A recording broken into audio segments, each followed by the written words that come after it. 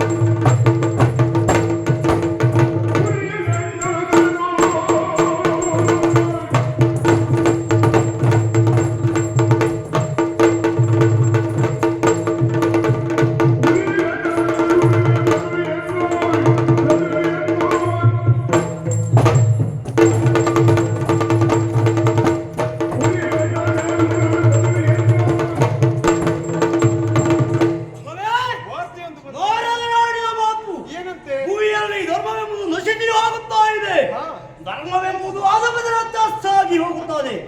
ಅವರ ಮಾತನ್ನ ಕೇಳಿದಾಗ ಸಿಟ್ಟೆಂಬುದು ಉದ್ರೇಕ ಕೊಡ್ತಾ ಉಂಟು. ಹಾಗಾಗಿ ತಡ ಮಾಡುವುದಿಲ್ಲ. ಹೆಚ್ಚಿನದಾದ ಮೂರನೇ ಕಣ್ಣು, ಕಿಚ್ಚಿನ ಕಣ್ಣು, ಅದನ್ನ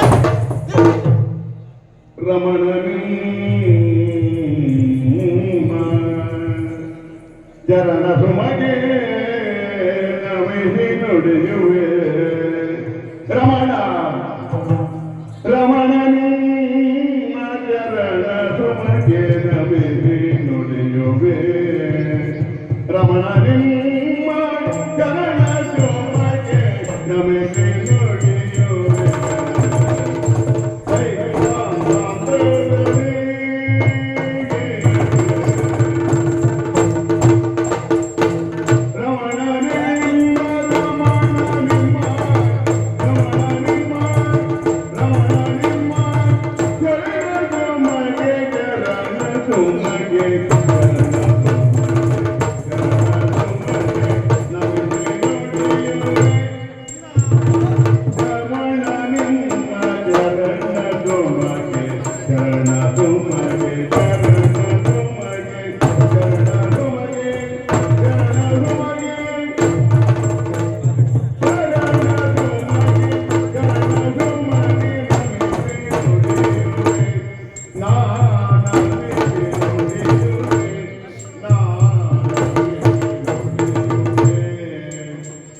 Amen.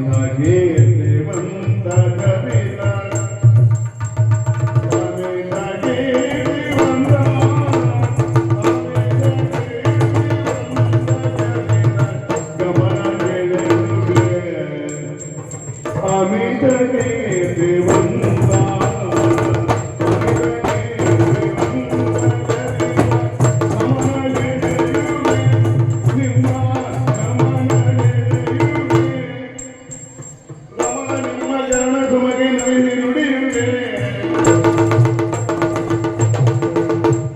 ಅಮಿತ ಕೀರ್ತಿವಂತ ಚರಿತ ಗಮನ ಗಣಿಯುವೆ ಅಮಿತ ಕೀರ್ತಿವಂತ ಚರಿತ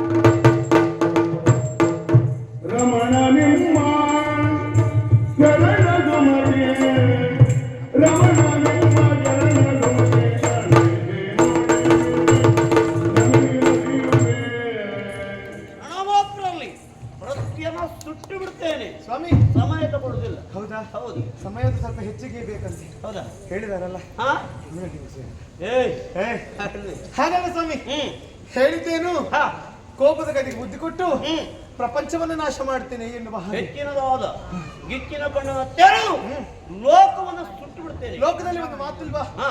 ಜಗದ್ಬಿತ್ತರೊಂದೇ ಪಾರ್ವತಿ ಪರಮೇಶ್ವರರು ಲೋಕವೇ ಕೊಂಡಾಡಿದೆ. ಯಾಕೆ ಹೇಳಿ, ಲೋಕದಲ್ಲಿರುವ ಭೂಲೋಕದಲ್ಲಿರುವ ಎಲ್ಲ ಜನರು ನಮ್ಮ ಮಕ್ಕಳೇ, ನಮ್ಮನ್ನು ಎಷ್ಟು ಭಕ್ತಿಯಿಂದ ನೋಡ್ತಾರೆ. ಅಷ್ಟೇ ಅಲ್ಲದೆ ಅವರ ಭಕ್ತಿಗೆ ಬೇಗನೆ ಒಲಿಯುವುದೇ ಆದ್ರೂ ಕೇಳಿದದು ಪರಮೇಶ್ವರ. ಅದು ಸರಿ. ಅತಿ ಬೇಗನೆ ಒಲಿಯುವ ದೇವ ಯಾರು ಕೇಳಿದ್ರು ಅದು ಪರಮೇಶ್ವರ ನಿಜ. ಆದ್ರೆ ಇಂದು ಹಾಗಲ್ಲ. ಧರ್ಮವೆನ್ನುವುದು ನಶಿಸಿ ಅಧರ್ಮವೇ ತಾಂಡವವಾಡ್ತಾ ಉಂಟು. ಹಾಗೆ ಲೆಕ್ಕವನ್ನು ಮಾಡದೆ ಕೋಪದ ಕೈಗೆ ಬುದ್ಧಿ ಕೊಟ್ಟು ಪ್ರಪಂಚವನ್ನು ನಾಶ ಮಾಡ್ತೇನೆ, ಸುಟ್ಟು ಬಿಡ್ತೇನೆ, ತಡ ಮಾಡುವುದಿಲ್ಲ. ಇರುವ ಕೆಲಸವನ್ನು ಬಿಡಿ. ಯಾರು ಹೇಳಿ, ಭೂಲೋಕದಲ್ಲಿರುವವರೆಲ್ಲ ನಮ್ಮ ಮಕ್ಕಳೇ ಅಲ್ವಾ? ಅಷ್ಟೇಯ ಸಕಲ ಜೀವ ರಾಶಿಗಳಿವೆ.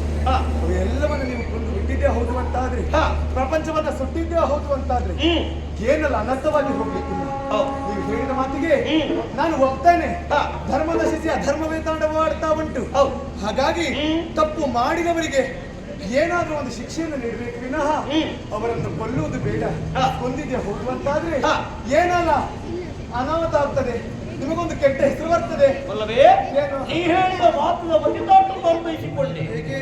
ಲೋಕದಲ್ಲಿ ನಾನು ನೀಡುವ ಶಿಕ್ಷೆ ಎಂಬುದು ಶಿಕ್ಷಣ ರೂಪದಲ್ಲಿರಬೇಕು. ಬಿಡ್ತೀರೀಗ ಸುಡುವ ಕಾರ್ಯವನ್ನ? ಬಿಟ್ಟ? ಬಹಳ ಆನಂದ ಆಯ್ತು. ಹೆಂಡತಿ ಮಾತನ್ನ ಕೇಳಿದ್ರಲ್ಲ. ಹೆಂಡತಿ ಮಾತು ಕೇಳುದು ದೇವರು ಮಾತ್ರ ಅಲ್ಲ, ಮನುಷ್ಯರು ಕೂಡ ಹಾಗೆ ಕೇಳಲೇಬೇಕು. ಭೂಲೋಕದ ಮನುಷ್ಯರು ಹೆಂಡತಿಯ ಮಾತನ್ನ ಕೇಳದೆ ಇದ್ದರೆ ಗಂಡ. ಆದ್ರೆ ನಮ್ಮಲ್ಲಿ ಹಾಗುಂಟ? ಹಾಗಿಲ್ಲ. ಹೊಂದಾಣಿಕೆಯ ಬಾಳ್ವೆ. ಆದ್ರೆ ಅರ್ಥನಾಡಿ ಹೆಸರೇ ಉಂಟಲ್ಲ. ಆದ್ರೆ ಈಗ ಹೆಂಡತಿ ಹೇಳಿದ ಮಾತನ್ನು ಕೇಳಿ ಪ್ರಪಂಚ ಸುಡುವ ಕೆಲಸವನ್ನು ಬಿಟ್ರಿ. ಆ ಕೆಲಸವನ್ನು ಬಿಟ್ಟು ಈಗ ಮುಂದಿನ ದಾರಿ ಏನು? ಆ ಕೆಲಸವನ್ನು ಬಿಟ್ಟಿ ಅಂತಾರೆ ಲೋಕದಲ್ಲಿ ಅಧಪತನಂತ ಹೋಗುತ್ತಿರುವ ಧರ್ಮವನ್ನು ಹಾಗೆ ಬೆಳೆಯುತ್ತಾರೆ. ಏನ್ ಮಾಡ್ತೀರಿ? ಧರ್ಮವನ್ನು ಸ್ಥಾಪಿಸಬೇಕಾ? ಸ್ಥಾಪಿಸುವ ನಿಟ್ಟಿನಲ್ಲಿ ನಾವು ಮಾಡಿ ಹೇಗೆ ಸ್ವಾಮಿ?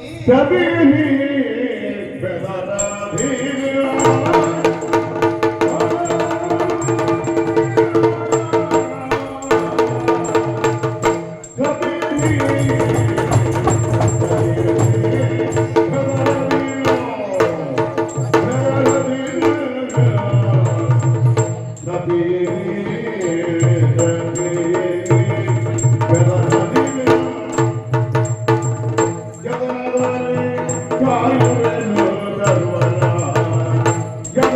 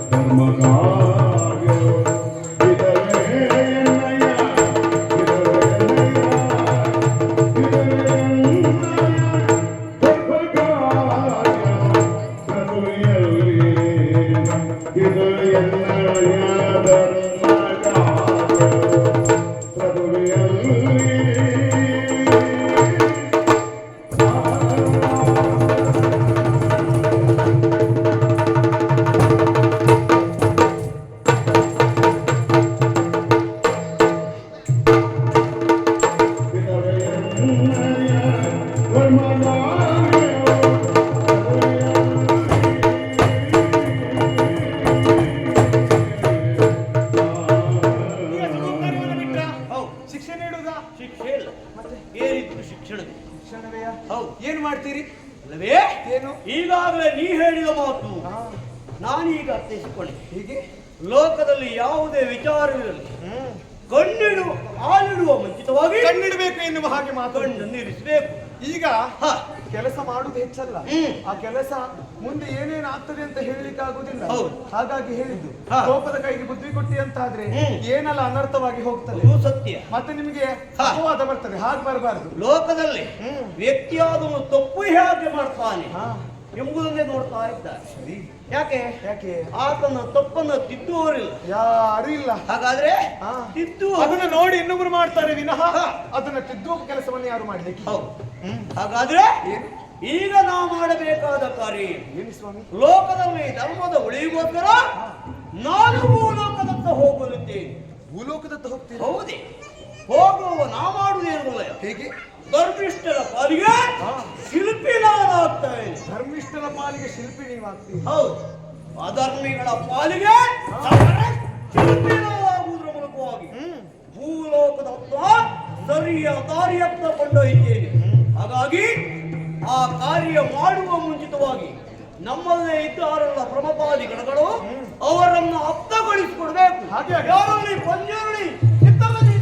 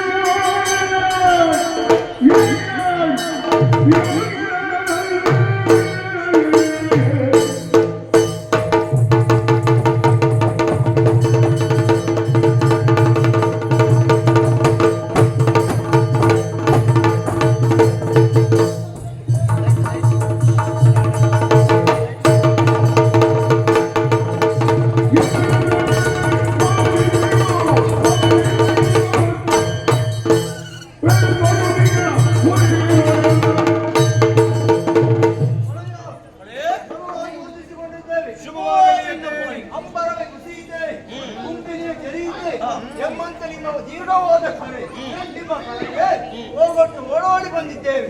ನನ್ನನ್ನು ಕಳಿಸಿದ ಕಾರಣವೇನು? ನನ್ನಿಂದ ಏನಾಗಬೇಕು? ಮಕ್ಕಳೇ, ಈಗಾಗಲೇ ನೀನು ಆಡಿದ ಮಾತನ್ನು ಕೇಳಿ ಸಂತೋಷವಾಗಿ ಬಂದವರು ನನ್ನ ಪಾದಪೂರ್ಣದಲ್ಲಿ ಬಿದ್ದು ಏನಾಗಬೇಕೆಂಬುದಾಗಿ ಕೇಳ್ಕೊಳ್ತಾ ಇದೀಯ. ಅಪ್ಪಣೆ ನೀಡಿದ್ರೆ ನೀನೇನು ಮಾಡ್ತೀಯ?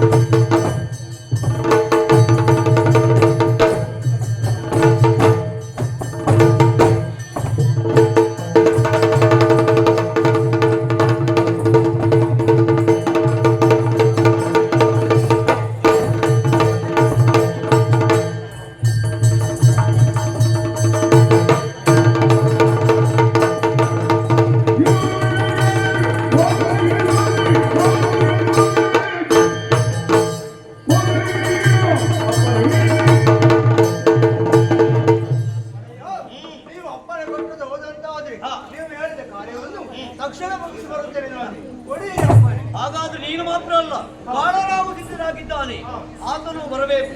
ಹಾಗಾಗಿ ಆತನ ಬರಿ ಮಾಡಿಕೊಡ್ತೇನೆ.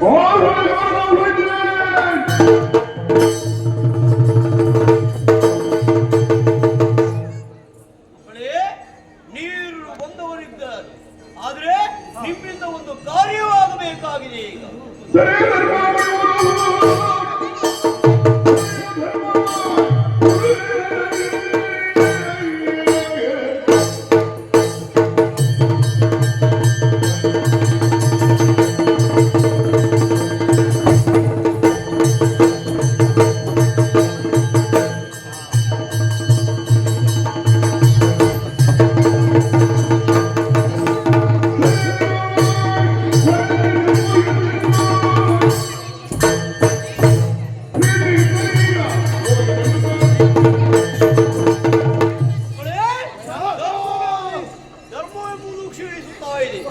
ಧರ್ಮವೆಂಬುದು ಅದರ ಸಾಗಿ ಹೋಗುತ್ತಾ ಇದೆ.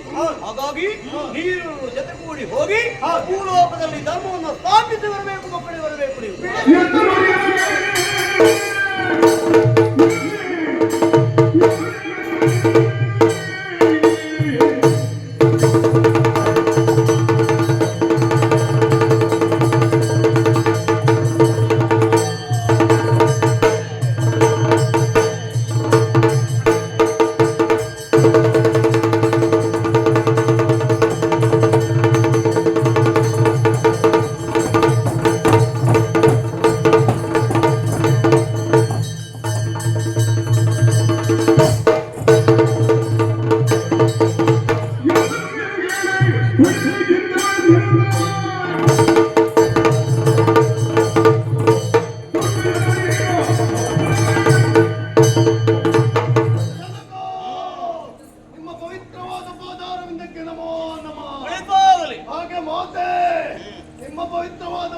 ಪಾದಾರವಿಂದಕ್ಕೆ ಪ್ರಣಾಮವನ್ನು ಕೋರ್ತಾ ಇದ್ದೇನೆ. ಒಮ್ಮಿಂದೊಮ್ಮೆಲೆ ಕಾಳರಾವು ಹಾಗೆ ಬಂಜರ್ಲಿ ಎನ್ನುವಾಗಿ ಕರೆಯುವಾಗಲೇ ಅಂದುಕೊಂಡೆ ಮತ್ತೇನಾದ್ರೂ ಆಗ್ತದೆ ಎನ್ನುವ ಹಾಗೆ ಹೋಯ್ತು. ಈಗ ಬಂದಿದ್ದೇನೆ, ಜನಕ ಕಾರ್ಯವನ್ನು ನೆನೆಸಿದ್ದೀರಿ. ಹೇಗೆ ಅಧರ್ಮಿಗಳಿದ್ದಾರೆ, ಅವರವರ ಕೆಲಸವನ್ನ ಮರೆತಿದ್ದಾರೆ. ಕೊಟ್ಟ ಕೆಲಸವನ್ನ ಮಾಡುವುದನ್ನ ಬಿಟ್ಟು ಉಳಿದೆಲ್ಲವನ್ನು ಮಾಡ್ತಾರೆ. ಅವರಿಗೆ ಎಷ್ಟು ಕೆಲಸ ಉಂಟು ಅದನ್ನಂತೂ ಅವರ ಜನ್ಮದಲ್ಲಿ ಮಾಡುವುದಿಲ್ಲ. ಮತ್ತು ಉಳಿದ ಎಲ್ಲ ಉಪಟಳಕ್ಕೂ ಅವರಿದ್ದಾರೆ. ಅಂತವರಿಗೆ ತಕ್ಕ ಬುದ್ಧಿಯನ್ನ ಕಲಿಸಬೇಕು, ಧರ್ಮ ರಕ್ಷಣೆ ಮಾಡಬೇಕು, ಅಧರ್ಮಿಗಳನ್ನ ಶಿಕ್ಷಿಸಬೇಕು. ಅದಕ್ಕಾಗಿ ದೇವರಿಗೆ ಕರೆದಿದ್ದೇವೆ. ಶಿಕ್ಷಿಸುವಂತ ಅಗತ್ಯ ಇಲ್ಲ, ನೇಮಿಸಿದ್ದು ನೀವು ತಾನೆ. ನಿಮ್ಮ ಹೆಸರಿಗೆ ಸ್ವಲ್ಪ ಧಕ್ಕೆ ಬಾರದ ಹಾಗೆ ಕಾರ್ಯವನ್ನು ಪೂರ್ಣಗೊಳಿಸಿ. ಹಾಗಾದ್ರೆ ನಿಮ್ಮ ಮಾತನ್ನು ಕೇಳಿ ಸಂತೋಷವಾಯಿತು. ಈಗಾಗಲೇ ತಡವಾಯಿತು. ಹೌದು, ಹಾಗಾಗಿ ಚಿಂತೆಯನ್ನು ಮಾಡಬೇಡಿ. ಹೌದಾ, ಹೋಗುವ ಕಾರ್ಯ ಎಂಬುದು ಯಶಸ್ವಿ.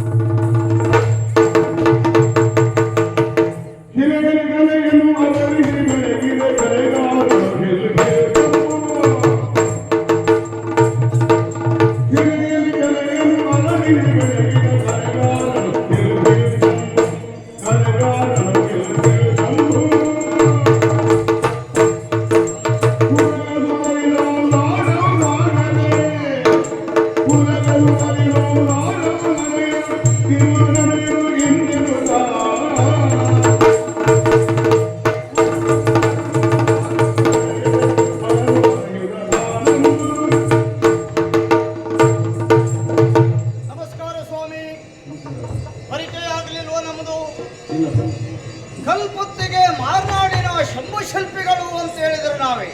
ಓಹೋ ಆದ್ರೆ ಹೇಳಿಕೊಳ್ಳುವಷ್ಟು ಶ್ರೀಮಂತರೇನು ನಾವಲ್ಲ, ಹೆಸರಿನ ಜನವೂ ನಾವಲ್ಲ ಸ್ವಾಮಿ. ಆದ್ರೆ ನಮ್ಮ ಹೇಳಿಕೊಳ್ಳುವುದಕ್ಕೆ ನಮ್ಮ ದೊಡ್ಡ ಸಂಬಂಧ ನಮ್ಮದು. ಓಹೋ ದೊಡ್ಡ ಸಂಬಂಧ ಅಂತ ಹೇಳಿದ್ರೆ ಮೇಲಿನ ಸಂಬಂಧ, ಯಾರು ಸೂರ್ಯನ ಸಂಬಂಧ. ಗೊತ್ತಿಲ್ವ ನಿಮಗೆ? ವಿಶ್ವಕರ್ಮಾಚಾರ್ಯರ ಮಗಳು ಸೌಜ್ಞಾದೇವಿಯನ್ನ ಸೂರ್ಯನಿಗೆ ಕೊಟ್ಟು ಮದುವೆ ಮಾಡಿದ್ದು. ಆಮೇಲೆ ಸೂರ್ಯನ ಕೊಟ್ಟು ಮದುವೆ ಮಾಡಿದ ಮೇಲೆ ಸೌಜ್ಞಾದೇವಿಗೆ 3 ಮಕ್ಕಳಾದದ್ದು. ಯಮ, ಯಮಿ, ಯಮುನೆ ಎನ್ನುವ ಹಾಗೆ 3 ಮಕ್ಕಳಾದದ್ದೇನೋ ಹೌದು ಸ್ವಾಮಿ. ಆದ್ರೇನು ಮಾಡೋಣ, ಸೂರ್ಯನ ಜೊತೆಯಲ್ಲಿ ಆ ಸಂಸಾರ ಮಾಡಲಿಕ್ಕೆ ಸೌಜ್ಞಾದೇವಿಗೆ ಆಗ್ಲಿಲ್ಲ. ಸೂರ್ಯನ ಪ್ರಕಾಶ ಅಲ್ವ ಸ್ವಾಮಿ. ಅವಳು ಬಂದು ವಿಶ್ವಕರ್ಮರಲ್ಲಿ ದೂರಿಕೊಂಡ್ಲು, ನನಗೆ ಸಂಸಾರ ಮಾಡ್ಲಿಕ್ಕೆ ಆಗುವುದಿಲ್ಲ, ಸೂರ್ಯನ ಶಾಖೆ ಹೆಚ್ಚಾಯಿತು ಎನ್ನುವ ಹಾಗೆ. ಆವಾಗ ಅದನ್ನು ಕೇಳಿದಂತ ವಿಶ್ವಕರ್ಮರಿಗೆ ಸಿಟ್ಟು ಬಂತು. ಸಿಟ್ಟು ಬಂದು ತಡುವೆ ಮಾಡಿದ್ದಲ್ಲ, ನೇರ ಒಂದು ಸಾಣಿ ತಕೊಂಡದ್ದು ಅಲ್ಲಿಗೆ ಹೋದದ್ದು. ಸಾಣಿ ತಕೊಂಡು ಹೋಗಿ ಸೂರ್ಯನಿಗೆ ಸಾಣಿ ಹಿಡಿದದ್ದು. ಸೂರ್ಯ ಕೆಂಪಾಗ್ಲಿಕ್ಕೆ ಕಾರಣವೇ ನಮ್ಮ ವಿಶ್ವಕರ್ಮರು ಸಾಣಿ ಹಿಡಿದದ್ದು ಮಾರೇನೆ. ಹೌದೌದೌದೌದು. ಸೂರ್ಯ ತನ್ನ ತಾಪ ಕಡಿಮೆ ಮಾಡುವುದು ಉಂಟ ಸ್ವಾಮಿ. ಆಮೇಲೂ ಅವಳಿಗೆ ಸಂಸಾರ ಮಾಡ್ಲಿಕ್ಕೆ ಆಗ್ಲಿಲ್ಲ. ಏನ್ ಮಾಡುವುದು ಅಂತ ಆಲೋಚನೆ ಮಾಡಿ ತನ್ನ ನೆರಳನ್ನ ಅಲ್ಲಿ ಬಿಟ್ಲು. ನೆರಳನ್ನ ಅಲ್ಲಿ ಬಿಟ್ಟು ಇವಳು ಭೂಲೋಕಕ್ಕೆ ಬಂದ್ಲು. ಛಾಯೆ ಅಂತ ಹೆಸರು ಕೊಟ್ಲು. ಆ ಛಾಯೆಯನ್ನ ಅಲ್ಲಿ ಬಿಟ್ಟು ಬಂದ ಮೇಲೆ ಛಾಯೆಗೂ ಒಬ್ಬ ಮಗ ಹುಟ್ಟಿದ, ಶನಿ. ಶನಿಯು ಕೂಡ ನಮ್ಮ ವಂಶದವನೇ. ಆದ್ರೆ ಒಂದು ಸಮಸ್ಯೆ ಅದು ಗೊತ್ತುಂಟ ನಿಮಗೆ? ಶನಿಗೆ ಸರಿಯಾದ ಊಟ ತಿಂಡಿ ಎಲ್ಲ ನಡೀತಾ ಉಂಟು ಛಾಯೆಯಿಂದ. ಈ 3 ಮಂದಿಗೆ ಭೇದ ಆಗ್ಲಿಕ್ಕೆ ಶುರುವಾಯಿತು.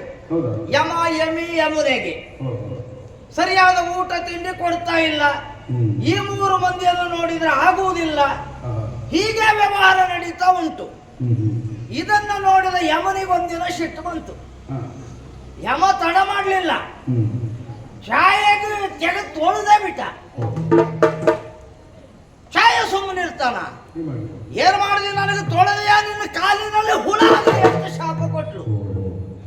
ಇದನ್ನು ನೋಡಿದಂತ ಸೂರ್ಯ ಸಮಸ್ಯೆ ಆಯ್ತು ಅವನಿಗೆ.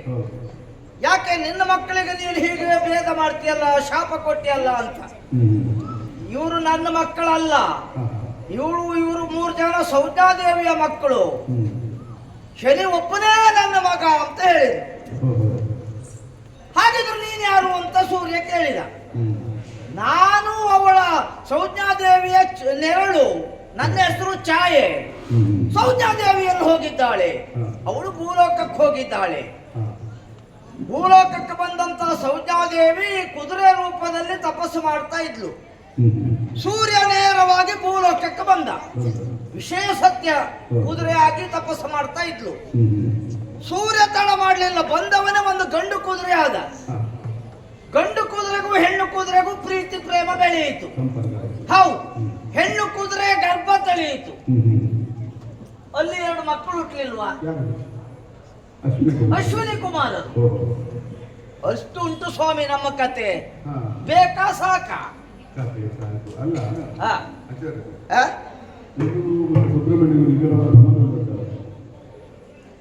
ಸುಬ್ರಹ್ಮಣ್ಯನಿಗೆ ಅಯ್ಯೋ, ಅದು ದೊಡ್ಡ ಕತೆ ಅಲ್ವಾ ಮಾರ್ರೆ. ಬುಸಪ್ಪಯ್ಯ ಯಾವಾಗಲೂ ಬಂದು ನಾವು ಕೆಲಸ ಮಾಡುವವರಲ್ವಾ, ನಮ್ಮ ಜಾತಿಯವರು. ನಮಗೊಂದು ಹಾರ ಮಾಡಿಕೊಡ್ಲಿಕ್ಕೆ ಹೇಳುದು. ಹೌದು, ನಮ್ಮ ಜಾತಿಯವರಿಗೆ ಪುರುಸೋತಿರ್ತದ ಸ್ವಾಮಿ. ಇವತ್ತಾಗುದಿಲ್ಲ, ನಾಳೆ ಬಾ ಅಂತ ಹೇಳು. ನಮ್ಮ ಜಾತಿಯವರು ಹಾಗೆ ಸ್ವಾಮಿ, ಎದುರಿಂದೆದ್ರೆ ಮಾಡಿ ಕೊಟ್ರೆ ಹಣ ತಕ್ಕೊಳ್ಳಿಕ್ಕೆ ಆಗ್ತದ. ಹಾಗೆ ನಾಳೆ ನೋಡು ಅಂತ ಹೇಳು. ನಾಳೆ ಬೆಳಗಾದ್ರೂ ಸಾಕು, ಬಂದಾಯ್ತವ ಬಸಪ್ಪಯ್ಯ. ಹಾಗೆ ನಾಳೆ ಅಂತ ಹೇಳಿದ್ರೆ ಒಂದಿನ ಬೆಳಗ್ಗೆ ಬಂದಿದ್ದ. ನಮ್ಮ ಜಾತಿಯವ್ರು ಯಾವಾಗಲೂ ಒಂದು ಸಾಲಕ್ಕೆ ಒಲೆಗೆ ಹಾಕೊಂಡೇ ಇರುವುದು. ಬೆನ್ನಿಂದ ಬಂದ್ಕೊಂಡು ಬುಸ್ ಅಂದ. ಎಂತ ಕಂಡ್ರೆ ಹಾರ. ತಡ ಮಾಡ್ಲಿಲ್ಲ, ಸಾಲಕ್ಕೆ ಎಳದಂತ ತೆಗೆದು 3 ಕ್ಯಾರಿ ಎಳದೆ. ಅಯ್ಯೋ, ಅದು ಸುಟ್ಟದ್ದಲ್ಲ ಮಾರ್ರೆ, ಅದು ನಮ್ಮ ಜಾತಿಯವರು ಹಾರ ಮಾಡಿ ಹಾಕದ್ದು ಬುಸ ಪೈನಿಗೆ. ಹೌದಾ? ಹೌದೌದೌದು. ಹಾ, ಆಚಾರ ಆ? ಇದು ನಿಮ್ ಜೊತೆ ಆ. ಹಾವು ಕಚ್ಚುವುದೇ ಇಲ್ವಾ? ಅಯ್ಯೋ, ಆಚಾರ್ಯರಿಗೆಲ್ಲ ಹಾವು ಕಚ್ಚುವುದೇ ಇಲ್ಲ. ಕಚ್ಚುವುದೇ ಇಲ್ವಾ? ಆಚಾರ್ಯರಿಗೆ ಹಾವು ಕಚ್ಚುವುದೇ ಇಲ್ಲ ಸ್ವಾಮಿ. ಕಚ್ಚುವುದೇ ಇಲ್ವಾ? ಕೊಚ್ಚುವುದೇ ಇಲ್ಲ. ಕಚ್ಚುವುದೇ ಇಲ್ವಾ?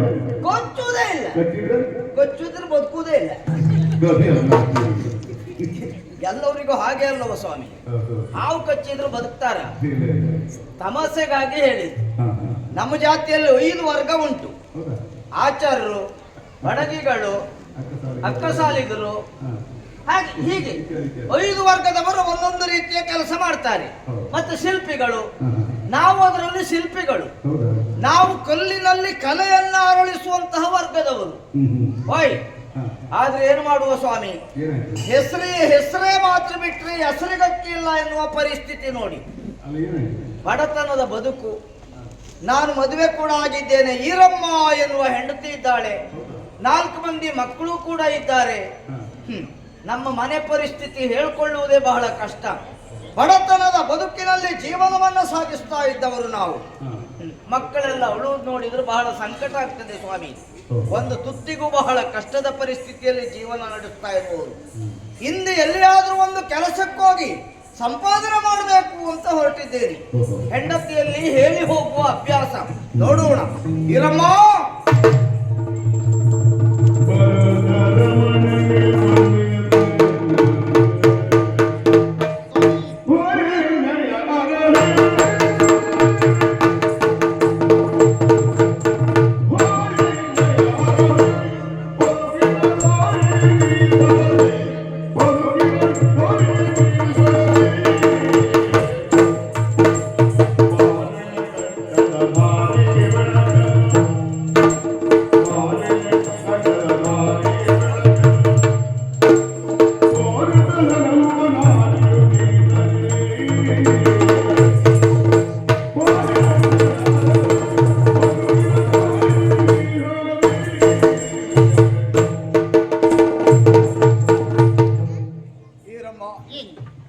ನನ್ನ ಬಾಳ ಬದುಕಿನಲ್ಲಿ ನೀನೊಬ್ಬಳು ಸಾಹಸಿಗಳೇ ಹೌದು.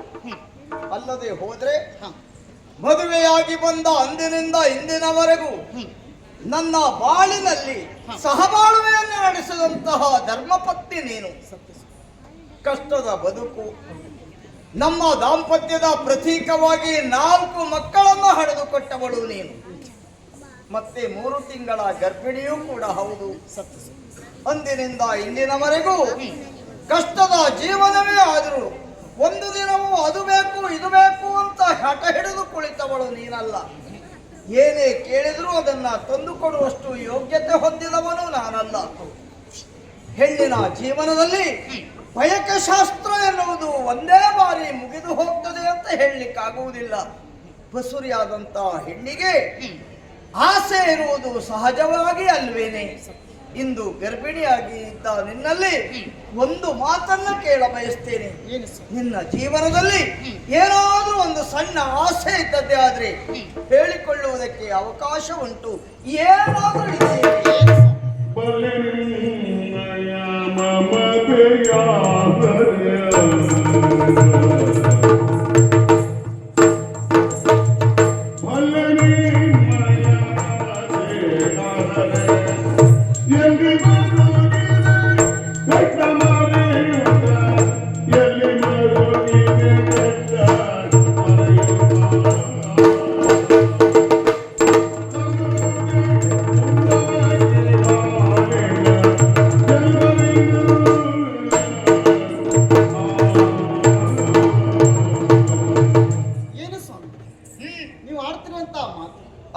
ಗರ್ಭಿಣಿ ಆಗಿರುವಂತಹ ಹೆಣ್ಣಿಗೆ ಬಯಕೆಗಳು ಸಹಜ. ಸರಿ. ಹಾಗಂತ 4 ಮಕ್ಕಳ ತಾಯಿಯಾಗಿರುವಂತಹ ನನ್ನ ಬದುಕಿನಲ್ಲಿ ಇದುವರೆಗೆ ಕುಂದುಕೊರತೆಗಳಾಗ್ಲಿಲ್ಲ. ಸರಿ. ಜೀವನ ಅಂತ ಹೇಳಿದ್ರೆ ಹಾಗೆ ಸ್ವಾಮಿ, ಅಂದುಕೊಳ್ಳುತ್ತಾ ಹೋದ್ರೆ ಜೀವನ ಆಗುವುದಿಲ್ಲ. ಬಂದದನ್ನ ಬಂದಾಗಿ ನಾವು ಹೊಂದಾಣಿಕೆ ಮಾಡಿಕೊಂಡು ಬದುಕುವುದಕ್ಕೆ ಕಲಿತ್ರೆ ಜೀವನ ಸರಾಗವಾಗಿ ಸಾಗ್ತದೆ. ಅಂದುಕೊಳ್ಳುತ್ತಾ ಹೋದಾಗೆ ಬಯಕೆಗಳು ಹೆಚ್ಚಾಗುತ್ತವೆ. ಹಾಗಂತ ಬದುಕಿನಲ್ಲಿ ಇದ್ದದ್ದನ್ನೇ ಹೊಂದಾಣಿಕೆ ಮಾಡುವುದಕ್ಕೆ ಕಲಿತರೆ ಜೀವನ ಸಂತೋಷದಿಂದ ಸಾಗ್ತದೆ. ಯಾವುದೇ ಹೆಣ್ಣಾಗಲಿ ಉಪ್ಪರಿಗೆ ಮನೆಯು, ಮೈ ತುಂಬ ಆಭರಣವು, ತಿರುಗುವುದಕ್ಕೆ ವ್ಯವಸ್ಥಿತವಾಗಿರುವಂತಹ ವಾಹನವು, ಇದ್ರೆ ಸುಖ ಅಂತ ಗ್ರಹಿಸಿದ್ರೆ ತಪ್ಪಾಗ್ತದೆ ಅಲ್ವೇ? ನಿಜವಾಗಿ ಗಂಡ ಹೆಂಡತಿಯಲ್ಲಿ ಇರಬೇಕಾದದ್ದು ಯಾವುದು? ಹಾ. ಮನಸ್ಸುಗಳ ಹೊಂದಾಣಿಕೆ. ಮದುವೆ ಅನ್ನುವಂತಹ ಶಬ್ದಾರ್ಥವೇ ಹಾಗೆ. ಹಾ. ಮಮತೆ, ದುಃಖ, ವೇದನೆಗಳ ಸಮ್ಮಿಲನವನ್ನೇ ಮದುವೆ ಅಂತ ಹೇಳಿದ್ದಾರೆ. ಹೌದು. ಹಾಗಂತಾದ್ರೆ ಅರ್ಥ ಗೊತ್ತಿದ್ದವರು ಯಾರು ಕೂಡ ಹಾ. ಇಂಥದ್ದೇ ಬೇಕು ಅಂತ ಬಯಸುವುದಿಲ್ಲ. ಸರಿ. ಮನೆಗೆ ಇರಬಹುದು, ಅರಮನೆಯಲ್ಲಿ ಇದ್ದವರೆಲ್ಲರೂ ಸಂತೋಷದಲ್ಲಿ ಇರ್ತಾರೆ ಅಂತ ಹೇಳಲಿಕ್ಕೆ ಆಗುದಿಲ್ಲ. ಅಲ್ವೇ? ಅರಮನೆಯೇ ಆಗಲಿ, ಗುಡಿಸಲೇ ಆಗಲಿ, ಹಾ. ಇರಬೇಕಾದದ್ದು ನಮ್ಮ ಮನಸ್ಥಿತಿ. ಮನಸ್ಥಿತಿ ಸರಿ ಇಲ್ಲ ಅಂತ ಆದ್ರೆ ಹಾ. ಮತ್ತೆ ಎಲ್ಲಿದ್ರೂ ನೆಮ್ಮದಿದ್ದಿರುವುದಕ್ಕೆ ಸಾಧ್ಯ ಇಲ್ಲ. ಹೌದು.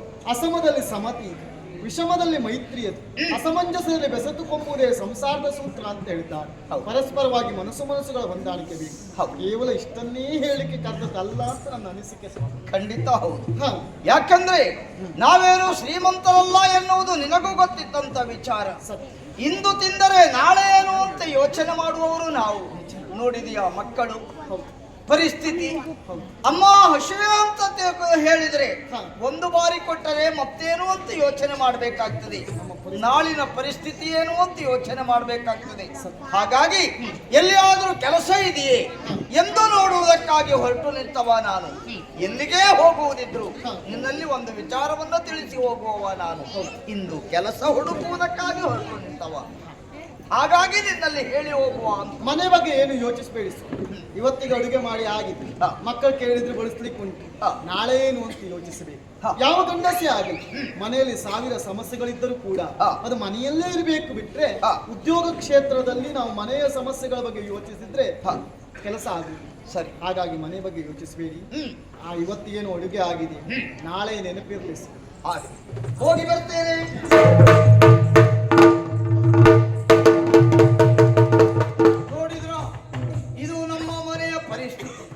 ಏನೇ ಆಗಲಿ ದೇವರ ಮೇಲೆ ನಂಬಿಕೆ ಇಟ್ಟು ಕೆಲಸವನ್ನ ಹುಡುಕುತ್ತಾ ಮುಂದೆ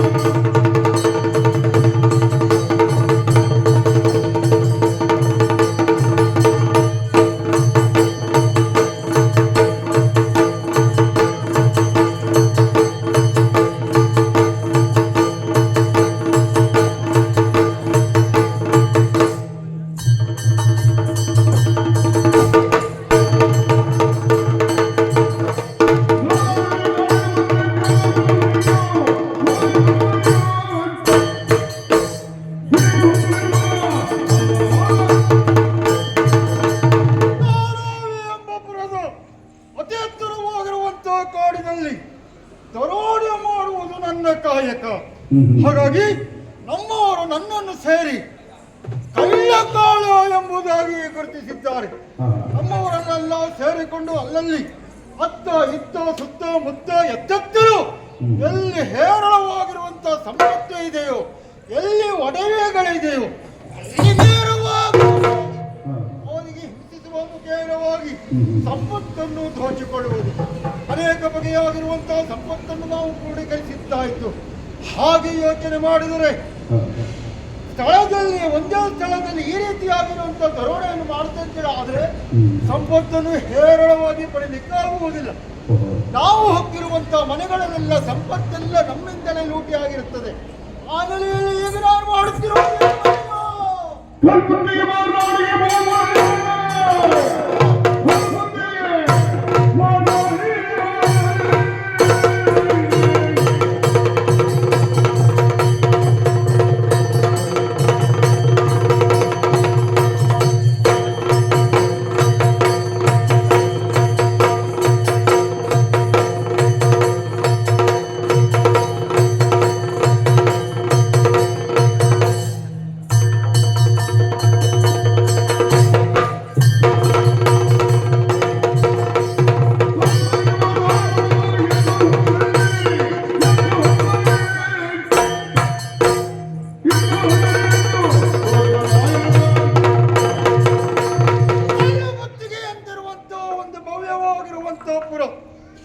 ನನ್ನದಾಗಿರುವಂತ ವೃತ್ತಿಯನ್ನು ಮತ್ತೆ ಸಹಕಾರಗೊಳಿಸಿಕೊಳ್ಳಬೇಕು ಅಂತ ಹೇಳಾದ್ರೆ ಹೇರಳವಾಗಿರುವಂತಹ ಸಂಪತ್ತು ಪಡೆಯುವ ಉದ್ದೇಶಕ್ಕಾಗಿ ಕಲ್ಲು ಬುತ್ತಿಗೆ ಎತ್ತ ನನ್ನ ಗಮನ. ಹಾಗಾಗಿ ಮಾಡುವುದಿಲ್ಲ.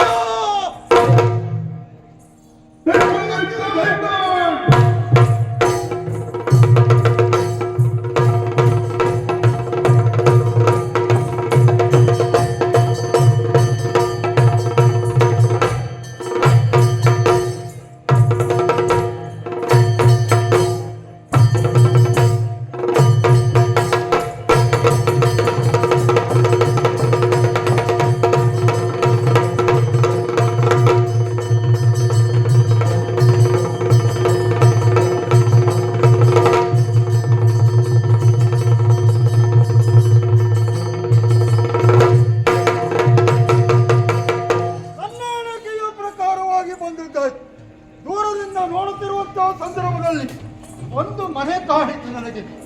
ಅಲ್ಲಿ ಹೊಕ್ಕು ಏನಾದರೂ ಇರಬಹುದೆಂಬ ಉದ್ದೇಶಕ್ಕಾಗಿ ಇತ್ತ ಬಂದವನು. ಒಂದು ನಿಂತಿದ್ದು ಯಾವುದು? ಮನೆಯ ಜಗಲಿಯಲ್ಲವೇ. ಇಲ್ಲಿ ನಿಂತರೆ ಏನಾದರೂ ಸಿಗಲಿಕ್ಕಿತ್ತ? ಸಿಗುವಂತಹ ಸಾಧ್ಯತೆ ಇಲ್ಲ. ದರೋಡೆಯನ್ನು ಮಾಡಬೇಕು, ನಗನಾಣ್ಯಗಳನ್ನು ಲೂಟಿ ಮಾಡಬೇಕಂತೇಳಾದ್ರೆ ಮನೆಯ ಮರವನ್ನು ಪ್ರವೇಶ ಮಾಡಬೇಕು. ಹಾಗಾಗಿ ನನ್ನ ಗಮನ.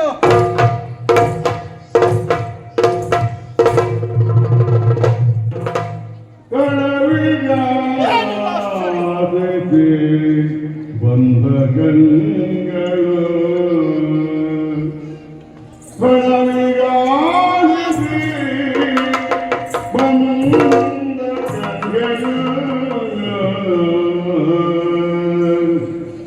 ಗೆಲುವ ಕದಿಯೋದ ಗೆಲುವ ಕದಿಯುವುದಾಗು ಗೆದೆಯುವುದಾಗು ಮೋಗದ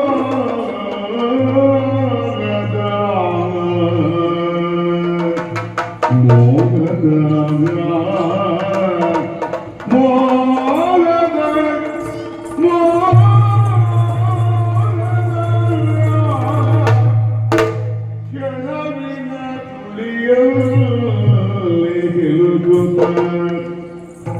ಮೋಹದ ಗೆಳವಿನ ಹುಲಿಯಲ್ಲಿ ಗೆಲುವಿದಾನ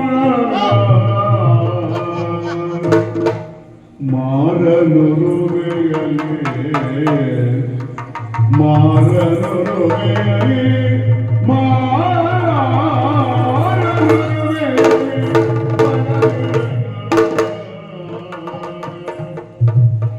ಲಲನೆಯನ ಬಳಿ ಹರಿದು ಲಲನೆಯನ ಬಳಿ ಹರಿದು ಮಾರುಳಿದ ನಾಚಿಕೆಯ ಮರೆತು ನಾಚಿಕೆಯ ಮರೆತು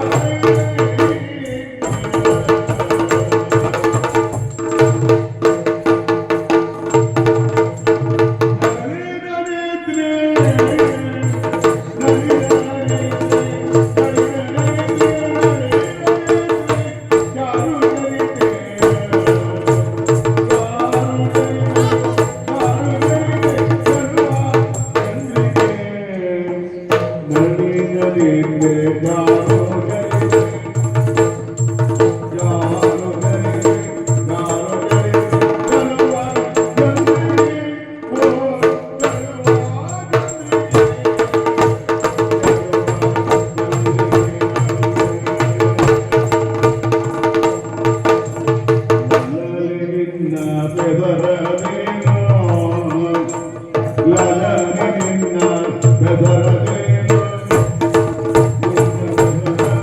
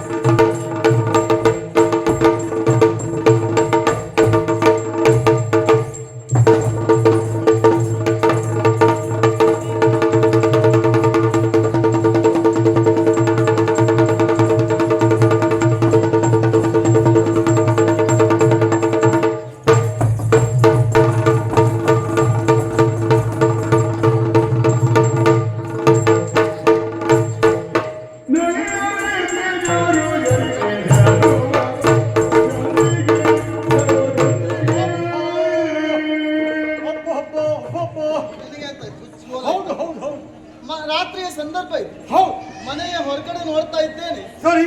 ಈ ಸಂದರ್ಭದಲ್ಲಿ ಸಾಧಾರಣ ಯಾರು ಮನೆಗೆ ಬರುವ ಹಾಗಿಲ್ಲ. ಈಗ ಮನೆಗೆ ಬರಬಾರ್ದು ಅಂತಲ್ಲ, ಬರುವಾಗ ಒಂದು ಕ್ರಮ ಉಂಟು. ಈ ರಾತ್ರಿಯ ಸಂದರ್ಭ ಮನೆ ಬಂದ್ರು ನನಗೆ ಬೇಸರ ಇಲ್ಲ. ಆಚೆ ಈಚೆ ಈಚೆ ಆಚೆ ತಿರುಗ್ತಾ ಇದ್ದೀವಿ. ಸರಿ, ಅನುಮಾನ ಆಯ್ತು. ರಾತ್ರಿಯ ಸಂದರ್ಭ. ಈ ಸಂದರ್ಭದಲ್ಲಿ ನೀನು ಯಾರು, ಯಾಕೆ ಇಲ್ಲಿವರೆಗೆ ಬಂದೆ? ಹಾಗೆ ಒಂದಂತ ವ್ಯಕ್ತಿಯೊಬ್ಬನನ್ನು ನೋಡಿದೆ ನೀನು. ಹೌದು. ಒಂದಂತ ವ್ಯಕ್ತಿ ಯಾವ ಉದ್ದೇಶಕ್ಕಾಗಿ ಬಂದಿದ್ದಾನೆ, ಅವನ ಮುಖ್ಯವಾಗಿರುವಂತಹ ಕಾಯಕವೇನು, ಅವನ ನೆಲೆ ಏನು, ಅವನ ಹೆಸರೇನು, ಇಷ್ಟು ನನಗೆ ಬೇಕಾದದ್ದಲ್ವೇ? ಇದು ನೋಡು, ಕಾಳ ಎಂಬುದಾಗಿ ನನ್ನನ್ನು ಕರೆಯುತ್ತಾರೆ. ನಮ್ಮವರೆಲ್ಲ ಸೇರಿ ಚೋರ ಕಳ್ಳ, ಕಾಳ ಕಳ್ಳ ಎಂಬುದಾಗಿ ಹೇಳ್ತಾರೆ. ಯಾಕೆ ಹೇಳು? ಹೆಚ್ಚಿನದಾಗಿ ರಾತ್ರಿ ಹೊತ್ತು ಬಂದೆ ಅಂತ ನೀನು ಹೇಳುವುದಲ್ಲ. ನಮ್ಮ ವ್ಯವಹಾರ ಇರುವುದೇ ರಾತ್ರಿ ಹೊತ್ತಿಗೆ. ನನಗೆ ಗೊತ್ತಾಯ್ತು. ಸೂರ್ಯ ಯಾವಾಗ ಅಸ್ತಂಗತನಾಗ್ತಾನೆ ನೋಡು, ಅಲ್ಲಿ ನಾವೆಲ್ಲ ಜಾಗೃತರಾಗ್ತೇವೆ. ನಿನಗೆ ಮಾನ ಮರ್ಯಾದೆ ಉಂಟಾಗಿ ಅದನ್ನೆಲ್ಲ ಬಿಟ್ಟೇ ಬಂದವನೇ ನಾನು. ನನಗೇನು ಆರೋಗ್ಯದಲ್ಲಿ ಯಾವ ಸಮಸ್ಯೆಯೂ ಇಲ್ಲ. ಆರೋಗ್ಯ ಸಮಸ್ಯೆ ನಾವು ಮಾಡ್ಕೊಳ್ಳುವುದೇ ಇಲ್ಲ. ನ್ಯಾಯಯುತವಾಗಿ ದುಡಿದ್ರೆ ಎಲ್ಲಿ ಬೇಕಾದ್ರೂ ಸಂಪಾದಿಸಬಹುದು. ಅದನ್ನ ಬಿಟ್ಟು ಕಳ್ಳತನ ಮಾಡ್ತೇನೆ ಅಂತ ಹೇಳ್ತಾ ಇದ್ದೀಯಾ? ಅಲ್ಲಿ ಅಲ್ಪ ಸಮಯದಲ್ಲಿ ಹೇರಳವಾಗಿರುವಂತಹ ಸಂಪತ್ತನ್ನು ಪಡೆಯಬೇಕೆಂತಾದ್ರೆ ಪ್ರಮುಖವಾಗಿರುವಂತಹ ಕರ್ತವ್ಯ ಏನು? ಇದೇ ಉದ್ಯೋಗ. ಹಾಗಾಗಿ ಸುಲಭದಲ್ಲಿ ವಿಕ್ರಮವನ್ನು ಸಾಧಿಸುವ ಮುಖೇನವಾಗಿ ಹಾ. ನಮ್ಮ ತಂಡದಲ್ಲಿ ನನ್ನನ್ನು ನಾನು ಗುರುತಿಸಿಕೊಂಡು ಹಾ. ಶ್ರೀಮಂತರಾಗಬೇಕೆಂಬ ಉದ್ದೇಶಕ್ಕಾಗಿ ಈ ಕಾಯಕವನ್ನು ಒಳಪಟ್ಟಿಕೊಂಡವನಿದ್ದೇನೆ. ಇಲ್ಲಿ ಬಂದಲ್ಲ, ನಾನು ನಿಂತನಲ್ಲ, ನಿಂಗೆ ನನ್ನಲ್ಲಿ ಒಂಥರ ಬದಲಾವಣೆ ಆಗಿ ಹೋಗು. ನೀನಲ್ಲಿ ಕುಳಿತಿರುವಂತಹ ಸಂದರ್ಭದಲ್ಲಿ ಹಾ. ನಿನ್ನನ್ನು ಕಂಡಾಗ ಆ ಮಾರ ಒಂದೊಂದಾಗಿ ಬಾಣವನ್ನು ನನ್ನಲ್ಲಿ ಪ್ರಯೋಗ ಮಾಡುತ್ತಾ ಇದ್ದ. ಆ ಬಾಣ ಪ್ರಯೋಗದಿಂದಾಗಿ ಎಚ್ಚರಗೊಂಡಂತ ಸಂದರ್ಭದಲ್ಲಿ ನಿನ್ನನ್ನು ಕಂಡಾಗ ವಿರಹ ವೇದನೆ ಎಂಬುದು ನನಗೆ ಹೆಚ್ಚಾಗಿ ನಿಂತು. ನಿನ್ನ ಸುಂದರವಾಗಿರುವಂತ ಆ ವದನ, ಆ ದಂತ ಪಂಕ್ತಿಗಳು, ಆ ತೀಡಿದ ಹುಕ್ಕು, ಆ ಕಲ್ಲ, ಅದಲ್ಲ ಅಲ್ಲ ಅದು ಹೌದು.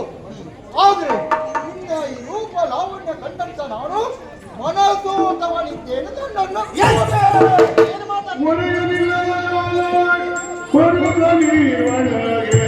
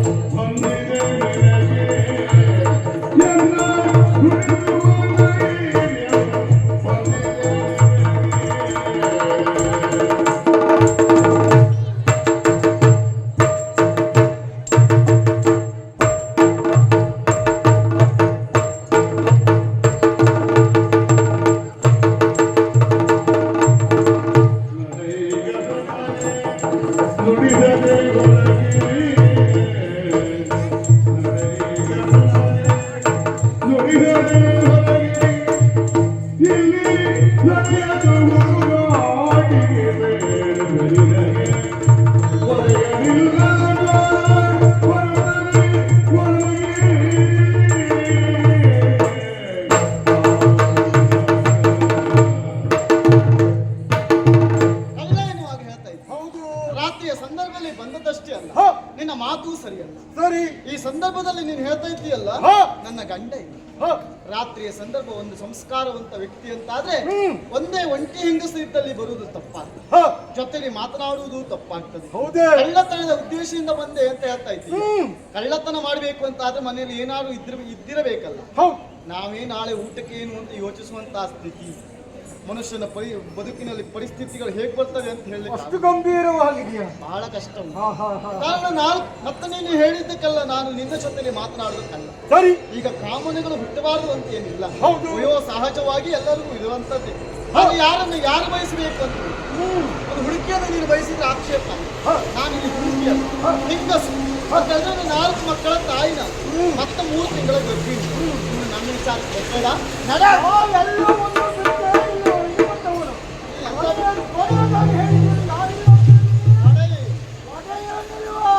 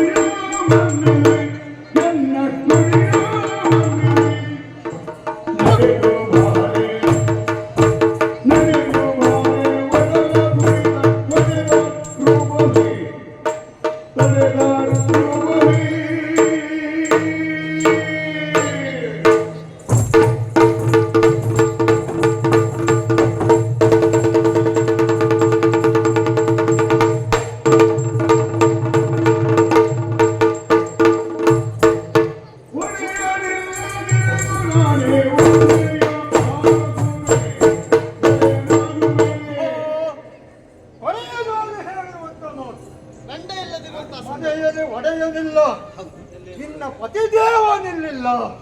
ಬಹಳ ಸಂತೋಷವಾದದ್ದೇ. ಯಾಕೆ ಹೇಳು? ಒಮ್ಮೆ ಅವನಿಗೆ ಇದ್ದದ್ದೇ ಹೋಗುವಂತಾದರೆ ಮಾಡುತ್ತಿರುವಂತಹ ಈ ಕರ್ತವ್ಯದಲ್ಲಿ ನೇರವಾಗಿ ಬಂದನ್ನು ನನ್ನ ಎದುರಿಸ್ತಾ ಇದ್ದ. ಎದುರಿಸುವುದರ ಕೈಕಾಲು ಕಳೆದಾಗ್ತಿತ್ತು. ಅಲ್ಲ, ನಾನು ಕಡಿಬಹುದು, ಅವನ ಕೈಕಾಲು, ಅವನು ನನ್ನ ಕೈಕಾಲು ಕಡಿಬಹುದು, ನಾನು ಅವನ ಕೈಕಾಲನ್ನು ಕಡಿಯಬಹುದು. ಯಾಕೆ ಹೇಳು? ಅಲ್ಲಿ ಕ್ರೋಧ ಎಂಬುದು ಅತಿಯಾಗಿರ್ತದೆ. ಬಂದಂತ ವೃತ್ತಿಯಿಂದಾಗಿ ಅವಮಾನ ಆಯ್ತು ಅಂತ ಆದ ಮೇಲೆ ಜೀವದ ಹಂಗನ್ನು ತೊರೆದು ಅವನಲ್ಲಿ ಹೋರಾಡಲು ಬದ್ಧನಾಗಿದ್ದವನು. ಆದರೆ ಯೋಚನೆ ಮಾಡಿದರೆ ಮೊದಲನ್ನಾಗಿ ಹೇಳಿರುವಂತಹ ಅಂಶ ಗಂಡನಿಲ್ಲ ಎಂಬುದಾಗಿ. ಹೌದು, ನಿನ್ನನ್ನು ಕಂಡಾಗಲೇ ನಂಗೆ ಅತಿ ಆಗ್ಬೋದು. ಈಗ ಮರ್ಯಾದೆ ಹೇಳು, ಅವಕಾಶ ಉಂಟು ನನಗೆ. ಏನು ಅವಕಾಶ? ಒಂದದ್ದು ನಿನ್ನ ಮನೆಗಿರಬಹುದು, ಆದ್ರೆ ಇಲ್ಲಿ ಇರಬಾರ್ದು. ಮಾತನಾಡೋದು ಹೋಗೋಣ, ಮಾತಾಡ್ಲಿಕ್ಕೂ ಅವಕಾಶ. ನೀವು ಒಳ್ಳೆ ಒಬ್ಬ ಆತ ಹೋಳಿಗೆಯನ್ನು ತಿನ್ನಬೇಕಂತ ಯೋಚನೆ ಮಾಡ್ತಾನೆ.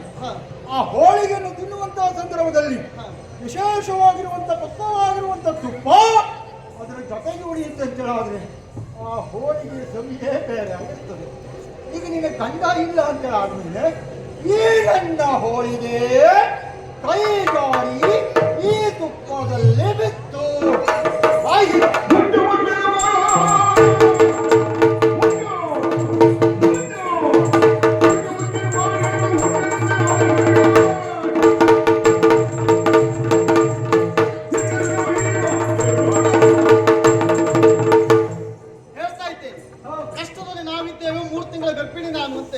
ಮತ್ತೆ ಮರ್ಯಾದೆ ಬಿಟ್ಟು ವ್ಯವಹಾರ ನೀನು ಮಾಡ್ತೀಯ ಅಂತ ಆದ್ರೆ ಗಂಡ ಇಲ್ಲದೆ ಇದ್ರೆ ಏನು ನೋಡಲಿ ನನ್ನ ಮಕ್ಕಳು ನೋಡು. ಆ ಮಕ್ಕಳೇ ಸಾಕು ನಿನಗೆ.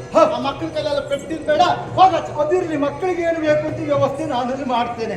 ಮಕ್ಕಳು ಮಾತಾಡಬೇಡಿ, ಅಲ್ಲೇ ನಿಮ್ಮ ಅಮ್ಮನೊಟ್ಟಿಗೆ ನಾನು ಸ್ವಲ್ಪ ಮಾತಾಡ್ಕೊಳ್ತೇನೆ. ಹೋಗ್ತೀಯ ಈಗ ವಿನಯದಿಂದ ಕೇಳಿದ್ದಾಯ್ತು.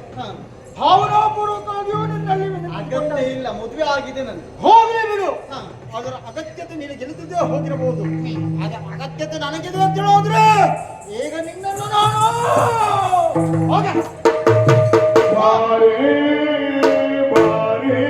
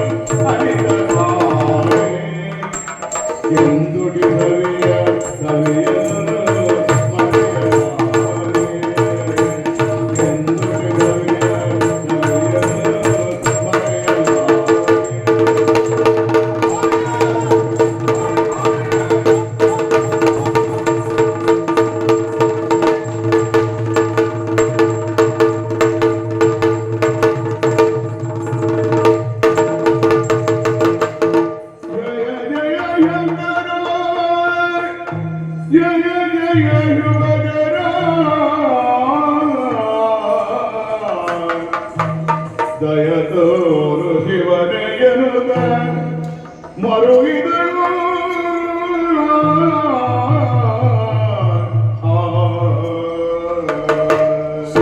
ಶಂಕರನೇ, ಮೃತ್ಯುಂಜಯನೇ, ಇದಂತಹ ಸಂದಿಗ್ಧತೆ ನನ್ನ ಬದುಕಿನಲ್ಲಿ.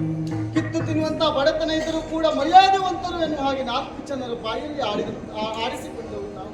ಆದರೆ ಇದು ಇಂದು ಅಂಥದಕ್ಕೂ ಒಂದು ಸಂಕಷ್ಟ ಬಂತಲ್ಲ. ದೂರ್ತನಾಗಿರುವಂತಹ ಕಳ್ಳ ನನ್ನ ಮಾನಹನನಕ್ಕೆ ಮುಂದಾಗ್ತಾ ಇದ್ದಾರೆ. ಪರಮೇಶ್ವರ ಸಂರಕ್ಷಿಸು, ರಕ್ಷಿಸು.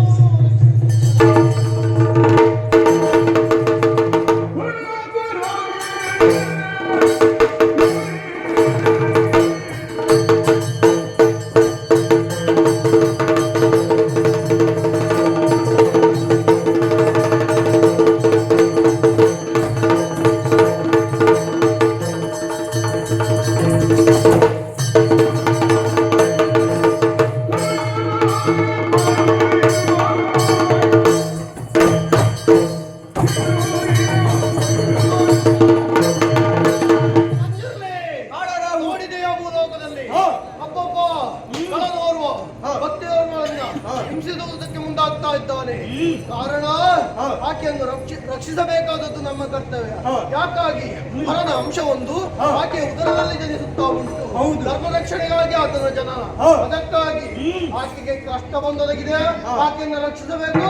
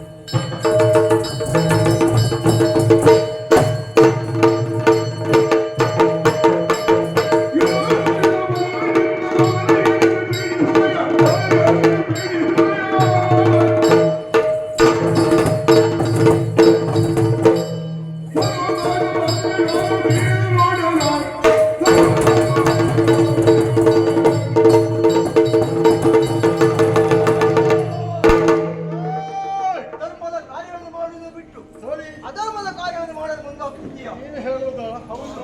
ಅಲ್ಲದೆ ಮೊದಲೇ ಅಬಲೆಯಾದ ಹೆಣ್ಣಿನ ಮೇಲೆ ಅಲಂಕಾರ ಮಾಡಲು ಮುಂದಾಗ್ತಿದ್ದೀಯಾ? ಒಳ್ಳೆ ಮಾತಿನಿಂದ ಹೇಳ್ತಿದ್ದೇನೆ.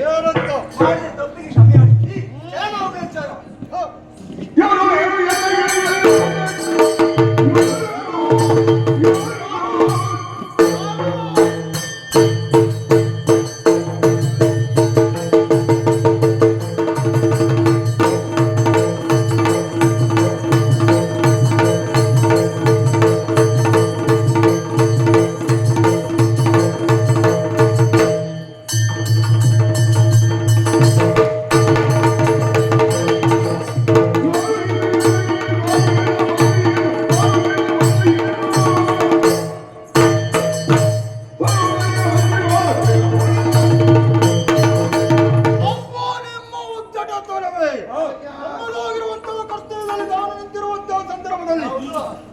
ಹೆಣ್ಣನ್ನು ನಾನು ಒಟ್ಟಿಸಿಕೊಂಡು ಹೋದವನು. ಅದು ನಿನ್ನ ಕರ್ತವ್ಯ. ಅವಳಿಂದ ಸುಖ ನಮಗೆಲ್ಲ ಅದೇ. ಯಾರು ನೇಮಿಸಿದ್ದು?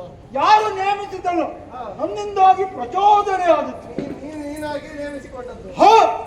ಆಗಲೇ ಹೊರಟಿರುವಂತಹ ಸಂದರ್ಭದಲ್ಲಿ ಎದುರಾಗಿ ಬಂದವರು ನೀವಿರುವರು. ಯಾರ ನೀವು? ಎಲ್ಲಿಂದ ಬಂದವರು ಹೇಳೋ? ಬಂದವರು ನಾವು.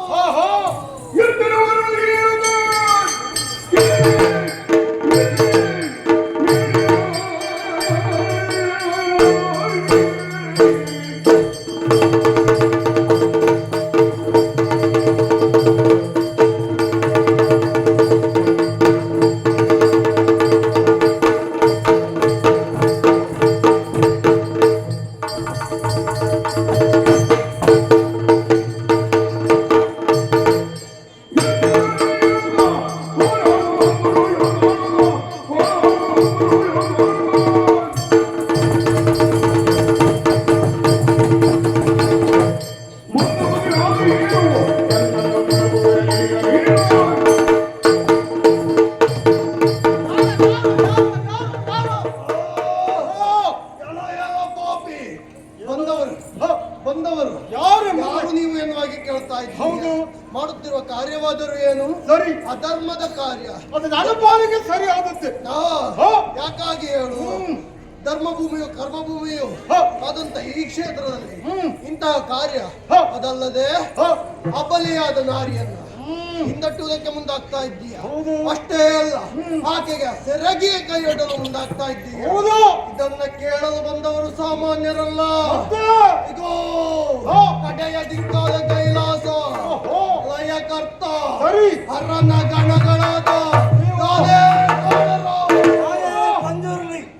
ನಮ್ಮನ್ನು ಎದುರಿಸುವುದಕ್ಕಾಗಿ ಬಂದವರು.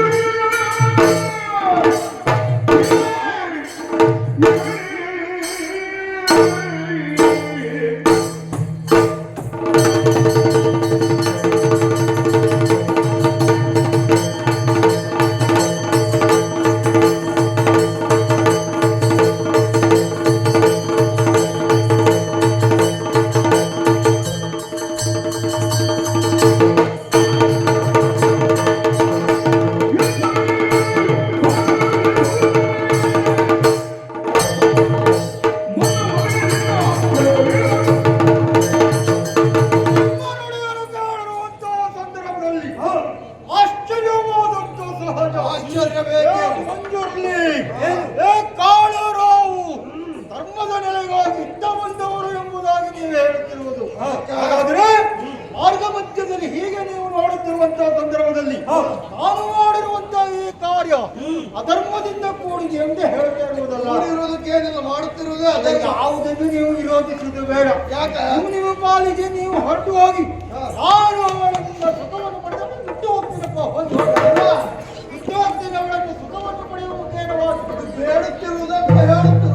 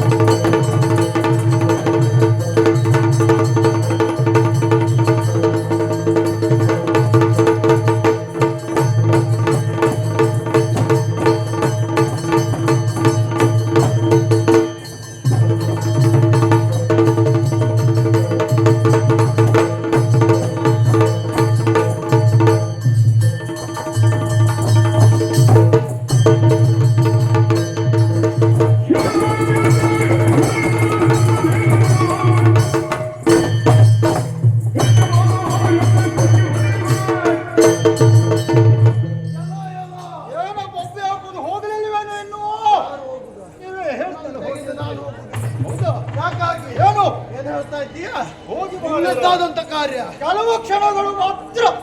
ಹೌದು, ನಮ್ಮ ಪ್ರಯೋಗ ಯಾವುದು? ಆಮೇಲೆ ಬಿಟ್ಟು ನಾನು ಬರುವುದೇ ಬೇಡ. ಹೌದಾ? ನಾನು ಹೇಳುವುದಾದ್ರೆ ಏನು ಕೆಲವು ಕ್ಷಣ ಅಲ್ಲ, ನೀನ್ ಎಲ್ಲಿಗೆ ಬರುವುದೇ ಬೇಡ. ಅಂದ್ರೆ ಅವಕಾಶ ನೀನು ಕೊಡುವನಲ್ಲ ಅಂತ ಹೇಳೋದು. ಅವಕಾಶ ಕೊಡುವುದಕ್ಕೆ ನಾನು ಯಾರು ಅಲ್ಲ. ಸರಿ. ಅವಕಾಶವನ್ನ ಮತ್ತೆ ಹೇಳಿದ್ರೆ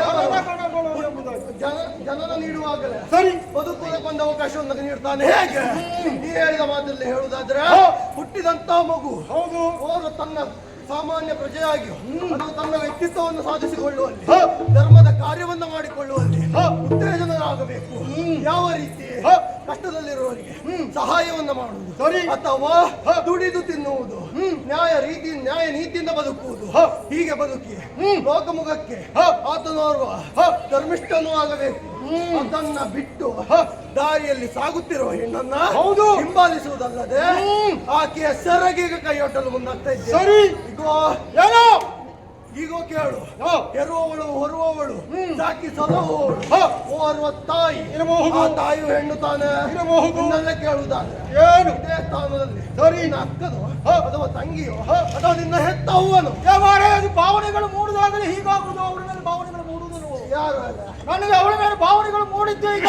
ಹಾಗಾದ್ರೆ ನಿನ್ನ ತಾಯಿ ಹೆಣ್ಣಲ್ವಾ? ಹೌದು ಹೆಣ್ಣಲ್ವಾ? ಆ ರೀತಿಯಾಗಿರುವಷ್ಟು ಭಾವನೆಗಳು ಬರುವುದಿಲ್ಲ ಅಲ್ಲಿ. ಹೆಣ್ಣಲ್ವಾ? ನೋಡು, ಧರ್ಮದ ರಕ್ಷಣೆಗಾಗಿ ನೀವು ಬಂದವರು.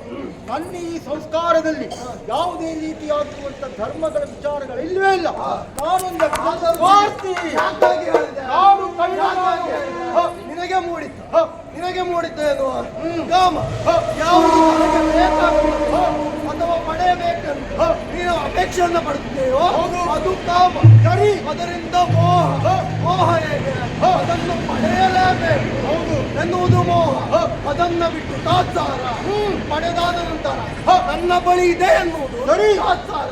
ಹಾಗಾಗಿ ಇಗೋ ಕೇಳು, ಎಲ್ಲವನ್ನು ನಾನು ಪಡೆದಿದ್ದೇನೆ ಎಂಬುದು ಅಹಂಕಾರ. ಅಹಂಕಾರ ಹೌದು, ಎಲ್ಲವೂ ನನ್ನಲ್ಲಿದೆ. ಆದರೂ ಒಂದು ಈ ಮಧ್ಯದಲ್ಲಿ ಅವನೊಬ್ಬಿದ್ದಾನಲ್ಲ, ಕಣ್ಣು ಕಾಣದೆ ಹೋಗಿರುವಂತ ವ್ಯಕ್ತಿ ಆ ಮಾರ, ಅವನ ಸಹಕಾರ ಇಲ್ಲದೆ ಹೋಗಿ ಇಷ್ಟ ಆಗುವುದೆಲ್ಲ ಮಾರಾಯ. ಹೌದಾ? ಹೌದು. ಆಗ್ಲೇ ಹಾಗಾಗಿ ಬಿಟ್ಟು ಹೋಗಿ ಇಲ್ಲಾದ್ರೆ ನೀವು ಕೈ ಕಾಲು ಕಡಿತೇನೋ ಪಾಪಿಗಳು.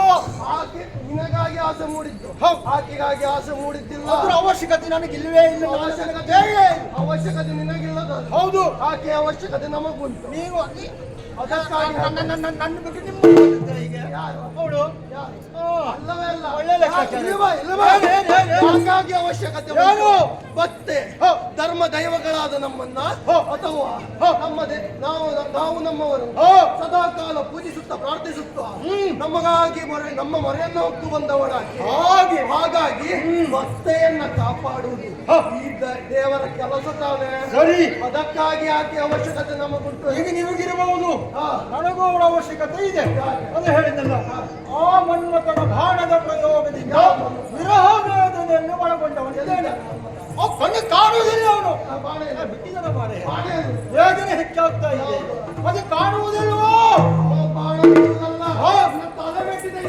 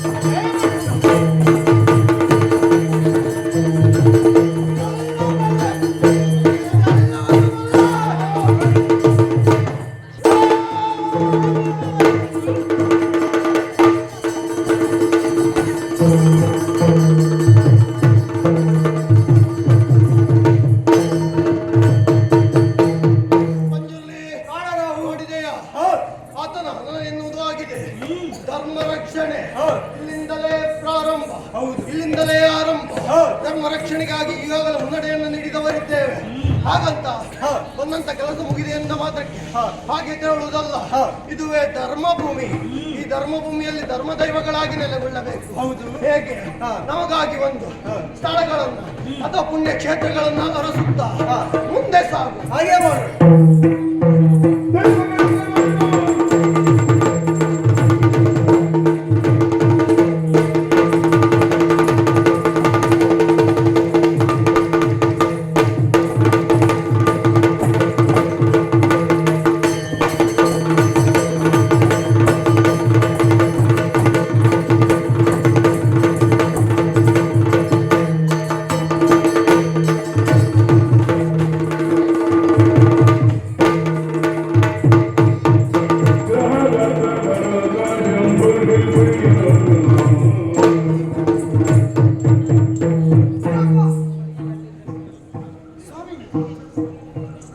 ಇದೆ.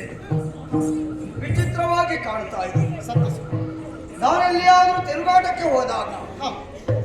ಮನೆಯ ಮುತ್ತಿಲಿಗೆ ಕೈಕೊಟ್ಟು ಆಚೆ ಈಚೆ ಇಣುಕಿ ನೋಡುವವಳು ನೀನು. ಇಂದು ಮಾತ್ರ ಹಾಗಲ್ಲ. ಮನೆಯ ಮೂಲೆಯನ್ನು ಸೇರಿ ಮುರಿದ ಮಂಚದಲ್ಲಿ ಕುಳಿತು ತಲೆಯನ್ನು ಕೆಳಗೆ ಹಾಕಿ ನೆಲನಾಟಕವಾಗಿ ಏನನ್ನೂ ಆಲೋಚಿಸ್ತಾ ಇದೆಯಲ್ಲ. ಯಾವುದೋ ಒಂದನ್ನ ಕಳೆದುಕೊಂಡವಳ ಹಾಗೆ ಏನು ಯೋಚನೆ ಮಾಡ್ತಾ ಇದೆಯಲ್ಲ. ಏನಾಗಿದೆ ಈ ಮನೆಯಲ್ಲಿ? ಏನಂತ ಹೇಳಿ ದೈವಕೃಪೆಯಲ್ಲಿ ಒಂದು ಕಾಲವು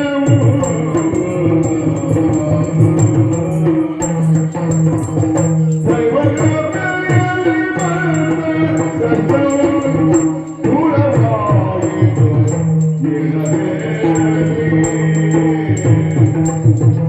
ಬಂದೆಯಿಂದ ಜನ್ಮದಿನವು ಎಂದು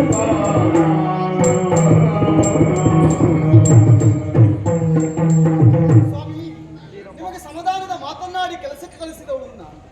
ಮನೆಯಲ್ಲಿ ಇರುವಂತಹ ಸಂದರ್ಭ ರಾತ್ರಿಯ ಸಂದರ್ಭದಲ್ಲಿ ಯಾರೋ ಕಾಳನು ಇಲ್ಲಿವರೆಗೆ ಬಂದ.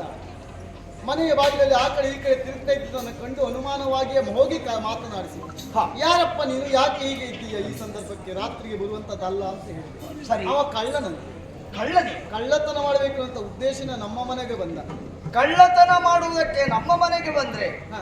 ಕಳ್ಳನಿಗೆ ನಮ್ಮ ಮನೆಯಲ್ಲಿ ಏನು ಸಿಕ್ಕಿತು ಹೇಳಿ. ನಾನು ಅದನ್ನೇ ಸದ್ಯಕ್ಕಿಲ್ಲ, ನಾಳೆಗೆ ನಾವು ಊಟಕ್ಕೇನು ಅನ್ನುವಂತ ಯೋಚಿಸುವಂತ ಸ್ಥಿತಿ ನಮ್ಮದು.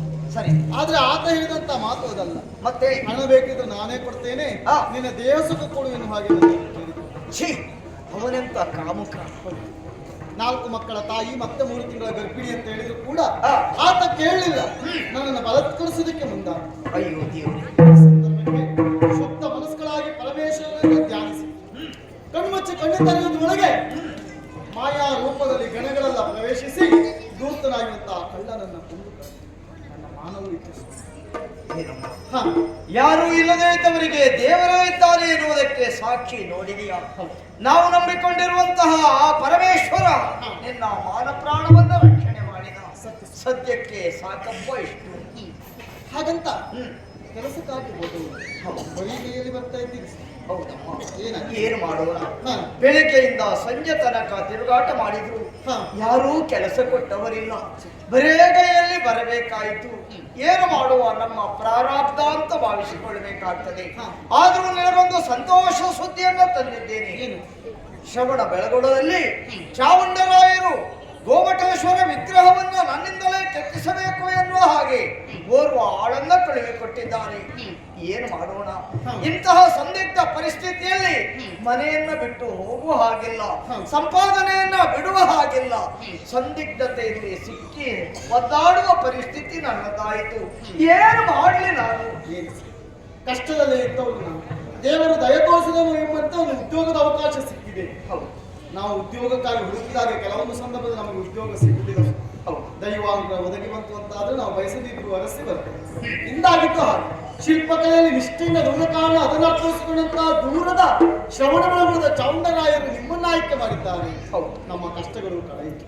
ಹಾಗಾಗಿ ಸಿಕ್ಕಿದ ಅವಕಾಶವನ್ನು ಬಳಸಿ ಹೋಗಿ ಬಂದು ಎಷ್ಟು ಸುಲಭವಾಗಿ ಹೇಳಿಬಿಟ್ಟಿಯೇ. ಶ್ರವಣ ಬೆಳಗೊಳ ಅಲ್ಲಿ ಗೋಮಟೇಶ್ವರನ ವಿಗ್ರಹ 1, 2, 1 ತಿಂಗಳು 1 ವರ್ಷದಲ್ಲಿಯೂ ಆಗುವ ಕೆಲಸ ಅಂತ ಭಾವಿಸಿಕೊಂಡಿಯ? ಖಂಡಿತ ಅಲ್ಲ. ಸಾಧಾರಣವಾಗಿ 20 25 ವರ್ಷಗಳು ಕಳೆದು ಹೋಗಬಹುದು. ಅಷ್ಟು ವರ್ಷಗಳವರೆಗೆ ಹೆಂಡತಿ, ಮನೆ, ಮಕ್ಕಳು, ಸಂಸಾರ ಇದನ್ನೆಲ್ಲ ಬಿಟ್ಟು ನನ್ನಿಂದ ಇರ್ಲಿಕ್ಕೆ ಸಾಧ್ಯ ಇಲ್ಲ ಈರಮ್ಮ. ಮಧ್ಯಮ ವರ್ಗದವರ ಬದುಕೆ ಹಾಗೆ. ಮುಖದಲ್ಲಿ ನಗೆ ಇರ್ತದೆ, ಮನಸ್ಸಿನಲ್ಲಿ ನೋವಿರ್ತದೆ. ಬಾವಲೆಗಳ ಜೊತೆಯಲ್ಲಿ ಬದುಕು ಮಧ್ಯಮ ವರ್ಗದವರ ಬದುಕು. ನಾವು ಏನ್ ಮಾಡ್ಲಿಕ್ಕೆ ಆಗುದಿಲ್ಲ. ಕೆಲವೊಂದು ಸಂದರ್ಭದಲ್ಲಿ ಹೋಗಬಾರ್ದು ಅಂತ ಇರ್ತದೆ, ಹೋಗುದು ಅನಿವಾರ್ಯ ಆಗ್ತದೆ. ಕಾರಣ ಮನೆಯ ಸ್ಥಿತಿ. ಇಂದು ಯೋಚಿಸಿ ಸ್ವಾಮಿ, 4 ಜನ ಮಕ್ಕಳು ಹಸಿವೆ ಹಸಿವೆ ಅಂತ ಕೇಳ್ತಾ ಇದ್ದಾರೆ. ಹಾಗಾಗಿ ನಮಗಲ್ಲದೆ ಇದು ಮಕ್ಕಳಿಗೋಸ್ಕರ ಅದು ಒಳ್ಳೆಯ ಕೆಲಸ. ಸರಿ, ನಾವು ಏನ್ ಮಾಡೋಣ? ಇಲ್ಲಿಯವರೆಗೆ ದೇವರು ನನ್ನನ್ನು ರಕ್ಷಣೆ ಮಾಡಿದ್ದಾನೆ. ಇನ್ನು ಮುಂದೆ ಅವನ ರಕ್ಷಣೆ ನಮ್ಮ ಪಾಲಿಗೆ ಯಾಕೆ ಇರಬಾರದು? ಅವನನ್ನ ನಂಬಿದ್ದೇನೆ. ನಾನು ಸಂಪಾದನೆ ಮಾಡಿದ ಅರ್ಧ ಭಾಗವನ್ನ ಆಗಾಗ ಕಳಿಸ್ತಾ ಇರ್ತೇನೆ. ದೇವರು ನಿಮ್ಮನ್ನು ಸದಾ ರಕ್ಷಣೆ ಮಾಡಲಿ. ಹೋಗಿ ಬರ್ತೀನಿ.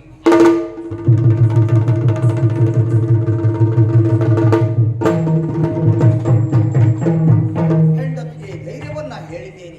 ಪರಮೇಶ್ವರನ ಮೇಲೆ ಭಾರವನ್ನ ಹಾಕಿದ್ದೇನೆ. ನೋಡೋಣ ಶ್ರವಣ ಬಲಗಳು ಅಂತ ನೋಡುತ್ತೆ.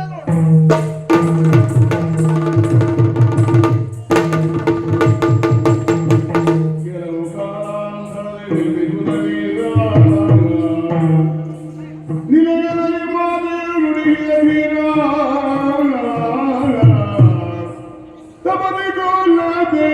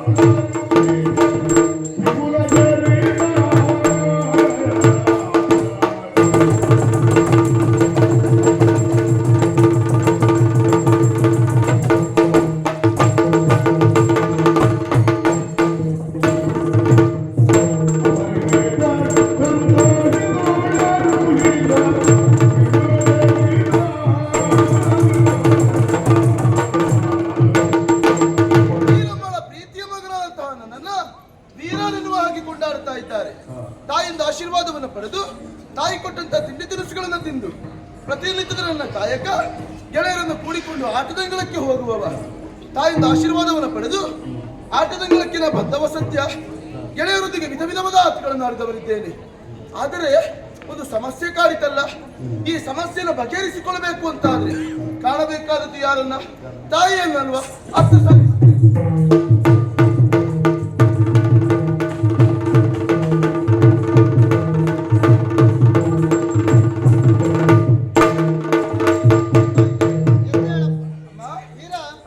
ನನ್ನಿಂದಲೇ ಅಪ್ಪಣೆಯನ್ನು ಪಡೆದು ಆಟದಂಗಳವನ್ನು ಸೇರಿದವು. ಹೌದು, ಇವತ್ತು ಎಂದಿರಿಗಿಂತ ಬೇಗ ಓಡಿ ಬರ್ತಾ ಇದ್ದೀಯ.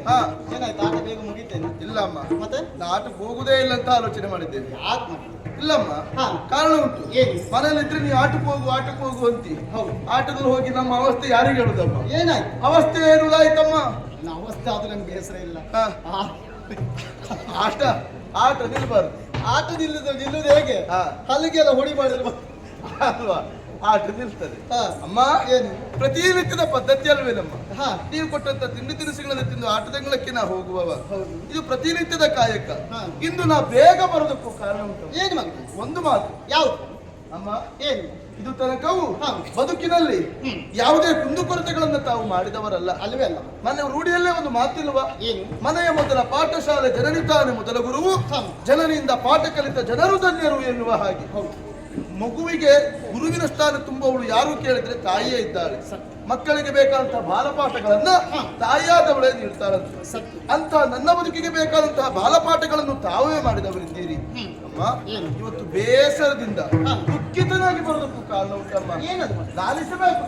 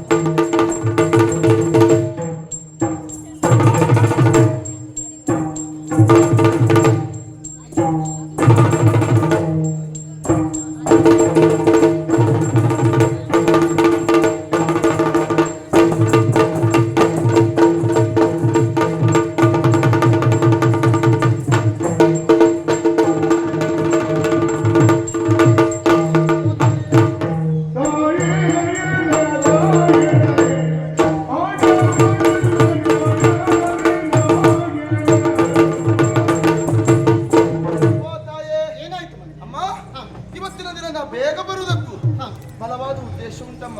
ಏನು? ಅಮ್ಮ ಹ, ಆಟದ ಮೇಳಕ್ಕೆ ಹೋದೆ, ಗೆಳೆಯರನ್ನೆಲ್ಲ ಕಂಡೆ, ಅವರನ್ನೆಲ್ಲ ಕಂಡು ಹ, ವಿಧ ವಿಧವಾದ ಆಟಗಳನ್ನಾಡಿದವರಮ್ಮ. ಚೆಂಡಾಟವು, ಬುಗುರಿ ಆಟವು, ಕೋಲಾಟವು ಇತ್ಯಾದಿ ಆಟಗಳನ್ನಾಡಿ ಸಂತೋಷ ಪಟ್ಟವರು ನಾವು. ಅಮ್ಮ ಏನು? ಪ್ರತಿನಿತ್ಯ ನಿನ್ನ ಮಗನ ಗೆಲ್ಲುತ್ತಾ ಇದ್ದವ ಯಾವತ್ತೂ ಹಾಗೆ. ಅಲ್ವಾ? ಇವತ್ತು ಹಾಗೆ ಅಮ್ಮ, ನಿನ್ನ ಮಗನಂತಹ ವೀರ ಆಟದಲ್ಲಿ ಜಯವನ್ನ ಕಂಡವ. ಸಂತೋಷ ಪಡುವ ಹಾಗಿಲ್ಲ ಅಮ್ಮ. ಯಾಕೆ? ಕಾರಣ ಉಂಟು. ಏನು? ಎಲ್ಲಾ ದಿನದಲ್ಲಿ ನನ್ನ ಜಯವನ್ನ ಕಂಡಂತಹ ಗೆಳೆಯರೆಲ್ಲವರು ಹ. ಇವತ್ತು ನನ್ನ ಗೆಲುವನ್ನು ಒಪ್ಪಿಕೊಳ್ಳಿಲ್ಲ ಅಮ್ಮ. ಪ್ರಶ್ನೆ ಮಾಡಿದೆ, ಯಾಕೆ ನಾನು ಗೆದ್ದವನಲ್ಲ, ಹ. ಪ್ರಾಮಾಣಿಕವಾಗಿ ಗೆದ್ದವ ನಾನು ಏನು ಹಾಗೆ ಎಷ್ಟೇ ಹೇಳಿದ್ರು. ನನ್ನ ಮಾತನ್ನು ಅವರು ಕೇಳಲಿಲ್ಲ ಅಮ್ಮ. ಆವಾಗ ಸಿಟ್ಟು ಬಂತು ನನಗೆ. ನನ್ನ ವಿಚಾರ ಗೊತ್ತುಂಟಲ್ಲ ನಿಮ್ಗೆ, ನಾನು ಸಿಟ್ಟು ಬಂದ್ರೆ ಯಾರನ್ನು ಲೆಕ್ಕಿಸುತ್ತೆ? ಮತ್ತೊಂದು ಇರುವುದೇ ಇಲ್ಲ. ಹೌದು. ಅಂತ ಸಿಟ್ಟು ಉಂಟು ನನಗೆ. ನಿಜ. ಅಮ್ಮ ಏನು? ಆವಾಗ ಬಾಯಲ್ಲಿ ಮಾತಾಡಿಸುದು ನಿಲ್ಲಿಸಿದೆ, ಹ. ಕೈಯಲ್ಲಿ ಮಾತಾಡ್ಲಿಕ್ಕೆ ಶುರು ಮಾಡಿದೆ. ಈಗೆಲ್ಲ ಪೆಟ್ಟೇ ಬಲ ಅಮ್ಮ. ಪೆಟ್ಟು ಕೆಲವೊಂದು ಬಾಯಲ್ಲಿ ಆಗದೆ ಇದ್ದು ಕೈ ಅನಿವಾರ್ಯ. ಅನಿವಾರ್ಯ. ಹೌದು. ಆವಾಗ ಕೊಟ್ಟೆ, ಹ. ಒಬ್ಬೊಬ್ರಿಗೆ ಕೊಟ್ಟಿದ್ ನೋಡ್ಬೇಕಿತ್ತು ನೀವು. ಅಲ್ಲೇ ಅಡ್ಡಾಟ ಬಿದ್ದದ್ದೆ ಮಕ್ಕಳೆಲ್ಲ ಸುಮ್ಮನೆ ಉಳಿದ್ರೆ ಅವರು ಸುಮ್ಮುತ್ತದ. ಹ. ಅಮ್ಮ ಹ. ಅವರೆಲ್ಲ ಸಿಟ್ಟು ಬಂತು ಅವರಿಗೆ. ಹ. ಅವಾಗ ನನಗೂ ಸಿಟ್ಟು ಬಂತ, ಹ. ಅವರಿಗೂ ಸಿಟ್ಟು ಬಂತು. ಸಿಟ್ಟಿನ ಬರದಲ್ಲಿ ಹೊಡಿಲಿಕ್ಕಾಗ್ಲಿಲ್ಲ. ಹ. ಅವ್ರು ಹೇಳಿದ ಮಾತೇನು ಗೊತ್ತಾ? ಏನು? ವೀರ ಇಷ್ಟಕ್ಕೆ ಸುಮ್ಮನೆ ಇರುವುದಿಲ್ಲ, ಮನೆಗೆ ಹೋಗಿ ಅಪ್ಪರನ್ನು ಕರ್ಕೊಂಡು ಬರ್ತೇವೆ ಅಂತ ಹೇಳಿದ್ರು. ನೀನು ಸುಮ್ಮನೆ ಉಳಿದಿ. ನಾ ಸುಮ್ಮನೆ ಇರು ಮಗನ, ಅಲ್ವೇ? ನಿಮ್ಮ ಮಗನಲ್ವಾ? ಹೌದು. ನಾನು ಹೇಳಿದೆ, ಹ. ನೀವೆಂತದ ಅಪ್ಪನನ್ನು ಕರ್ಕೊಂಡು ಬರುವುದು, ನಾನು ಮನೆಗೆ ಹೋಗಿ ಯಾಕೆ ನಿಲ್ಸಿದಲ್ಲಿ? ಕಾರಣ ಉಂಟಮ್ಮ. ಏನು? ಇದು ತನಕ ನನ್ನ ತಂದೆ ಯಾರು ಎನ್ನುವಂತ ವಿಚಾರವನ್ನ ನೀವಾಗಿ ಹೇಳಿದವರಲ್ಲ, ನಾನಾಗಿ ಕೇಳಿದವನು ಅಲ್ಲ. ಅಮ್ಮ ತಂದೆ ಇಂಥವ ಎನ್ನುವ ಹಾಗೆ ತೋರಿಸಬೇಕಾದವಳು ತಾಯಿ ತಾನೆ. ಅಮ್ಮ ಇದು ತನಕ ನನ್ನ ತಂದೆ ಯಾರು ಎನ್ನುವಂತ ವಿಚಾರವೇ ನನಗೆ ತಿಳಿದಿಲ್ಲ. ಯಾರು ನನ್ನ ತಂದೆ, ಎಲ್ಲಿದ್ದಾರೆ ಅವರೀಗ, ಯಾಕೆ ನಮ್ಮನ್ನ ಕಾಣಲಿಕ್ಕೆ ಬರಲಿಲ್ಲ? ಅಮ್ಮ ತಂದೆಗೆ ನಾವು ಬೇಡವಾದವೇ ಹೇಗೆ? ಅಲ್ಲ, ನನ್ನ ಇಂತಹ ಮಗನೊಬ್ಬ ಇದ್ದಾನೆ ಅಂತ ವಿಚಾರ ತಂದೆಗೆ ತಿಳಿಯಿತು ಅಂತಾದ್ರೆ ಯಾವ ತಂದೆ ಸಂತೋಷ ಪಡದೇ ಇರುವವ ಹೇಳಿ? ಸಂತೋಷ ಪಟ್ಟು ಮಗನನ್ನ ಕಾಣೋದಕ್ಕಾಗಿ ಬರ್ತಾರೆ. ಹಾಗಿದ್ರೆ ನನ್ನ ತಂದೆ ಯಾರು, ಎಲ್ಲಿದ್ದಾರೆ ಎನ್ನುವಂತ ಎಲ್ಲಾ ವಿಚಾರವನ್ನು ನಿಮ್ಮನ್ನು ತಿಳಿದು ಹೋಗಬೇಕೆನ್ನುವ ಕಾರಣಕ್ಕಾಗಿ ನಾ ಬಂದವ. ನನ್ನ ಅಪ್ಪ ಯಾರೆನ್ನುವ ಹಾಗೆ ತಿಳಿಸಿ ಮಗನೇ, ಅದಕ್ಕಾಗಿ ಬರುತ್ತಾ ಇತ್ತು. ಮತ್ತೆ ಮರುಗಬೇಕು.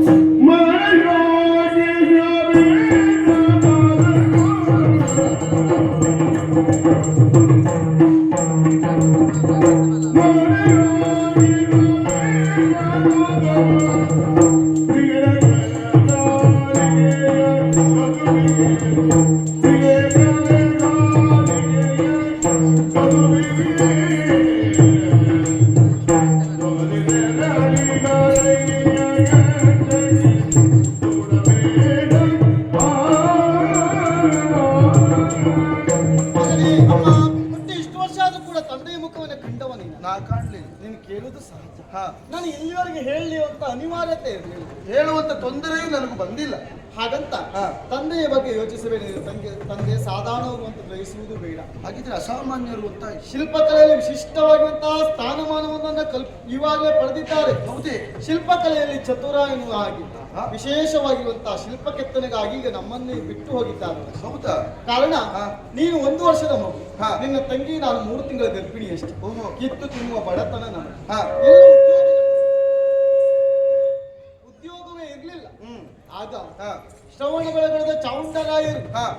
ನಿನ್ನ ತಂದೆಯನ್ನ ಕೆಲಸಕ್ಕಾಗಿ ಕರೆದು ಹೌದೇ? ಬಾಹುಬಲಿಯ ವಿಗ್ರಹ ಕೆತ್ತನೆಗಾಗಿ. ಬಾಹುಬಲಿ ವಿಗ್ರಹ ಕೆತ್ತನೆ. ಸತ್ಯ. ನಿನ್ನ ಅಪ್ಪನಿಗೆ ಹೋಗ್ಲಿಕ್ಕೆ ಮನಸ್ಸಿರಲಿಲ್ಲ. ಹಾ. ಒಲ್ಲದ ಮನಸ್ಸಿನಲ್ಲಿ ಹೋದು ನಾನೇ ಮನೆಯ ಸ್ಥಿತಿಗತಿಗಳನ್ನೆಲ್ಲ ಯೋಚಿಸಿ ಹಾ. ಏನ್ ಮಾಡ್ಲಿಕ್ಕೆ ಆಗುದಿಲ್ಲ ಸ್ವಾಮಿ ಹೋಗಿ ಎನ್ನುವ ಹಾಗೆ ಹೋಗುವಾಗ್ಲೇ ಆಡಿದಂತ ಮಾತು ಬರುವುದು ಒಂದು 20-25 25 ವರ್ಷ ಆದ್ರೂ ಆಗ್ಬೋದು, ಹೇಳಲಿಕ್ಕೆ ಆಗುದಿಲ್ಲ ಇನ್ನು ಹಾಗೆ. ಓಹೋ, ಹಾಗಂತ ಅವ್ರು ಬರ್ದೇ ಇದ್ರು ಮನೆ ವ್ಯವಸ್ಥಿತವಾಗಿ ಸಾಕ್ತಾ ಇದೆ ಕಾರಣ ಏನು ಕಾರಣ? ಅವ್ರು ಸಂಪಾದಿಸಿದ್ನೆಲ್ಲವೂ ಪ್ರಾಮಾಣಿಕವಾಗಿ ಮನೆಗೆ ಕೊಡ್ತಾ ಇದ್ದಾರೆ. ಹೌದೇ? ಹಾಗಾಗಿ ನಿಮ್ಮನ್ನೆಲ್ಲರಿಗೂ ನಾನು ಬಿಟ್ಟು ಕೊಡುವುದಕ್ಕೆ ನನಗೆ ಸುಲಭ ಆಯ್ತು. ಇನ್ನು ಮೊನ್ನೆ ದಿನ ಹೇಳಿದ ಹಾಗೆ ಇನ್ನು ಕೆಲವು ದಿನಗಳಲ್ಲಿ ವಿಗ್ರಹ ಕೆತ್ತನೆ ಮುಗಿತದಂತೆ. ಅವ್ರು ಮನೆ ಬರ್ತಾರೆ, ಅಪ್ಪನ ನೋಡ್ಬೋದು, ಅಪ್ಪರನ್ನ ಕಾಣಬಹುದು. ಕಾಲ ಸನ್ನಿಹಿತ ಆಗಿದೆ. ಸತ್ಯ. ಅಮ್ಮ, ಏನು ಸಮಸ್ಯೆ ಇದ್ದಿತ್ತು ಒಂದು. ಸಮಸ್ಯೆ ಬಗೆಹರಿದಿಲ್ಲ ಅಂತ ಮಾಡಿದ್ರು, ಹಾ, ಆಯ್ತು. ಬಗೆಹರಿಯುದು ಅಲ್ಲ. ಹಾ. ಆದ್ರೂ ನಿಮ್ಮಿಂದ ವಿಚಾರ ತಿಳಿದ ಮೇಲೆ ಹಾ, ಒಂದು ಸಮಸ್ಯೆ ಬಗೆಹರಿತು. ಬಗೆಹರಿತಲ್ಲ. ನಾನೇನು ಸಾಮಾನ್ಯದವನಲ್ಲ, ಹಾ, ಚತುರ ಶಿಲ್ಪಕಲೆಯಲ್ಲಿ ಚತುರನೆನಿಸಿಕೊಂಡಂತಹ ಹಾ. ಶಂಭು ಶಿಲ್ಪಿವಿನ ಮಗ ನಾನು. ಹೌದು ಮತ್ತೆ. ವೀರ. ಸತ್ಯ. ಅಮ್ಮ, ಏನು? ಯಾರೇ ಕೇಳಿದ್ರು ಸಂತೋಷದಿಂದ ಎದೆ ತಟ್ಟಿಕೊಂಡು ಹೇಳ್ತೇನೆ, ನನ್ನ ಅಪ್ಪ ಇಂಥವ ಎನ್ನುವ ಹಾಗೆ. ನಿಜ. ಅಮ್ಮ, ಏನು? ಅಪ್ಪನ ವಿಚಾರ ಕೇಳಿದಾಗ ಯಾಕೋ ಏನು ಅಲ್ಲಿ ಅಡುಗೆ ಸಿದ್ಧತೆ ಮಾಡ್ತಾನೆ, ಊಟ ಅಪ್ಪನ ಸುದ್ದಿ ಬೇಡ ಈಗ. ಬರ್ತಾರೆ. ಯಾವ್ದು ಅಡುಗೆ ಸಿದ್ಧಾಗಿ ಕಾಯ್ತಾ ಉಂಟು, ಊಟ ಮಾಡುವ ಹೋಗುವ. ಊಟ? ಹೌದು. ಅದೇ ಸಮಸ್ಯೆ ಆಗುದಮ್ಮ. ಹಾ, ಹೊಟ್ಟೆ ಹಸಿದಾಗ ಅಡುಗೆ ಸಿದ್ಧ ಆಗುದೇ ಇಲ್ಲ ನಿನ್ನ. ಯಾವ ಹೊಟ್ಟೆ ತುಂಬಿದಾಗ ನಿನ್ನ ಅಡುಗೆ ಸಿದ್ಧ ಆಗಿದೆ. ನೀ ಆಟಕ್ಕೆ ಹೋದವ ಬರು ತಡ ಆದ್ರೂ ನಾವು ಹೊಣೆಯ. ಹಾ, ನಾನು ಅಡುಗೆ ಮಾಡುವ ಸಮಯಕ್ಕೆ ಮಾಡುದು. ಅದರ ಮೂಲ ಕಾರಣ ಈ ಆಟವೇ. ಅಮ್ಮ, ಏನು ಅದಲ್ಲ ಅಮ್ಮ, ಹಾ. ನನಗೆ ಹಸಿವಿಲ್ಲ ಈಗ. ಮತ್ತೆ ಅಪ್ಪನ ವಿಚಾರ ಕೇಳಿದ್ನಾ, ಹಾ. ಹೊಟ್ಟೆ ತುಂಬಿ ಹೋಯ್ತು. ಹೌದೌದು, ಅದಕ್ಕೆ ಅದಕ್ಕೆ ಹಾ. ಸಮಸ್ಯೆ ಬಗೆಹರಿತು, ಹಾ. ಪರಿಹಾರ ಆಯ್ತು. ಒಂದು ಆಸೆ ಉಂಟಲ್ಲಮ್ಮ, ಏನು ಆಸೆ? ಆಸೆ ಹಾ. ಲಾಲಿಸಬೇಕು. ಏನು ಅಮ್ಮ, ಸರ್ವಗಾತ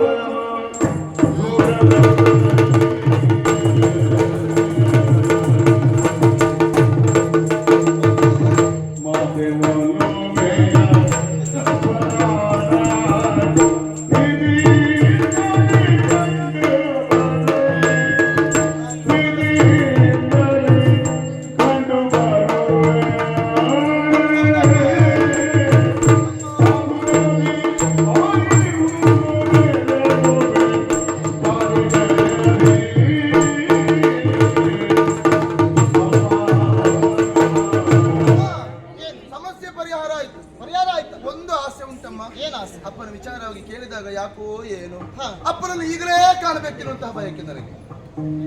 ಅದಕ್ಕೆ ನಾನು ಇಷ್ಟಿನೇ ಹೇಳಲಿಲ್ಲ. ಹೌದಾ? ಅದಾದ್ರೆ ಅಪ್ಪ ಇನ್ನು ಕೆಲವು ದಿನದಲ್ಲಿ ಮನೆ ಬರ್ತಾರೆ ಅಂತ ಈಗಲೇ ನೋಡ್ಬೇಕು ಅಂತ ಹೇಳಿದ್ರೆ ಇಲ್ಲ ಅಮ್ಮ, ಅಪ್ಪನ ಭಾವಚಿತ್ರವೂ ಇಲ್ಲ ತೋರಿಸುವ ಅಂತ ಹೇಳಿ. ಬೇಡ.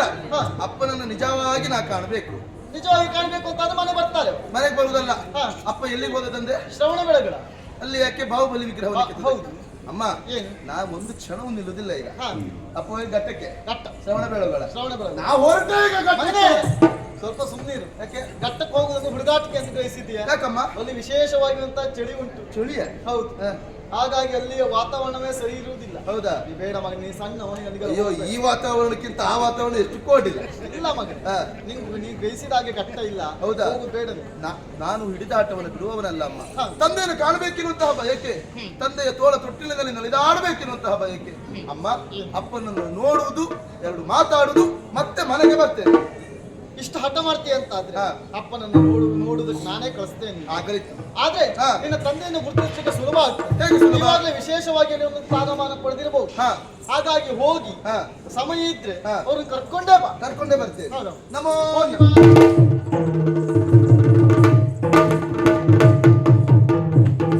ಮನಸ್ಸಿನಲ್ಲಿರುವಂತಹ ಆಸೆಯನ್ನು ಈಡೇರಿಸಿಕೊಳ್ಳುವುದಕ್ಕಾಗಿ ತಾಯಿಯೇ ಸೂಚನೆ ಕೊಟ್ಟ ಹಾಗಾಯಿತು. ತಂದೆಯನ್ನು ಕಾಣಬೇಕೆನ್ನುವಂತಹ ಬಯಕೆ ಅಲ್ಲವೇ? ತಡ ಯಾಕೆ? ನಡೀತೇನೆ ಕಟ್ಟ.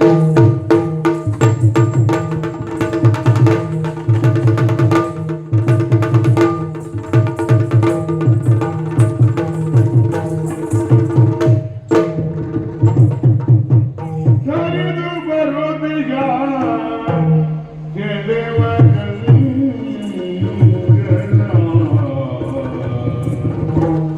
ಸರಿದು ಬರುವುದಿಗ ಗೆಳೆವ ಗಂಗರ ಗಿರಿಯ ಭಾನಗ ಕಂಡು ಮಮತೆಯ ಜಲಧಿಯಲ್ಲಿ ಬಿದ್ದಿದ್ದು ಜಯಕ್ರಿಯನು ನುಡಿಸಿದ ಜಲಧಿಯಲ್ಲಿ ಬಿದ್ದಿದ್ದು ಜಯಕ್ರಿಯನು ನುಡಿಸಿದ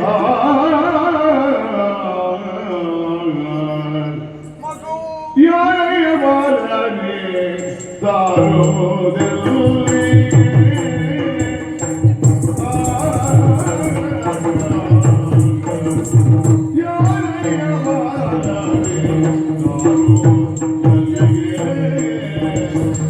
ನೋಡಲು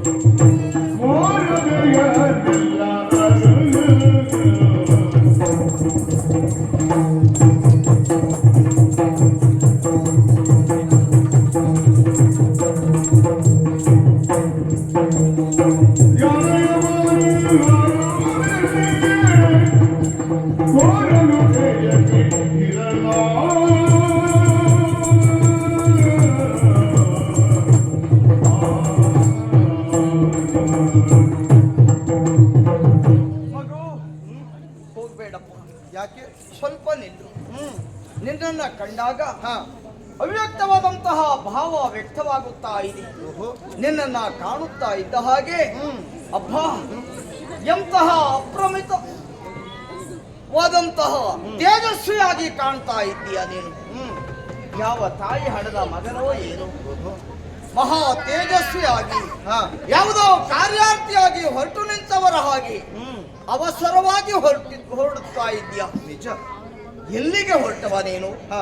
ಯಾವ ಊರಿನಿಂದ ಬಂದವ? ಹಡದ ಪಡೆದಂತಹ ತಂದೆ ತಾಯಿಗಳು ಯಾರು? ಮಾತ್ರವಲ್ಲ ನಿನ್ನ ಹೆಸರೇನು? ಯಾವ ಊರಿಗೆ ಹೋಗುವವ? ಹಾ. ಎಲ್ಲ ವಿಚಾರವನ್ನ ಹೇಳಿದ್ರೆ ಕೇಳಬೇಕು ಎನ್ನುವ ಆಸೆ ಉಂಟು. ಏನೋ ನಿನ್ನಲ್ಲಿ ದಾರಿಯಲ್ಲಿ ಹೋಗುವವರಲ್ಲಿ ಎಲ್ಲವರಲ್ಲಿಯೂ ಕೇಳುವ ಮನಸ್ಸು ಇವ ಹಾಳು ಹವ್ಯಾಸ ಅಂತ ಭಾವಿಸಿಕೊಳ್ಳಬೇಡ. ತಮ್ಮ ವದನವನ್ನು ಕಂಡ್ರೆ ಹಾಗೆ ಭಾವಿಸಿದೆ. ನಿನ್ನನ್ನು ಕಂಡಾಗ ಹಾಗೆ ಕೇಳಬೇಕು ಅನಿಸಿತು. ನಾನೊಬ್ಬ ಬಡವನಪ್ಪ, ನನ್ನಲ್ಲಿ ಮರೆಮಾಚಬೇಡ. ನಿನ್ನ ಪೂರ್ವಾಪರವನ್ನ ಹೇಳಿದ್ರೆ ಕೇಳ್ಕೊಂಡು ಹೋಗುವ ಅಂತ ಮನಸ್ಸು ನನಗೆ. ಮಹನೀಯರೇ,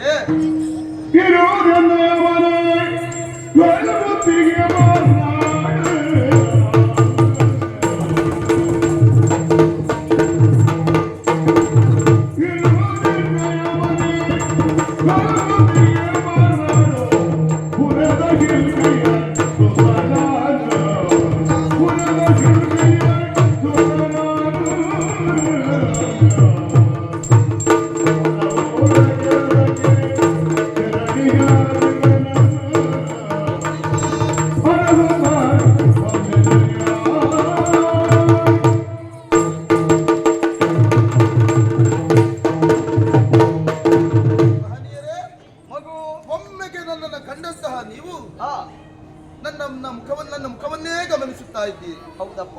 ಹೇಳಿದಿರಿ ತಾವು, ಹಾ, ಅವ್ಯಕ್ತವಂತಹ ಭಾವನೆ ಒಂದು ವ್ಯಕ್ತವಾಗುತ್ತಾ ಇದೆ. ಹೌದು ಮಗು. ನಿಮ್ಮನ್ನ ಕಂಡಾಗ ಭಾವ ಸಾಗರದಲ್ಲಿ ಮುಳುಗಿ ಹೇಳುತ್ತಾ ಇದ್ದೀರಿ. ಹೌದೇ? ಯಾವುದೋ ಒಂದು ಸಂಬಂಧ ವಿಚಾರವಾಗಿ ಹಾ, ನನ್ನನ್ನು ಕಂಡವರಂತೆ ನೀವು ವರ್ತಿಸುತ್ತಾ ಇದ್ದೀರಿ. ಖಂಡಿತ ಹೌದು. ಸತ್ಯ ಹೇಳಬೇಕಾ? ಹಾ, ನನಗೂ ಹಾಗೆ ಅನಿಸಿತು. ಇಲ್ಲಿಯವರೆಗೆ ಇಂತಹ ಮಕ್ಕಳನ್ನ ಕಂಡಾವಾಗ ಹಾ. ಇಂತಹ ಭಾವ ನನ್ನಲ್ಲಿ ವ್ಯಕ್ತವಾಗಲೇ ಇಲ್ಲಪ್ಪ. ನನಗೂ ಹಾಗೆ. ನಿಮ್ಮ ಮುಖವನ್ನ ಸರಿಯಾಗಿ ಗಮನಿಸಿದಾಗ, ಅಲ್ಲ ಸೂಕ್ಷ್ಮವಾಗಿ ನಿಮ್ಮ ಮುಖವನ್ನೇ ನೋಡ್ತಾ ಇದ್ದಾಗ ನನಗನಿಸುವುದು ಹೀಗೆ. ಇದುವರೆಗೆ ತಂದೆಯನ್ನ ಕಂಡವ ನಾನಲ್ಲ, ನನ್ನ ತಂದೆ ಹೀಗೆ ಇದ್ದಿರಬಹುದೋ ಎನ್ನುವ ಹಾಗೆ ನನ್ನ ಭಾವನೆ. ಜೊತೆಗೆ ತಂದೆಯನ್ನು ಹೇಗೆ ಗೌರವಿಸಬೇಕು ಹಾಗೆ ನಿಮ್ಮನ್ನು ಗೌರವಿಸಬೇಕು ಎನ್ನುವಂತಹ ಭಾವನೆ ಮನದಲ್ಲಿ ವ್ಯಕ್ತವಾಗುತ್ತಾ ಇದೆ. ಯಾಕಂದ್ರೆ ಒಳ್ಳೆ ತಂದೆಗೆ ಹುಟ್ಟಿದಂತಹ ಮಕ್ಕಳಲ್ಲಿ ಬರುವಂತಹ ಭಾವನೆ ಅದು. ಖಂಡಿತವಾಗಿ ಲೋಕದಲ್ಲಿ ಅಪಪರಿಚಯವೆನ್ನುವುದು ಪರಸ್ಪರವಾಗಿ ಮಾಡಿಕೊಂಡದ್ದೇ ಹೌದು ಅಂತ ಆದ್ರೆ ಅದು ಸಂಸ್ಕಾರಯುತರ ಲಕ್ಷಣ ಎನ್ನುವ ಹಾಗೆ ತಿಳಿಯುತ್ತಾರೆ. ಸತ್ಯವಾಗಿ ಬುದ್ಧಿವಂತರಾಗಿ ಸಂಸ್ಕಾರಯುತನಾಗಿ ಹಿರಿಯವರನ್ನ ಕಂಡಾಗ ಹೇಗೆ ಗೌರವಿಸಬೇಕು, ಹೇಗೆ ಮಾತನಾಡಿಸಬೇಕು ಎನ್ನುವುದನ್ನು ತಾಯಿಯಿಂದ ನಾ ಕಲಿತವನಿದ್ದೇನೆ. ಸಂತೋಷ. ಮಹನೀಯರೇ, ನನ್ನ ಪರಿಚಯವನ್ನು ಕೇಳಿದ್ರಲ್ಲ ತಾವು? ಹೌದು, ಕೇಳಿರಬಹುದು ತಾವು. ಕಲ್ಲು ಪುತ್ತಿಗೆ ಮಾರ್ನಾಡು ಎನ್ನುವ ಹಾಗೆ. ಕಲ್ಪುತ್ತಿಗೆ ಹೌದು, ಮಾರ್ನಾಡು ಹೌದು. ಒಳ್ಳೆಯ ವಿಷಯ. ಅಲ್ಲ, ನಿಮ್ಮ ಮುಖ ಯಾಕೆ ಹಾಗೆ? ಇಲ್ಲ, ಕಲ್ಪುತ್ತಿಗೆ ಮಾರ್ನಾಡು ಹಾ. ನನಗೆ ಪರಿಚಯ ಇರುವ ಊರಪ್ಪ ಅದು. ನಿಮಗೆ ಪರಿಚಯ ಉಂಟಾ? ಹೌದು. ಹಾಗಿದ್ರೆ ನನ್ನ ಕೆಲಸವು ಸುಲಭ ಆಗ್ತದೆ. ಹಾ, ಆ ಕಲ್ಲುಪುತ್ತಿಗೆ ಮಾರ್ನಾಡಿನಲ್ಲಿ ಹಾ. ಒಬ್ಬರು ಚತುರ ಶಿಲ್ಪಿಗಳಿದ್ದಾರೆ. ಚತುರ ಶಿಲ್ಪಿಗಳು ಅಂದ್ರೆ ಬಹಳ ಮಂದಿ ಇರಬಹುದಲ್ಲಿ. ತುಂಬಾ ಮಂದಿ ಇದ್ದಾರೆ. ಅದರಲ್ಲಿ ಶ್ರೇಷ್ಠ ಶಿಲ್ಪಿ ಎನಿಸಿಕೊಂಡವರು ಶಂಭು ಶಿಲ್ಪಿ ಎನ್ನುವ ಹಾಗೆ. ಶಂಭು ಶಿಲ್ಪಿ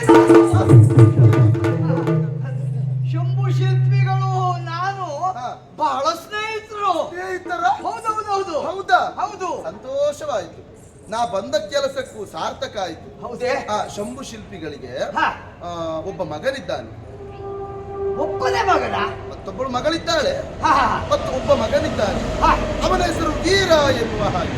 ವೀರ? ಹಾ, ವೀರ ವೀರ. ವೀರ. ಹಾ. ಆ ವೀರ ಬೇರೆ ಯಾರು ಅಲ್ಲ, ಹಾ. ನಾನೇ ಇದ್ದೇನೆ.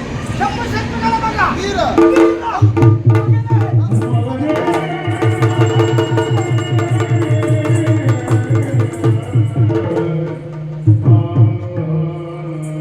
ಮಗನೇ, ಕಲ್ಪುತ್ತಿಗೆಯ ಶಂಭು ಶಿಲ್ಪಿ ಅಂತ ಹೇಳಿದ್ರೆ ನಾನೇ ಮಗನೇ, ನಾನೇ. ಇಲ್ಲ ಮಗನೇ, ನಂಬುವುದಕ್ಕೆ ಸಾಧ್ಯವೇ ಇಲ್ಲ. ಯಾಕೆ ಮಗನೇ? ಏನು ನನ್ನನ್ನು ವಂಚಿಸುತ್ತಾ ಇದ್ದೀರಿ? ಯಾಕಪ್ಪ? ನಾನೊಬ್ಬ ಪಾಪದವನೆನ್ನುವ ಕಾರಣಕ್ಕಾಗಿ, ಈ ಹುಡುಗ ಏನು ಹೇಳಿದ್ರು ನಂಬುತ್ತಾನೆ ಎನ್ನುವ ಕಾರಣಕ್ಕಾಗಿ ಇದು ಸತ್ಯ ವಿಚಾರ. ನಾನೇ ನಾನೇ ನಾನೇ. ನನ್ನನ್ನು ಮೋಸಗೊಳಿಸುತ್ತಾ ಇದ್ದೀರಿ. ಇಲ್ಲ ಮಗನೇ, ಇಲ್ಲ, ನಂಬುವ ಸ್ಥಿತಿಯಲ್ಲಿ ನಾನಿಲ್ಲ. ತಂದೆ ಹೇಗಿದ್ದಾರೆ ಎನ್ನುವಂತ ವಿಚಾರವನ್ನು ನಾ ತಿಳಿದವನಲ್ಲ, ಕಂಡವನೂ ಅಲ್ಲ. ಹಾಗಿದ್ರೆ ನೀವೇ ನನ್ನ ತಂದೆ ಎನ್ನುವ ಹಾಗೆ ಒಪ್ಪಿಕೊಳ್ಬೇಕು ಅಂತಾದ್ರೆ ಇರುವ ಮಾರ್ಗ ಒಂದೇ ಒಂದು. ಯಾವುದು? ನಾ ಕೇಳುವ ಪ್ರಶ್ನೆಗೆ ನೀವು ಉತ್ತರಿಸಬೇಕು. ಯಾವ ಪ್ರಶ್ನೆ ಕೇಳಿದ್ರು ನಾನು ಉತ್ತರಿಸ್ತೇನೆ ಮಗನೇ. ಹೌದಲ್ಲ? ಖಂಡಿತ ಹೌದು. ನಾನು ನಿಮ್ಮ ಮಗ ಹೌದು ಅಂತಾದ್ರೆ ಆ. ನನ್ನ ತಾಯಿಯ ಹೆಸರು ನಿಮಗೆ ಗೊತ್ತಿರಲೇಬೇಕಲ್ಲ. ಅಯ್ಯೋ, ಯಾರು ನನ್ನ ತಾಯಿ? ಗಂಡನಿಗೆ ಹೆಂಡತಿಯ ಪರಿಚಯ ಇಲ್ಲದೆ ಇರ್ತದೇನೋ. ಅಂದರೆ? ನನ್ನ ಹೆಂಡತಿಯ ಪರಮ ಪತಿವ್ರತೆ.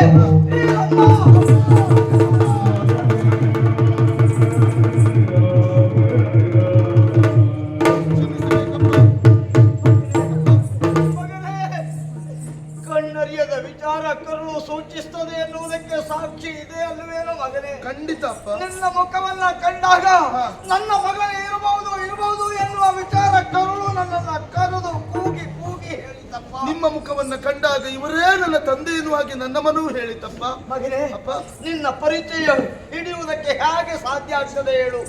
ನಾನು ಇಲ್ಲಿಗೆ ಬರುವಾಗ ಹಾ. ತೊಟ್ಟಿಲಲ್ಲಿ ಆಡುವ ಸಣ್ಣ ಹಸುಳ ಮಗುವಪ್ಪ ನಿಮ್ಮ ನೀನು. ಮುಖವನ್ನು ಕಂಡ ಪರಿಚಯವೇ ನನಗಿಲ್ಲ. ಹೌದು ಮಗನೇ, ಖಂಡಿತ ಆಗುವುದಕ್ಕೆ ಸಾಧ್ಯ ಇಲ್ಲ. ಹಾ. ಮಗನೇ, ಅಪ್ಪ. ನಾನಿಲ್ಲಿಗೆ ಬರುವಾಗ ಹಾ. ನಿನ್ನ ತಾಯಿ 3 ತಿಂಗಳ ಗರ್ಭಿಣಿಯಾಗಿದ್ದಾಳೆ. ಖಂಡಿತ.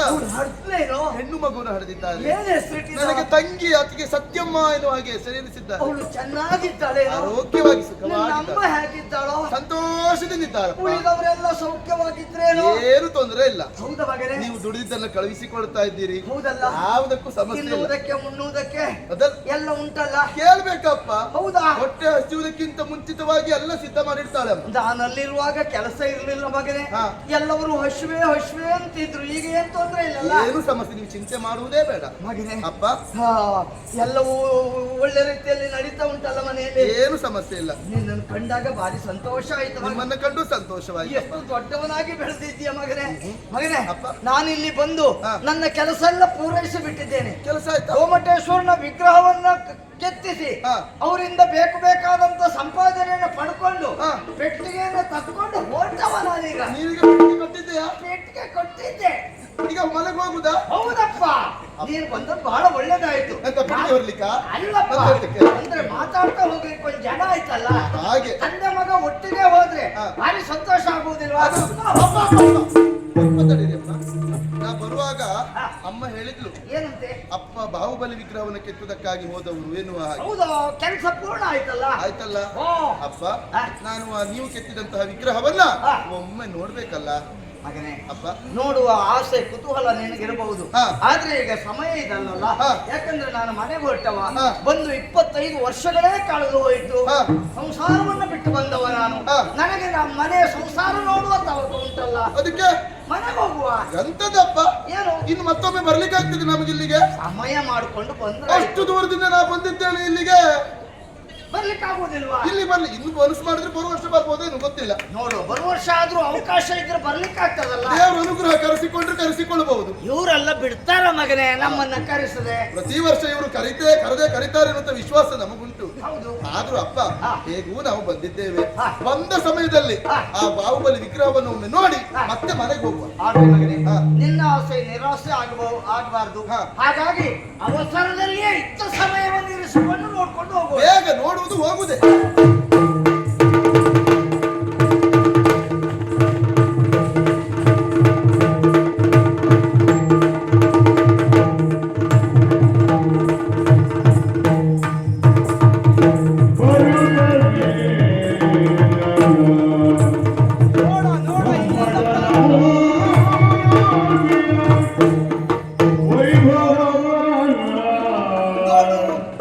ಎಲ್ಲಿಂದ ಪ್ರಾರಂಭ? ಕಾಲು ಭಾಗ, ಸೊಂಟದ ಭಾಗ, ಬಡ್ಡಿಯ ಭಾಗ, ಎದೆ ಭಾಗ, ಕಂಠ, ಮುಂದರಿದು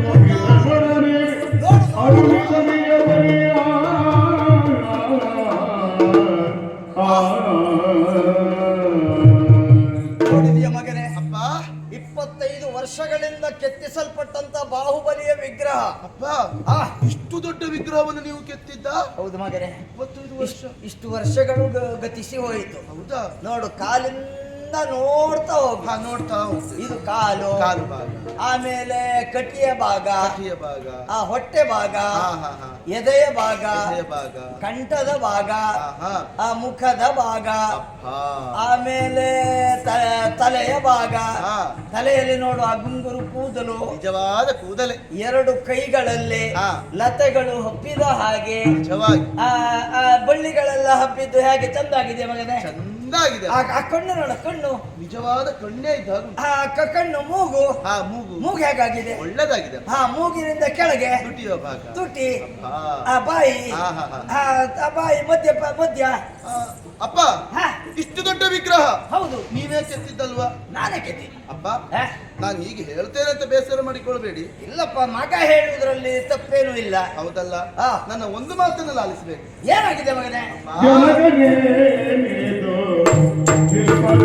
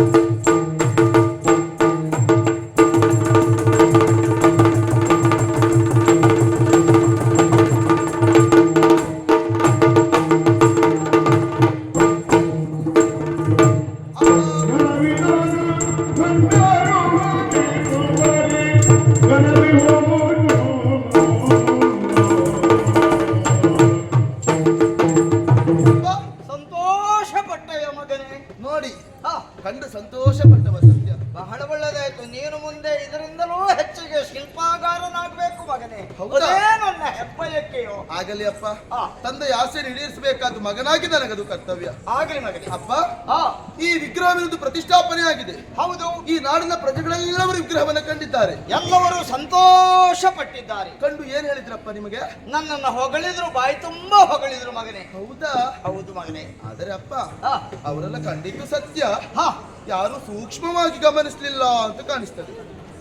ಈ ದೇಶದವರಂದ್ರೆ ಏನು ಮಗನೇ? ಹಾ. ಹೊರದೇಶದವರೆಲ್ಲ ಬಂದು ಹೊಗಳಿ ಹೋಗಿದ್ದಾರೆ. ಹೌದಾ? ಜೊತೆಯಲ್ಲಿ ಭಾವಚಿತ್ರವನ್ನ ತೆಗೆಸಿಕೊಂಡು ಹೋಗಿದ್ದಾರೆ. ಹೌದಾ? ಹೌದಪ್ಪ. ಅದೇ ಹಾ, ಅವರು ಸೂಕ್ಷ್ಮವಾಗಿ ಗಮನಿಸಲಿಲ್ಲ ಅಂತ ಏನು ಸೂಕ್ಷ್ಮ ಅಂತ ಹೇಳಿದ್ರೆ ಇನ್ನೇನುಂಟಾ? ಕಾರಣ ಉಂಟಪ್ಪ. ಏನು? ನೀವು ತೋರಿಸಿದ್ರಲ್ಲ ಹಾ, ಭವ್ಯವಾದಂತಹ ವಿಗ್ರಹ. ಹೌದು, ಈ ವಿಗ್ರಹವನ್ನು ಕಾಣ್ತಾ ಹೋಗ್ತಾ ಇದ್ದವ ನಾನು. ಹೌದು. ಕಾಣುತ್ತಾ ಇರುವಾಗ ಹಾ. ಒಂದು ದೋಷವನ್ನ ಕಂಡಪ್ಪ. ಅಪ್ಪ, ನಾನು ಕೆತ್ತಿದಂತ ಈ ವಿಗ್ರಹದಲ್ಲಿ ದೋಷವನ್ನ ಕಂಡೆಯ. ದೋಷವನ್ನ ಕಂಡೆ. ದೋಷವನ್ನ ಕಂಡೆ ಅಂತ ಹೇಳಿದ್ರೆ ಆಗ್ಲಿಕ್ಕಿಲ್ಲ. ಹಾ. ಯಾವ ಭಾಗದಲ್ಲಿ ದೋಷ ಕಂಡೆ ಅಂತ ಹೇಳಬೇಕಾಗ್ತದೆ. ಅಷ್ಟೇ ಅಲ್ವಾ? ಹೌದು. ಹೇಳ್ತೇನೆ ಅಪ್ಪ.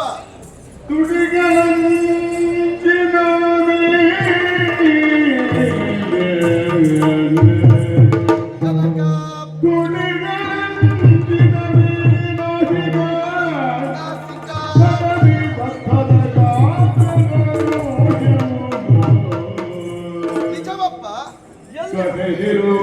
ಕಂಡೆನ ನಾ ಕಂಡೆ. ನಾ ಕಂಡೆನ ಸರಿ ದಿಟಬಹುದು ಅಪ್ಪ.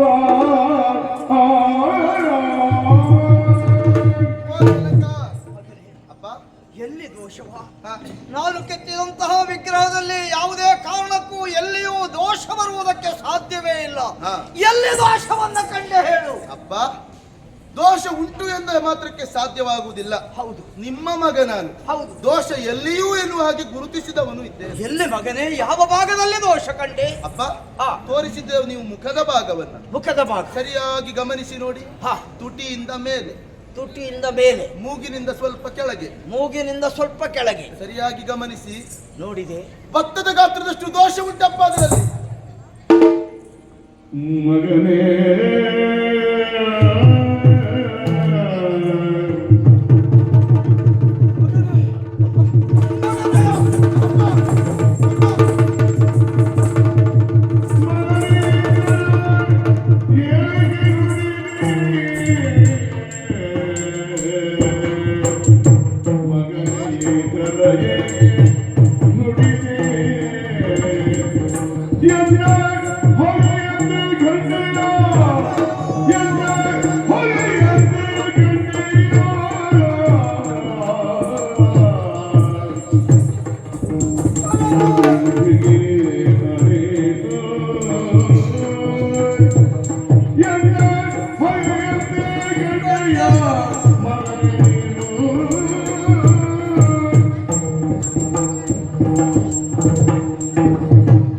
ಅಪ್ಪ, ಯಾಕೆ ಅಪ್ಪ ಸ್ತಬ್ಧರಾಗಿ ಬಿಟ್ಟಿರಿ? ಇಲ್ಲ ಮಗನೇ, ಏನಾಯ್ತು? ನಾನು ಕೆತ್ತಿಸಿದಂತಹ ಈ ವಿಗ್ರಹದಲ್ಲಿ ಹಾ, ನೀನು ಕಳಂಕವನ್ನ ಕಂಡೆಯ ಮಗನೇ. ದೋಷವನ್ನ ಕಂಡೆ ಅಪ್ಪ. ನೀನು ಹೇಳಿದಾಗ ಒಂದು ಬಾರಿ ಗರಬಡಿದವನಂತೆ ಆಗಿಬಿಟ್ಟೆ ಮಗನೇ, ಗರಬಡಿದವನಂತೆ ಆಗಿಬಿಟ್ಟೆ. ಯಾಕೆ ನಾ ಹೇಳಬಾರ್ದಿತ್ತು? ಯಾರೋ ನನ್ನ ತಲೆಯ ಮೇಲೆ ಬಡಿದ ಅನುಭವ ಆಯಿತು ಮಗನೇ, ಬಡಿದ ಅನುಭವ ಆಯಿತು. ಹಾಗಾಯ್ತು. 25 ವರ್ಷಗಳ ನಂತರ ಮಗನನ್ನ ಕಂಡೆ ಎನ್ನುವ ಹಾಗೆ ಸಂತೋಷವನ್ನ ಅನುಭವಿಸಲಿ. ಮತ್ತೆ ಅಲ್ಲ, ಹಾ, ನಾನು ಕೆತ್ತಿದಂತಹ ಈ ವಿಗ್ರಹದಲ್ಲಿ ನನ್ನ ಮಗನೇ ಕಳಂಕವನ್ನು ಕಂಡ ಎಂದು ನಾನು ದುಃಖವನ್ನ ಅನುಭವಿಸಲಿ. ಇರುವ ಕಳಂಕವನ್ನು ಹೇಳಬಾರ್ದಿತ್ತೆ ಅಪ್ಪ. ಹೇಳಿದ್ದು ಸಂತೋಷ ಆಯಿತು ಮಗನೇ. ಮತ್ತೆ ಮುಂದೊಂದು ದಿನ ನನ್ನನ್ನು ಮೀರಿಸುವಂತಹ ಶಿಲ್ಪಗಾರ ಮಗನಾಗುತ್ತಾನಲ್ಲ ಎನ್ನುವ ಹಾಗೆ ಹಾ, ಸಂತೋಷವನ್ನ ಪಟ್ಟೆ ಮಗನೇ, ಸಂತೋಷವನ್ನ ಪಟ್ಟೆ. ಆದರೆ ಏನು? ಈ ಶಂಭು ಶಿಲ್ಪಿಯ ಬದುಕಿಗೆ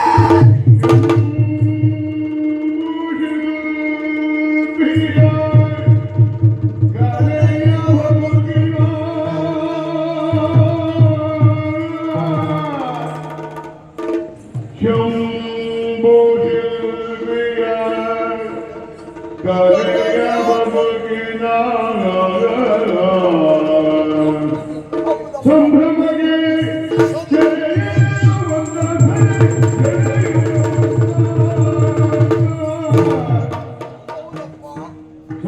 ಸಂಭ್ರಮಕ್ಕೆ ತೆರೆಯುವಂತ ಇಂದಾಯಿತು. ವಿಡಂಬನೆಯ ವಿಧಿತನೇನದು ಆವಿದೆ. ವಿಡಂಬನೆಯ ವಿಧಿತನೇನದು ಕುಂಭಿರಿಯಲಿ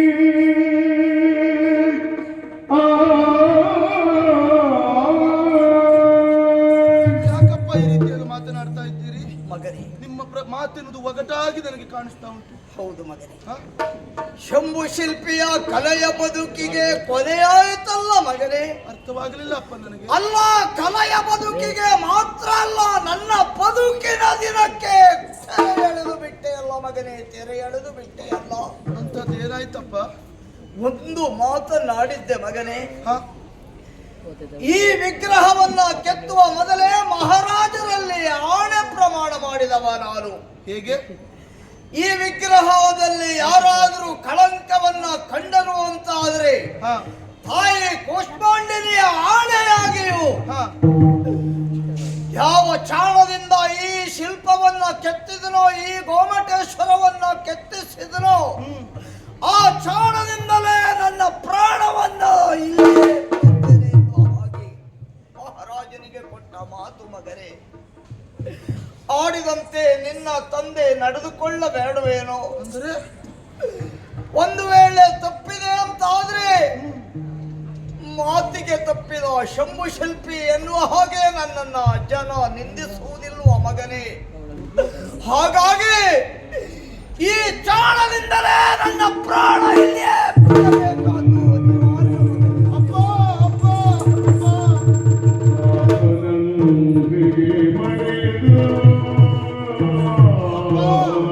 ಕ್ಷಮಿಸಬಿಡಿ ಅಪ್ಪ, ಕ್ಷಮಿಸಿ. ಸಾತನಂದಿಗೆ ಮಣಿದು ವೀರನು ಪಾದಗಿಯು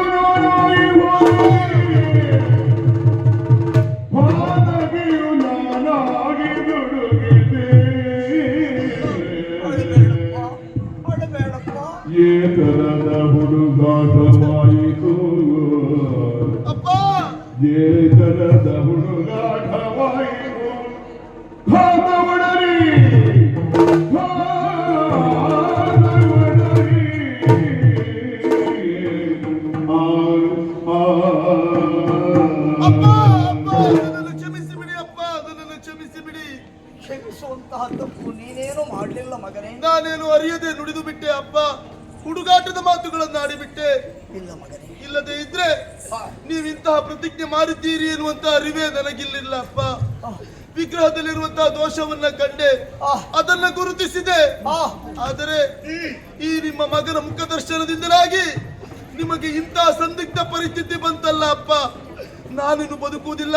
ನಿಮಗೆ ಇಂತಹ ಸ್ಥಿತಿ ತಂದ ಮೇಲೆ ನಾ ಬದುಕುವವನಲ್ಲ, ನಾನು ಸಾಯ್ತೇನೆ ಅಪ್ಪ. ಮಗನೇ ನೀ ಸಹಜಿಗನು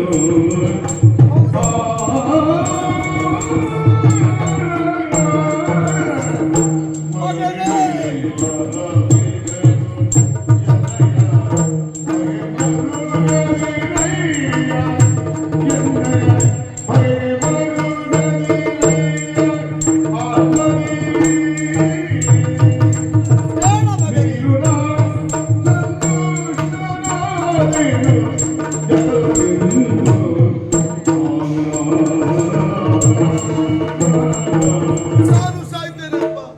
ನೀನು ಸಾಯಬೇಕಾದವನಲ್ಲ ಮಗನೇ. ಮತ್ತೆ ನೀನು ಬದುಕಿ ಬಾಳಬೇಕಾದವನು. ನೀನು ಅದಷ್ಟೋ ಹೆಸರು ಗಳಿಸಬೇಕಾದವನಪ್ಪ. ನನ್ನ ಜೀವನದಲ್ಲಿ ಅದಷ್ಟೋ ಏಳು ಬೀಳುಗಳನ್ನ ಕಂಡವ ನಾನಿದ್ದರೆಷ್ಟು ಬದುಕಿದರೆಷ್ಟಪ್ಪ. ತಂದೆಯ ಬಾಳಿಗೆ ನಾ ಬೆಳಕಾಗಲಿಲ್ಲ, ಇನ್ನು ಯಾರ ಬಾಳಿಗೆ ಬೆಳಕಾಗಬೇಕು ಹೇಳಿ ಅಪ್ಪ. ಮಗನೇ, ಯಾವ ಜನ್ಮದಲ್ಲಿ ನಾನು ಯಾವ ತಂದೆ ಮಕ್ಕಳನ್ನ ಬದಲು ಮಾಡಿದ್ದೇನೋ ಅಗಲಿಸಿದ್ದೇನೋ ಗೊತ್ತಿಲ್ಲ. ಈ ಜನ್ಮದಲ್ಲಿ ಆ ವಿಧಿ ನನ್ನನ್ನು ನಿನ್ನನ್ನು ಬೇರೆ ಮಾಡಿದ್ದಾನೆ ಅಷ್ಟೇ. ಇದು ವಿಧಿ ಸಂಕಲ್ಪವಪ್ಪ. ಅದನ್ನ ಮೀರುವುದಕ್ಕೆ ಯಾರಿಂದಲೂ ಸಾಧ್ಯ ಇಲ್ಲ ಮಗನೇ. ಹಾಗಾಗಿ ಆ ವಿಧಿಯ ಇಚ್ಛೆಯಂತೆ ಸಾಗಲೇಬೇಕು. ವಿಧಿ ನನ್ನನ್ನ ಕೈ ಬೀಸಿ ಕರೆಯುತ್ತಾ ಇದ್ದಾನೆ ಮಗನೇ. ಭೂಮಿಯ ಋಣ ನಿನ್ನ ತಂದೆಗೆ ತೀರಿತಪ್ಪ. ಅದು ವಿಧಿಯ ಸಂಕಲ್ಪ.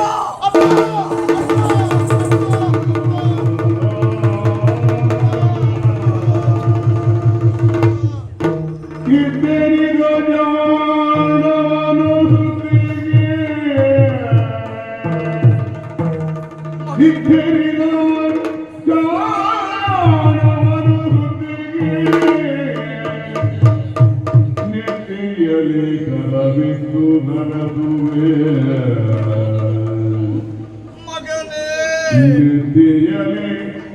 ಕರವಿತ್ತು ಹರಡುವೆ ಪೃಥ್ವಿಯಲ್ಲಿ ಸಮರಹಿರ್ದಿ ಪೃಥ್ವಿಯಲ್ಲಿ ಹಿರ್ದಿ ಸಮರಹಿರ್ದಿ ಸಮರಹಿರ್ದಿ ಸಮರಹಿರ್ದಿ ಸತ್ಯವಾಗಿ ಮಗನೇ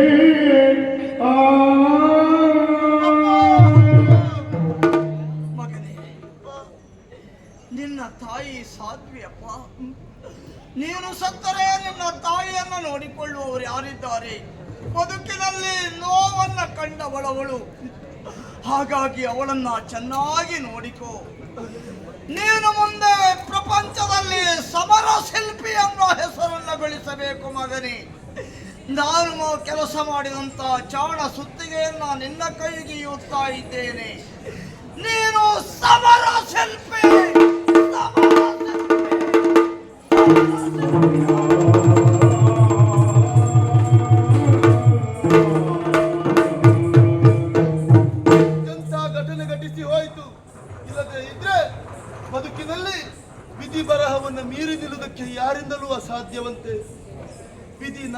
ಗೋಡೆಯಲ್ಲಿ ಬರೆಸಿದ್ದು ಹೀಗೆ ಅಂತ ಕಾಣ್ತದೆ. ತಂದೆಯನ್ನ ಕಂಡ ಮಾತ್ರಕ್ಕೆ ತಂದೆಯ ಅಂತ್ಯ ಎನ್ನುವ ಹಾಗೆ ಆಗಲ್ಲ. ಏನೇ ಇದ್ದರೂ ಎಲ್ಲವೂ ವಿಧಿಯಾಟದಂತೆ ನಡೆಯಬೇಕಾದ್ದು ಮನುಷ್ಯರಾಗಿ ಹುಟ್ಟಿದ ಮೇಲೆ ನಮಗದು ಕರ್ತವ್ಯ. ತಾಯಿಗೆ ವಿಚಾರವನ್ನು ಹೇಳಬೇಕು, ನೋಡುವ. ವಿಧಿ ಸಾಗಿಸಿದಂತೆ ಅತ್ತ ಸಾಗಿಬಿಡ್ತೇವೆ.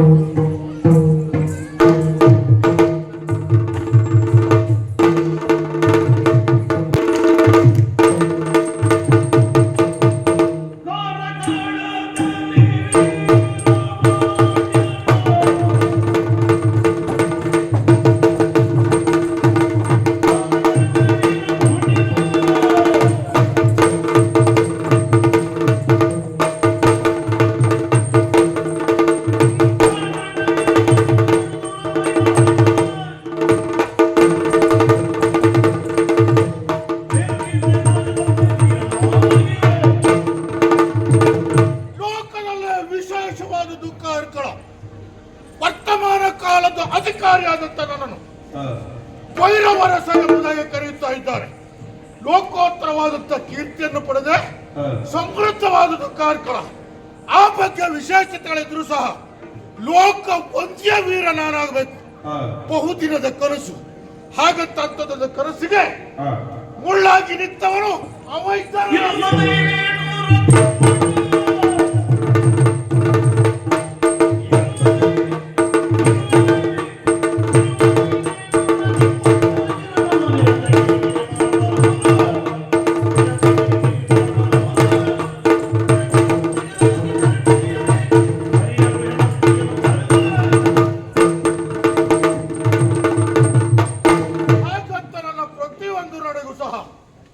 ಮುಳ್ಳಾಗಿ ಬದಲಾಗುವಂತವನು ವೇಣೂರಿನ ಅಧಿಕಾರಿಯಾದಂತ ತಿಮ್ಮಣ್ಣಾಗಿಲ್ಲ.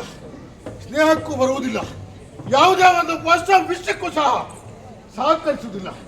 ಅವರಷ್ಟು ಕೈಯನವನ್ನು ಮಾಡ್ತಾ ಇದ್ದಾರೆ. ಅವರನ್ನು ಈ ಸ್ಥಿತಿಯಲ್ಲಿ ಇಟ್ಕೊಂಡು ಮುಂದುವರಿಬೇಕು ಅಂತ ಹೋದ್ರೆ ಅಸಾಧ್ಯವಾದಂತ ಮಾತು. ಅದಕ್ಕಾಗಿ ಒಂದು ತೀರ್ಮಾನ ಮಾಡಿದ್ದೇನೆ. ಅಮಿತವಾದಂತ ಸೇನೆಯನ್ನು ಕೂಡಿಕೊಂಡು ಹೋಗಿ ನಾಡಿಗೆ ಮುತ್ತಿಗೆಯನ್ನು ಹಾಕಿ ಒಪ್ಪಿದ ಅಂತಾದ್ರೆ ಸೇರಿಸಿಕೊಳ್ಳೋದು, ಇಲ್ಲ ಅಂತ ಅವರನ್ನು ಇಲ್ಲವಾಗಿಸುವುದು. ಈ ತೀರ್ಮಾನಕ್ಕೆ ಬಂದಿದ್ದಾರೆ. ಅಲ್ಲ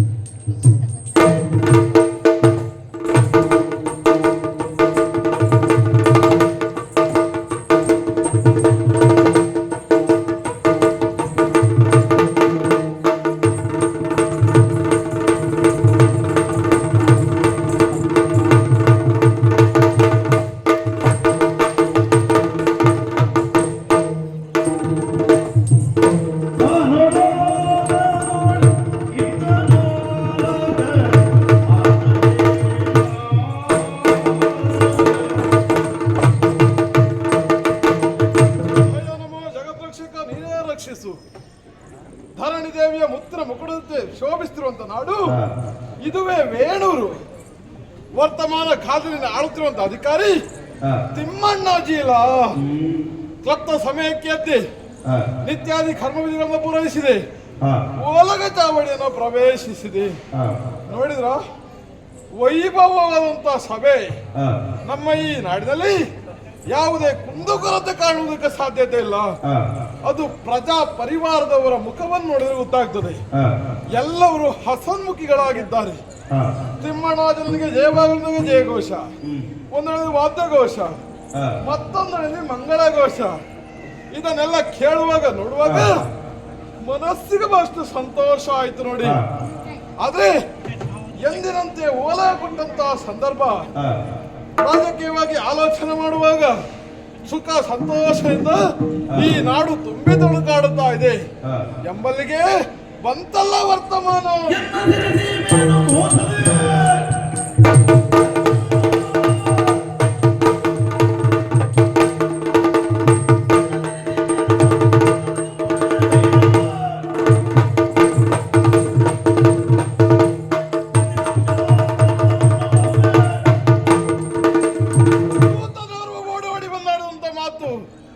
ಕಾರ್ಕಳದ ರಸ, ಮಂಗ, ಭೈರ ರಸ ನಮ್ಮಲ್ಲಿ ಇವರಿಗಾಗಿ ಅಭಿಯೋಗ ನಡೆಸ್ತಾ ಇದ್ದಾನೆ. ಅವ ಏನು ಎಷ್ಟು ಅಂತ ನೋಡ್ಬೇಕಾ ಬೇಡವಾ? ಸೈನ್ಯವನ್ನ ಕೂಡಿಕೊಂಡು ರಣಧಾರುಣಿ ಅಂತ ಸಾಕು.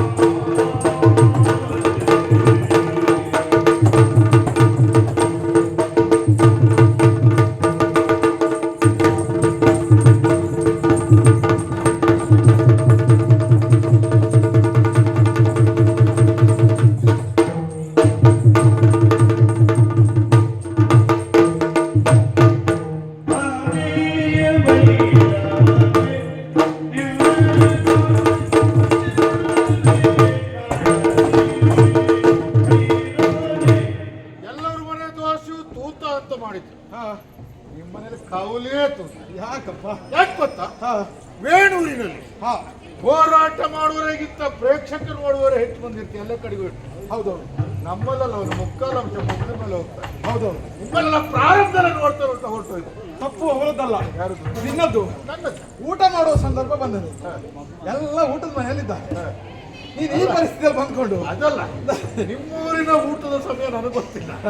ನೀನೇ ಸಂಜೆ ಹೊತ್ತು ನಿರ್ಮಾಣ ಮಾಡಿಕೊಡ್ಬೇಕು. ಅದೇ ಹೆಚ್ಚು ಕಡಿಮೆ ಆದದ್ದು. ಬೆಂಕಿಗೆ ಬಂದೇ ಇಲ್ವಾ? ಏನು ಪರಿಸ್ಥಿತಿ ಹಾಗೆ. ಇಲ್ಲಿ ಮೊದಲು ಊಟ, ಆಮೇಲೆ ಆಟ. ನಮ್ಮಲ್ಲ ಹಾಗೆ ಏನಪ್ಪ, ಆದ್ಮೇಲೆ ಊಟ ಆದವರೆಲ್ಲ ಕುತ್ಕೊಂಡದ್ದು ನೋಡಿಲ್ಲ, ಹೋಗ್ತಾನೆ ಇರ್ತಾರೆ, ಮನೆ ಹೋಗಿ ಬರ್ತಾರೆ. ಅಲ್ಲಿ ಇಟ್ಟಿದ್ದೆ ಬಂದೆ ಅಲ್ಲ, 10 ಮುಂದಿನ ಯುದ್ಧ ಮುಗಿದೋಗುತ್ತೆ. ಒಂದು ಕೆಲಸ ಮಾಡು, ಒಳ್ಳೆ ಹೊತ್ತು ಬಂದಿದೆ, ಒಂದು ಊಟ ಮಾಡು. ಹೆಚ್ಚಿಗೆ ಅಂತದ್ದು ಇಲ್ಲ, ಒಂದು ಕೊಚ್ಚಿಗೆ ಅಕ್ಕಿ, ಒಂದು ಸಾರು, ಒಂದು ಪಲ್ಯ, ಒಂದು ಉಪ್ಪಿನಕಾಯಿ, ಮತ್ತೆ ಬೇರೆ ಅಂತದಿಲ್ಲ. ವಿಶೇಷ ಊಟ ಅಲ್ಲ, ಸಾಕಿಲ್ಲ ಅದರಲ್ಲಿ.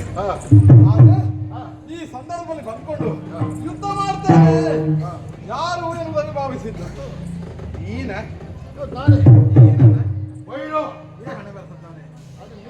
ಮೂರ್ಖಾಸಿ ಅದು ನಿನ್ನೆಲ್ಲ ಇರುವಾಗ ಮತ್ತೊಬ್ಬರಿಗೆ ಹಾಕಿರುತ್ತೆ. ಕುಲವನ್ನು ನಾಲಿಗೆ ಸೂಚಿಸ್ತದೆ ಎನ್ನುವುದಕ್ಕೆ ನಾನು ಯಾರೋ ಬಂದದ್ದಂತ ಆಲೋಚನೆ ಮಾಡಿದ್ದೆ. ಯಾರು? ಇದಲ್ಲ, ನಮ್ಮ ಪಕ್ಕದಲ್ಲೇ ಸ್ವಲ್ಪ ದಾಟಿ ಹೋದ್ರೆ ಸಿಗ್ತದೆ ಕಾರ್ಕಳ. ಕಾರ್ಕಳದ ರಸ, ಬೈರ ರಸ.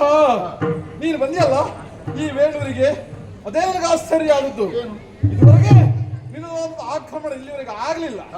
ಅದು ಈ ಸಂದರ್ಭ ಬಂದ್ಕೊಂಡು ಒಮ್ಮೆ ಮೊದ್ಲು ಆಗಿದ್ದಿದ್ರೆ ಇಷ್ಟು ಮಾತಾಡುದು ನೀನಲ್ಲಿ ಅಲ್ವಾ? ನನಗೊಂದೆರಡು ಮಾತಾಡಿದ್ರು ಹಾಗೆ. ನಮ್ಮ ಜಾತಿ ಮಗ ಜೈನ ಧರ್ಮ ಅಲ್ವಾ ಇಬ್ಬರದ್ದು, ಆ ನಿಟ್ಟಿನಲ್ಲಿ ಒಂದೆರಡು ಮಾತಾಡಬೇಕು ನನ್ನ ಅನಿಸಿಕೆಯನ್ನು ಹೇಳಬೇಕು ಎನ್ನುವುದಾಗಿ ನಿಲ್ಲಿಸಿದ್ದು. ಇಷ್ಟೊಂದು ಪೆಟ್ಟೊಂದು ತುಂಬ ಎರಡಾಗಿ ಹೋಗ್ತಾ ಇತ್ತು ನಮ್ಮೂರಲ್ಲಾಗಿ. ಏನ್ ಹೇಳ್ತಿ? ಯಾಕಂದ್ರೆ ಕೊಡ್ಲಿಕ್ಕೆ ಅವು ಕುಲಕ್ಕೆ ಮೃತ್ಯು ಆಗಬಾರ್ದು. ಏನ್ ಹೇಳ್ತಿ ಹೇಳ ನೋಡುವ. ಕಾರಣ ಉಂಟು. ಒಬ್ಬ ಇನ್ನೊಬ್ಬ ನಾಡಿನ ಮೇಲೆ ಅಭಿಯೋಗ ನಡೆಸಬೇಕು ಅಂತಂದ್ರೆ 3 ಕಾರಣಗಳು ಉಂಟಂತೆ. ಯಾವುದು? ಹೆಣ್ಣು, ಹೊನ್ನು, ಮಣ್ಣು. ಈ ವಿಷಯದ ಕುರಿತಾಗಿ ಹಿಂದೆ ಅದೆಷ್ಟೋ ಮಹಾ ಸಂಗ್ರಾಮಗಳು ನಡೆದು ಹೋಗಿದೆ. ಅಂತದ್ರಲ್ಲಿ ನೀನು ಇಲ್ಲಿವರೆಗಾಗಿ ಬಂದಿಯಲ್ಲ, ಯಾವುದೋ ಒಂದು ಉದ್ದೇಶವನ್ನು ಹಿಡ್ಕೊಂಡು ಇಲ್ಲಿವರೆಗಾಗಿ ಬಂದಿದ್ದೀಯಾ ಎನ್ನುವುದು ನೀನು ನೋಡಿದ್ರೆ ಗೊತ್ತಾಗ್ತದೆ. ಆದ್ರಿಂದ ಇಲ್ಲಿವರೆಗಾಗಿ ಬಂದಿಯಲ್ಲ, ನಿನ್ನ ಸ್ಪಷ್ಟ ಉದ್ದೇಶ ಹೇಳು, ನಡೆಯಲಿಲ್ಲ.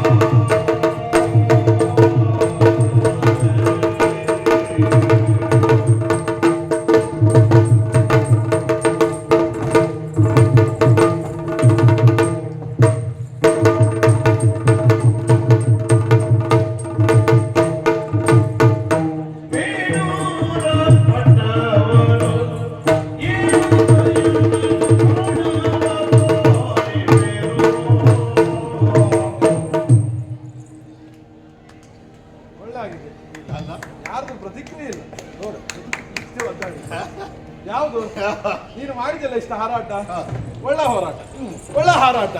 ನೀನೊಂದು ಕೆಲಸ ಮಾಡು, ಇನ್ನೊಂದು 2 ಅವಧಿ ನನ್ನೊಟ್ಟಿಗೆ ತಿರುಗಾಟ ಮಾಡು. ಈ ವಿಭಾಗದಲ್ಲಿ ಸ್ವಲ್ಪ ಸುಧಾರಣೆ ಆಗ್ತಿದೆ. ಅದು ಒಂದು ಕೆಲಸ.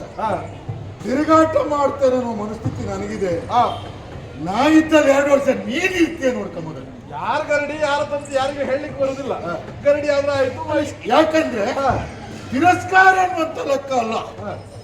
ಈಗ ವೃತ್ತಿಯನ್ನು ಬೇರೆ ಬೇರೆ ಹೊತ್ತಿದಂತವ್ರು ನೀನು ಏನು ಮಾಡಬಲ್ಲ ಅದು ನನಗೆ ಗೊತ್ತಿದೆ. ಹಾಗಂತ ನಾನಾ ಕಡೆಯಲ್ಲಿ ಹೋಗಿ ವ್ಯವಹರಿಸಬಹುದಾದಂತವ್ರು ನಾನು ಎಲ್ಲಿಗೆ ಹೋದ್ರು ಹೋದ್ರು.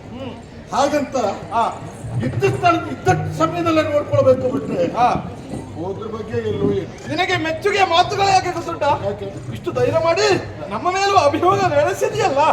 ಬೇಡವರು ಈಗಾಗಲೇ ತಾನಾಗಿ ನಡೆದಾಡ್ತಾ ಉಂಟು ಎನ್ನುವ ವರ್ತಮಾನವನ್ನು ತಿಳಿದು ಒಂದು ಯುದ್ಧ ಮಾಡುವ ಮನಸ್ಸು ಮಾಡಿದೆಯಲ್ಲ, ಅದಕ್ಕೆ ಮೆಚ್ಚಿದ್ದು ನಾನು. ಅದಕ್ಕೆ ಹೇಳಿದ್ದೆ ಅಸಂತುಷ್ಟೋ ದ್ವಿಜನಷ್ಟ ಸಂತುಷ್ಟೋ ಯುವ ಪಾರ್ಥಿವ ಸ್ವಲಾಜ್ಯ ಗಣಿಕ ನಷ್ಟ ನಿರ್ಲಜ್ಜ ಕುಲಾಂಗನ ಅಂತ ಹೇಳಿದ್ದಾರೆ.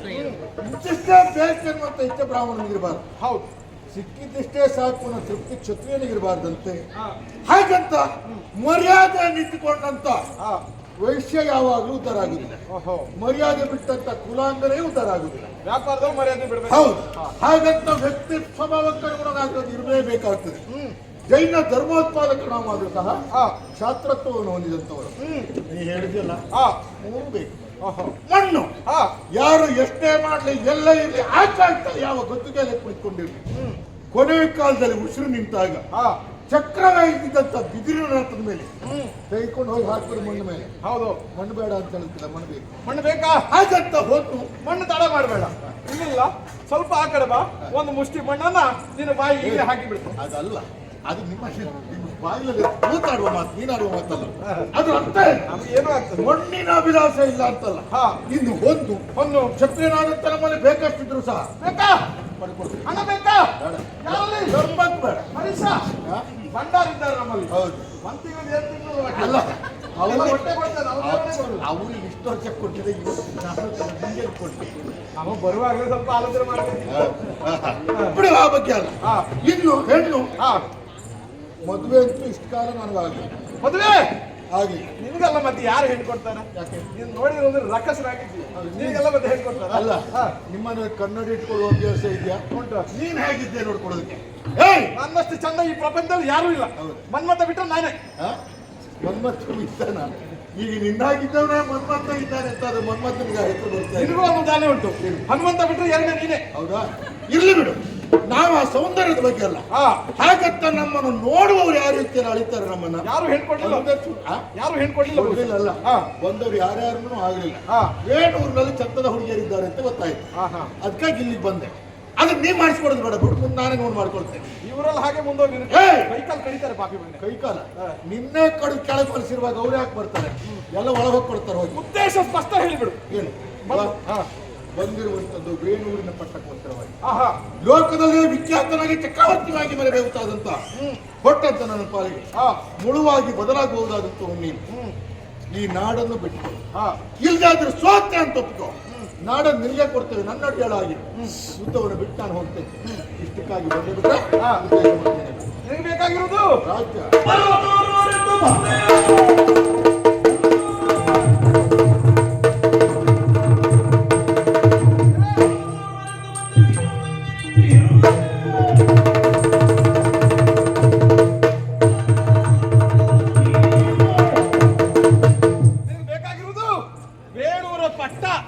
ಅಲ್ಲ, ನಿನ್ನ ಪಾಲಿಗೆ ಕೊನೆಯ ಚಟ್ಟ.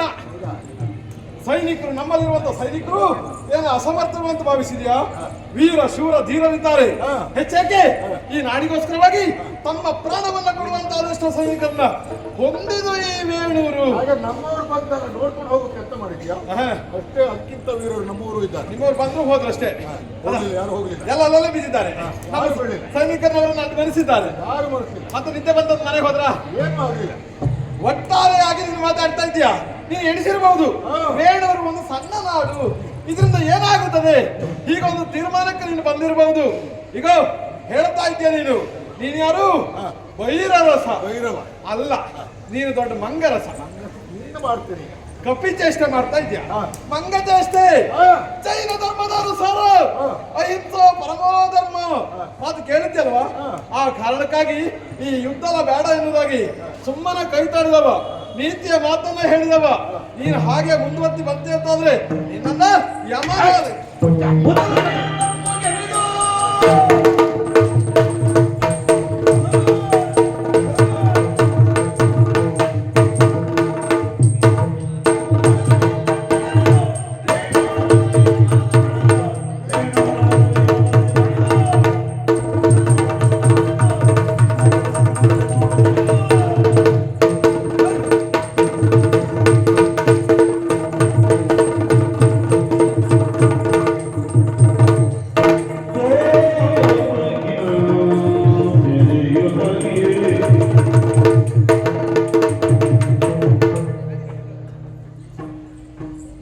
ಎಂಥದ್ದೋ ಮಾಡ್ತಾರಂತ ಆಲೋಚನೆ ಮಾಡಿದ್ದೆ. ಇವ ಏನು ಮಾಡಿಲ್ಲ, ಹೆದರಿ ಓಡಿ ಹೋಗುತ್ತಾ ಇದ್ದಾನೆ. ಅವ ಓಡೋದಕ್ಕೆ ಇಲ್ಲಿವರೆಗಾಗಿ ಬಂದದ? ಹಾಗೆ ಮಾಡ್ತಾನೆ ಹೀಗೆ ಮಾಡ್ತಾನೆ ಅಂತ ಹೇಳಿದ. ಎಂಥದ್ದು ಮಾಡ್ಲಿಲ್ಲ, ಸುಮ್ಮನೆ ಬಾಯಲ್ಲೇ ಆಯ್ತು ಬಿಟ್ರೆ ಏನದ್ದು, ಕೃತಿಯಲ್ಲಿ ಏನೂ ಆಗ್ಲಿಲ್ಲ. ಅವ ಓಡಿದ ಜಾಗದಲ್ಲಿ ಇನ್ನು 10 ವರ್ಷ ದೇವರಣೆ ಹುಲ್ಲುಟ್ಟುವುದಿಲ್ಲ. ಹಾಗೆ ಬೆಳ್ಕೊಂಡಿದ್ದಾನೆ ಪಾಪಿ ಮಗ. ಸರಿ, ಹೋಗುವಾಗ ಹೇಳ್ತಾ ಇದ್ದೇನೆ, ಇಂದಲ್ಲ ಮುಂದೊಂದು ದಿನ ನಿನಗೆ ತಕ್ಕ ಪಾಠವನ್ನು ಕಲಿಸ್ತೇನೆ ಎನ್ನುವುದಾಗಿ ಹೇಳಿಕ್ಕೆ ಬರುವುದಿಲ್ಲ. ಮೋಸಗಾರನಿದ್ದಾನೆ, ವಂಚಕ ಇವನಿದ್ದಾನೆ. ಯಾವ ಸಂದರ್ಭದಲ್ಲಿ ಏನು ಬೇಕಾದರೂ ಮಾಡಬಹುದು. ಆದ್ರೆ ಇವನ ಭಯ ನಮಗಿಲ್ಲ. ನಮಗಿರುವುದು ಯಾರ ರಕ್ಷಣೆ? ಧರ್ಮ ದೇವತೆಗಳು, ಅದರಲ್ಲೂ ಘಟಾನುಘಟಿ ದೈವಗಳು. ನಮ್ಮ ದೈವಗಳ ಬಗ್ಗೆ ಇವರಿಗೆ ಗೊತ್ತಿಲ್ಲ. ಆಗ 2 ದೈವಗಳು ಬಂದಿದ್ದು, ಯಾರು ಇರ್ಲಿಲ್ಲ ಅಷ್ಟೇ. ಇನ್ನೊಂದು ದೈವಗಳು ಹೇಗೆ ಬರ್ತವೆ ಗೊತ್ತುಂಟ? ಘಟಾನುಘಟಿ ಅಬ್ಬರದಲ್ಲಿ. ಅವುಗಳ ದಯ ನಮ್ಮ ಪಾಲಿಗೆ. ಏನೇ ಬಂದರೂ ಬರಲಿ, ಭಗವಂತನ ದಯ ಸದಾ ನಮ್ಮ ಮೇಲೆ.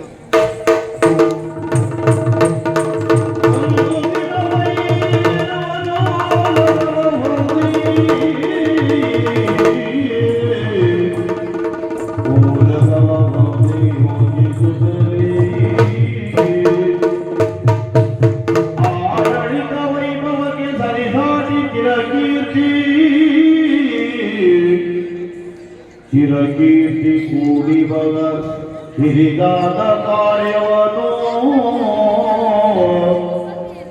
ನಾಡಿಗಳು ನಡೆಯಬೇಕೆಂದರು ಸತಿವೀಜ ನೃಪತಿಗೆ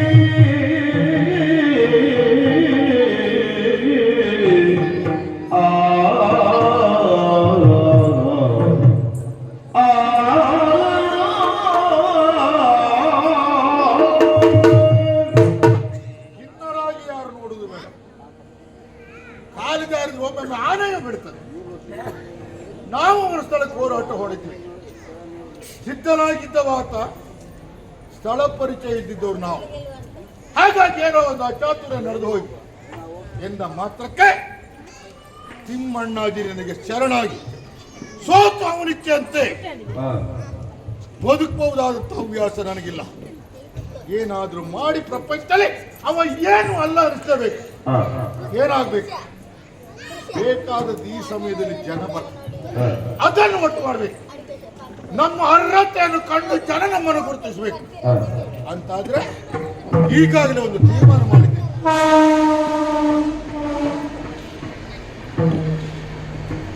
ಚೀನ ಧರ್ಮ ಪ್ರದೀಪನಾದಂತ ಬಾಹುಬಲ್ಯ ವಿಗ್ರಹವನ್ನು ನಿರ್ಮಾಣ ಮಾಡುವುದು ಲೋಕದಲ್ಲಿ ಎಲ್ಲೂ ಇರಬಾರ್ದು. ಮುಂದೆ ಅನ್ನುವಂಥದ್ದೊಂದು ಕಾರ್ಯ ನಿರ್ಮಾಣ ಆಗಬಾರ್ದು. ಆವಾಗ ವಿಶ್ವದ ಚಿತ್ತ ಅಲಂಕಾರಕ್ಕಾಗಿ ನಮ್ಮ ಊರಿನತ್ತ ಕಣ್ಣಿರ್ತದೆ. ಜನಬಲವೂ ಆಗ್ತದೆ, ಸಾಧನೆಯೂ ಆಗ್ತದೆ. ಮೊದಲಂಥದ್ದೊಂದು ಶಿಲ್ಪ ನಿರ್ಮಾಣ ಮಾಡಬೇಕು. ಯಾರಿದ್ದಾರೆ? ಅಮಾತ್ಯ ಹೇಳಿದ್ದಾರೆ. ಶಂಭು ಶಿಲ್ಪಿಯ ಪುತ್ರನಾದಂಥ ವೀರ ಶಿಲ್ಪಿ, ಅತ್ಯಂತ ಚಾಣಾಕ್ಷ. ಅವನಂತ ಮತ್ತೊಬ್ಬರು ಇಲ್ಲ ಪ್ರಪಂಚದಲ್ಲಿ. ಹೇಳಿದ್ದೇನೆ,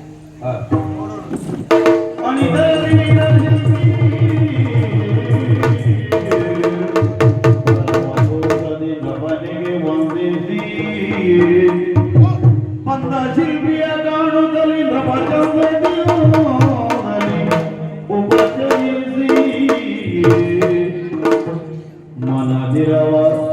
ಅವನಳು ಅಂದನೆವು ಒದುರಿದನು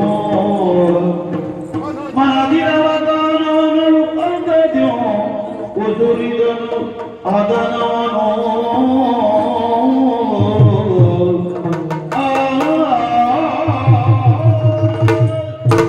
ಪಾದಕ್ಕೆ ವಂದಿಸಿಕೊಳ್ಳುತ್ತಾ ಇದ್ದೇನೆ. ಒಂದಕ್ಕೆ ಬಹಳ ಸಂತೋಷ ಆಯ್ತು.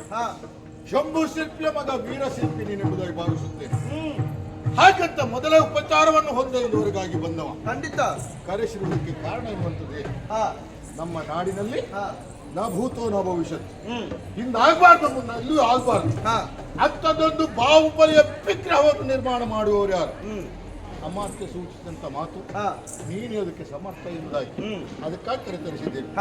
ಅಂಥದ್ದೊಂದು ವಿಗ್ರಹವನ್ನು ನಿರ್ಮಾಣ ಮಾಡೋದಕ್ಕೆ ಎಷ್ಟು ಖರ್ಚಾಗಿದೆ, ಏನ್ ಬೇಕಾದ್ರೂ ಆಗಲಿ, ಏನ್ ಬೇಕಾದ್ರೂ ಜನಬಲ ಎನ್ನುವಂಥದ್ದು ಬರಲಿ, ಕಾರ್ಯಕಾಲದಲ್ಲಿ ಅದನ್ನು ಸ್ಥಾಪನೆ ಮಾಡಲೇಬೇಕು.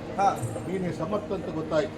ಬೇಕಾದ ಸಲಹೆಯನ್ನು ತೆಗೆದುಕೋ, ಅದನ್ನು ನಿರ್ಮಾಣ ಅರಸರೇ ದೋಷವಾಯಿತು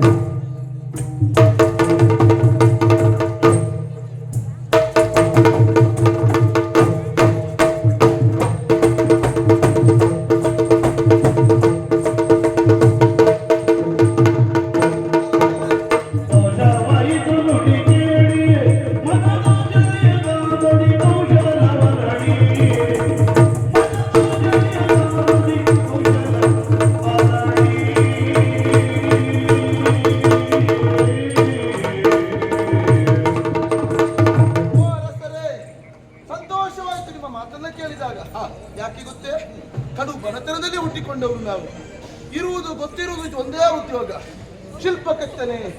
ಈ ಕೆತ್ತನೆ ಕಾರ್ಯ ಯಾವಾಗ ಸಿಗ್ತದೆಯೋ, ಯಾವಾಗ ನಮ್ಮ ತಾಯಿ ತಂದೆಗಳ ವಿಚಾರವಾಗಿ ಗಮನಿಸುವುದು ಎನ್ನುವ ಹಾಗೆ ಚಿಂತೆಯಲ್ಲೇ ನಾನಿದ್ದವ. ಆ ಹೊತ್ತಿಗೆ ನಿಮ್ಮ ಮಂತ್ರಿಯಾದಂತಹ ಕಂಠೀರವರು ನಾನಿದ್ದನವರಿಗಾಗಿ ಬಂದರು. ಹೇಳಿದಂತ ಮಾತನ್ನು ಕೇಳಿ ಸಂತೋಷ ಪಟ್ಟವ ನಾನು. ಕಾರ್ಕಳದಲ್ಲಿ ವಿಶೇಷವಾದ ಬಾಹುಬಲಿ ವಿಗ್ರಹ ಕೆತ್ತನೆ ಆಗಬೇಕು, ಅದು ನಿನ್ನಿಂದಲೇ ಆಗಬೇಕು ಎನ್ನುವ ಮಾತನ್ನು ಕೇಳಿ ಸಂತೋಷವಾಯಿತು. ದುಡಿಮೆಗೆ ಒಂದು ದಾರಿ ಸಿಕ್ಕಿತಲ್ಲ, ಆಗಲಿ ಅಂತೆ ತಾಯಿ ಹಾಗೂ ತಂಗಿಯನ್ನು ಬಿಡುಗೊಟ್ಟು ನಿಮ್ಮ ಸನಿಹ ಬಂದವ ನಾನು. ಅರಸರೇ, ನೀವು ಹೇಳಿದಂತಹ ಕೆಲಸವನ್ನ ಸಾರ್ಥಕವಾಗಿ ಪೂರೈಸುವುದಕ್ಕೆ ನಾ ಸಿದ್ಧನಾಗಿದ್ದವನಿದ್ದೇನೆ. ಆ ಕೇವಲ ನನ್ನ ಪ್ರಯತ್ನ ಮಾತ್ರ ಸಾಲದು, ನಿಮ್ಮ ಆಶೀರ್ವಾದದ ಜೊತೆಗೆ ನಿಮ್ಮ ಕಾರ್ಕಳದ ಪ್ರತಿಯೊಬ್ಬ ಪ್ರಜೆಯ ಆಕಾಂಕ್ಷೆಯು ಅಲ್ಲ ಆಶೀರ್ವಾದವು ನನ್ನ ಮೇಲೆ ಹುಟ್ಟುವಂತಾದ್ರೆ ಬಲಿಷ್ಠವಾದಂತಹ ವಿಗ್ರಹವನ್ನ ನಾನು ಕೆತ್ತುವುದಕ್ಕೆ ಸಿದ್ಧನಾಗಿದ್ದೇನೆ. ನಿಮ್ಮ ಆಶೀರ್ವಾದ ಒಂದೇ. ಬಡವ ಅಂತ ಹೇಳ್ತಾ ಇದ್ದೀನಿ. ಖಂಡಿತ ಕಲಾವಿದ ಯಾವಾಗಲೂ ಬಡವನಲ್ಲ, ಒಂದಲ್ಲ ಒಂದು ರೀತಿಯಲ್ಲಿ ಶ್ರೀಮಂತನಾಗಿರ್ತಾನೆ. ಅವನ ಒಡಲಲ್ಲಿರುವುದು ಶ್ರೀಮಂತಿಕೆಯಾದ್ರೂ ಅವನ ಆರ್ಥಿಕವಾಗಿ ಸಮಸ್ಯೆಯಲ್ಲೇ ಇರ್ತಾನೆ. ಇನ್ನು ಯೋಚನೆ ಮಾಡಬೇಡ. ಜೀವನದಲ್ಲಿ ನೀನೆಂದು ಬಡವನಲ್ಲ, ನಿನ್ನನ್ನು ಸಾಮಾನ್ಯ ಅಂತ ಹೇಳುತ್ತಿರುವವರು ಬಡವರಲ್ಲ. ಎಲ್ಲವರ ಮನತ್ತ ನೀವು ಹಾಗೆ ಎಷ್ಟು ಸಂಪತ್ತು ಬೇಕು ಕೊಡ್ತೇನೆ. ಹಾಗೆ ಮೂರ್ತಿ ನಿರ್ಮಾಣ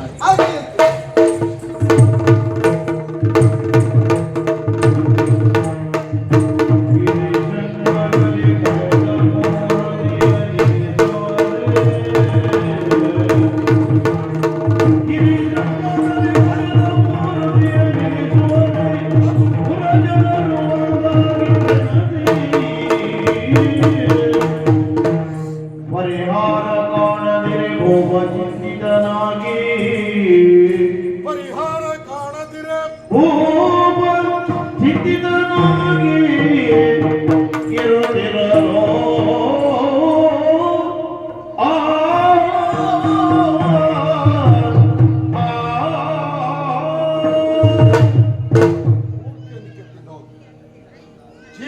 ಗಾಢವಾಗಿ ಮಲಗಿದ್ದೆ ಅನ್ನುವಂಥ ಭ್ರಮೆ ನಮಗೂ ಸಹ ಬರ್ತಾ ಇದೆ. ನೋಡ್ತಾ ಇದ್ರೆ ಉಸಿರಾಟ ಮಾಡ್ತಿದ್ದ ಹಾಗಿದೆ, ಅವಯವಗಳು ಚಲನ ಇದ್ದ ಹಾಗೂ ಇದೆ. ಯಾವುದೋ ಒಂದು ಸೆಳೆತ ಅನ್ನುವಂಥದ್ದು ನಮ್ಮನ್ನು ಮೂರ್ತಿಯಿಂದ ಸೆಳೆಯುತ್ತಾ ಇದೆ. ಅದೇನು ಮಾಡೋಣ, ಮಲಗಿರುವಂಥ ಸರಿಯಲ್ಲ. ಎತ್ತಬೇಕು ಅಂತ ಸಾವಿರಾರು ಜನರನ್ನು, ಅದೆಷ್ಟು ಆನೆಗಳನ್ನು ಈ ಕಾಲದಲ್ಲಿ ಹಿಡಿದು ನೋಡಿದ್ರು ಸಹ ಎಷ್ಟು ಹೋಗಿ ಅಲುಗಾಡಿಸೋದಕ್ಕೂ ಆಗ್ತಾ ಇಲ್ಲ. ಮಹಾಜನತೆಯಿಂದ, ಮಹಾಪ್ರತಾಪಿಯಾದಂಥ ಆನೆಗಳಿಂದಲೂ ಈ ಮೂರ್ತಿಯನ್ನು ಎತ್ತಕ್ಕಾಗಲಿಲ್ಲ ಅಂತಾದರೆ ಏನು ಮಾಡೋದು? ಎತ್ತುವಂಥ ಯಾವ ಸಾಧನವೂ ಇಲ್ಲ. ಎಂತ ಮಾಡೋದು? ಹೀಗೆ ಇರುತ್ತೆ. ನಿಲ್ಲಿಸುವುದಕ್ಕೆ ಶುಭ ಮುಹೂರ್ತ ಮಾತ್ರವಲ್ಲ, ಕಣ್ಣೆಲ್ಲ ನೋಡಿ ಆಯಿತು. ನಿಲ್ಲಿಸುವುದು ಹೇಗೆ? ಅವನನ್ನೇ ಕೇಳ್ತಾರೆ, ಅವನೇ ಪರಿಹಾರ ಆಗೋದು.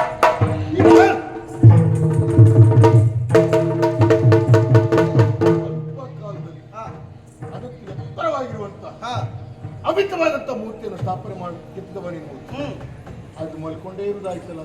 ಏನಾಯ್ತು ಪ್ರಭು? ಎತ್ತುವುದಕ್ಕಾಗಿ ಸಾವಿರಾರು ಜನರನ್ನು ಕಲಿತದ್ದು. ಯಾರು ಎತ್ತಿನ ಕೆತ್ತುವುದಕ್ಕಾಗಿ ಕೆಲವು ಎದ್ದೆ ಹೋದ್ರು. ಹೌದಾ? ಆನೆ ಕುದುರೆಗಳು ಕೆಲಸದಕ್ಕೆ ಅಗಲಿಗಾಡಿಸಬೇಕು ಆಗಲಿಲ್ಲ. ಓಹೋ, ಹಾಗಾದ್ರೆ ಏನ್ ಮಾಡುದು? ನಿಲ್ಲಿಸ್ಬೇಕಲ್ಲ ಇದನ್ನ. ಅದಕ್ಕಾಗಿ ಅದಕ್ಕೆ ಚಿಂತೆ ಮಾಡ್ತಾ ಇದ್ದೀನಿ. ಚಿಂತೆ ಮಾಡ್ತಾ ಇದ್ದೀರಿ ಪ್ರಭು? ಚಿಂತಿಸುವಂತಹ ಅಗತ್ಯವೇ ಇಲ್ಲ. ಅದನ್ನು ಕೆತ್ತಿದವನಿಗೆ ಎತ್ತುವುದಕ್ಕಾಗುವುದಿಲ್ವೇ ಹೇಳಿ? ಹೌದಾ? ನೀವೇನೂ ಚಿಂತಿಸಬೇಕಾದದಿಲ್ಲ. ಪ್ರತಿಷ್ಠಾಪಿಸುವುದಕ್ಕೆ ಆ ಬಾಹುಬಲಿ ವಿಗ್ರಹವನ್ನ ಏಕಾಂಗಿಯಾಗಿ ನಾನೇ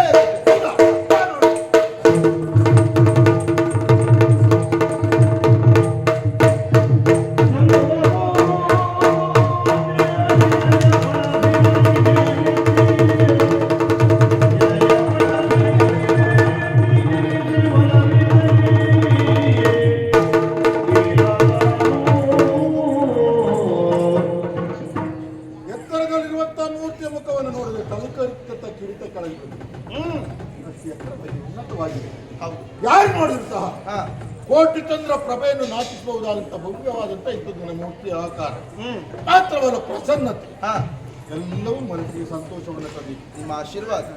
ಹೀಗೆ ನೋಡ್ತಾ ಇರುವಾಗ ನಮ್ಮವನಾಗಿ ಇಲ್ಲಿವರೆಗಾಗಿ ಬಂದು ಇಷ್ಟು ಕಾಲ್ತಡೆಗಳನ್ನು ನಿರ್ಮಾಣ ಮಾಡಿದಕ್ಕೆ ಮನಸ್ಸು ತುಂಬುತ್ತಾ ಇದೆ. ಹೌದೇ? ಅದಕ್ಕೊಂದು ಕೆಲಸ ಮಾಡ್ಕೊಂಡು ಏನದು? ಎಲ್ಲಿಗೂ ಹೋಗಿದ್ದ ಹಾಗೆ ಶಾಶ್ವತವಾಗಿ ನೀನು ಇಲ್ಲವಾಗಿ ವ್ಯವಸ್ಥೆ ಮಾಡ್ಕೊಂಡು ನಾನಿಲ್ಲೇ ಇರ್ಬೇಕೆ?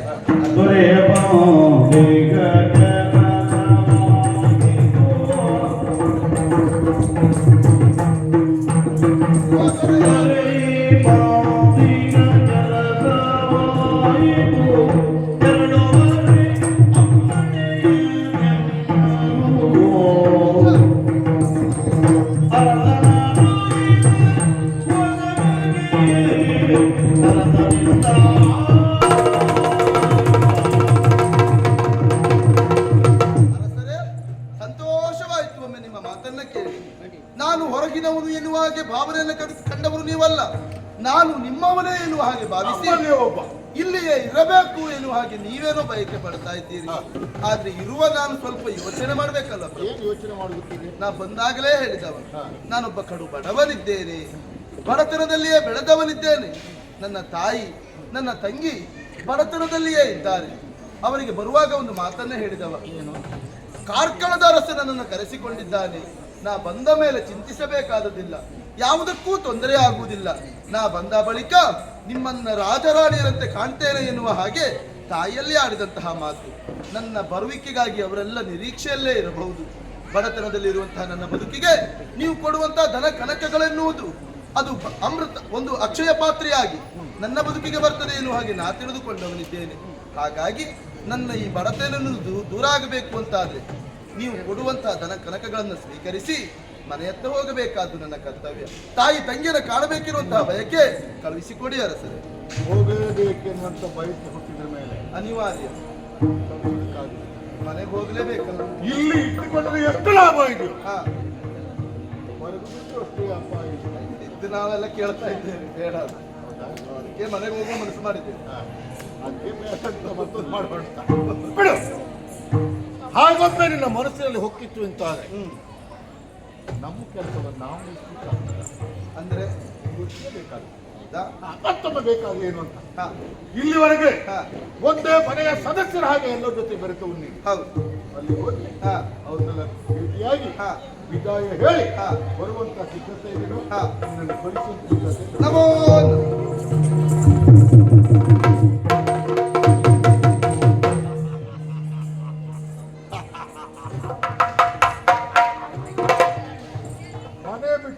ಕಲಾವಿದನ ಪರಿಸ್ಥಿತಿ ಅಲ್ಲ.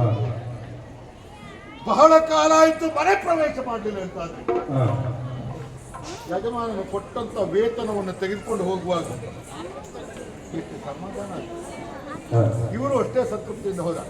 ನಾಳೆ ಮನೆಗೆ ಹೋಗ್ತೇನೆ, ತೆಗೆದುಕೊಂಡು ಹೋಗುವುದಕ್ಕಾಗಿದ್ದಷ್ಟು ಸಂಪತ್ತನ್ನು ಮಹಾರಾಜರು ಕೊಡ್ತಾರೆ ಎನ್ನುವಂಥದ್ದು. ಸರಿ, ಕೊಡುವ ಮನಸ್ಥಿತಿಯೂ ಇದೆ. ಹಾಗಂತ ಎಷ್ಟೇ ಸಂಪತ್ತನ್ನು ಕೊಟ್ಟರು ಸಹ ನಮ್ಮಲ್ಲಿ ಬರಿದಾಗುವುದಿಲ್ಲ.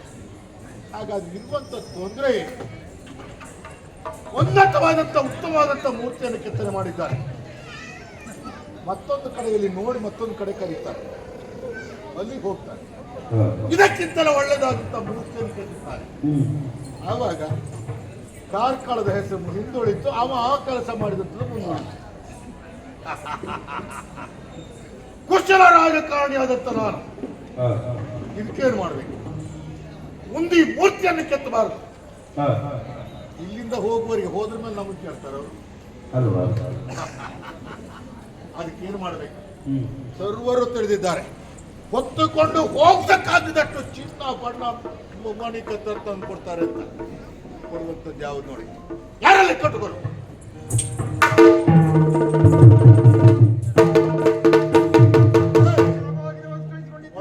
ಅಲ್ಲಿ ನೋಡ, ಚಂದ್ರನಂತೆ ಹೊಳೆಯುವ ಮುಖಮಂಡಲವನ್ನು ಹೊತ್ತಂತದ್ದು ಯಾರು? ಸರಿ, ಬಾಹುಬಲಿ ವಿಗ್ರಹ ನಿಲ್ಲಿಸಿದ್ದಾರೆ. ಯಾರು ನಿಲ್ಲಿಸಿದ್ದಾರೆ? ವೀರ. ಅಲ್ವೇ?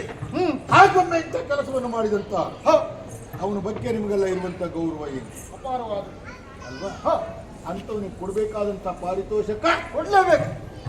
ಎಣೆ ಇಲ್ಲದೆ ಹೋದದ್ದು ಲೆಕ್ಕ ಮಾಡಿ ಕೊಡುದಲ್ಲ, ಸರಿ, ಬಾಚಿ ಕೊಡು. ಅಂಥದ್ದನ್ನು ಕೊಡಬೇಕು ಅಂತ ನಾನು ತೀರ್ಮಾನ ಮಾಡಿದ್ದೇನೆ. ಹೌದು, ಬಹಳ ಒಳ್ಳೆಯ ಸಂತೋಷ ತಾನೆ.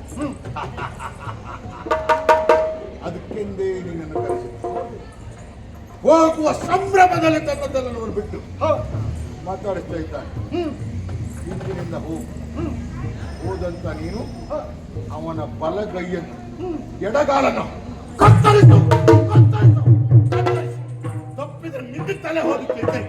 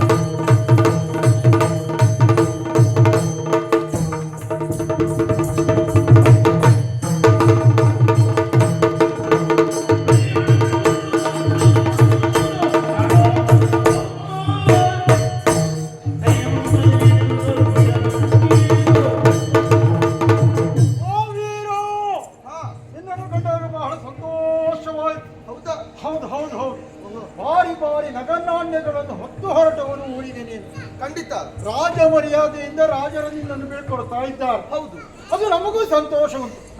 ಆದರೆ ಈ ಬೀಳ್ಕೊಡುವಂತಹ ಸಂದರ್ಭದಲ್ಲಿ ಗೌರವಪೂರ್ವಕವಾಗಿ ನಿನ್ನನ್ನು ಕಳಿಸಿಕೊಡುವಂತಹ ಸಂದರ್ಭ ಬಂಗಾರದಿಂದ ಮಾಡಿರುವಂತ ಕೈ ಕಡಗ ಅದನ್ನು ಮರೆತು ಬಿಟ್ಟಿದ್ದಾರೆ. ಹೌದು, ಹಾಗಾಗಿ ವೀರ ಹೊರಟು ನಿಂತಿದ್ದಾನೆ. ಅವನಿಗೆ ಇದನ್ನು ಕೊಟ್ಟು ಬಾ ಅಂತ ಹೇಳಿ ನಾನು ಕಳಿಸಿಕೊಟ್ಟಿದ್ದೆ. ನಿಮ್ಮನ್ನು ಕಳಿಸಿಕೊಟ್ಟು. ಹೌದು, ಅಂದ್ರೆ ನಿಮ್ಮ ಹತ್ರ ಉಂಟು. ಹೌದು ಹೌದು, ಸ್ವೀಕರಿಸಬೇಕು, ಸ್ವೀಕರಿಸಬೇಕು, ಸ್ವೀಕರಿಸಬೇಕು. ಹಾಗೆಲ್ಲ ಕೊಡ್ಲಿ ಕೈಲಿ ಕೊಡುವಂತ ಅವನಲ್ಲ. ಮತ್ತೆ ಆ ಕೈ ಕಡೆಗೆ ಏನುಂಟು ಅದು ನಾನೇ ತೊಡಿಸುವುದು. ನೀವು ನೀವಾಗಿ ಹೌದು, ಹೌದಾ? ಅದೇ ನನಗೆ ಸಂತೋಷವಿದೆ. ಹೌದಾ? ಹಾಗಾಗಿ ಕೈ ಮುಂದೆ ನಿಮ್ಮ ಕೆಲಸ.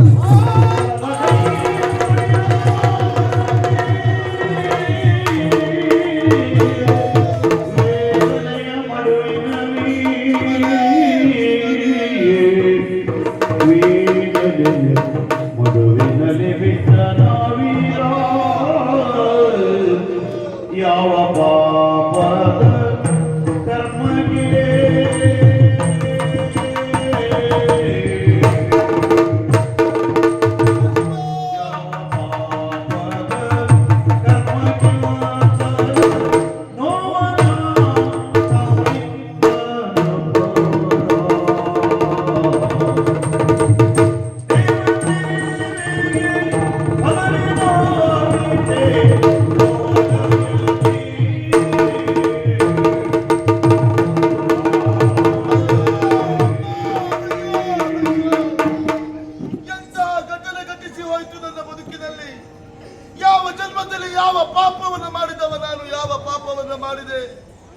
ಇದ್ರೆ ಅರಸನ ದುಷ್ಕೃತ್ಯ ಎನ್ನುವುದು ನನಗೆ ಅರಿಯದೇ ಹೋಯ್ತಲ್ಲ.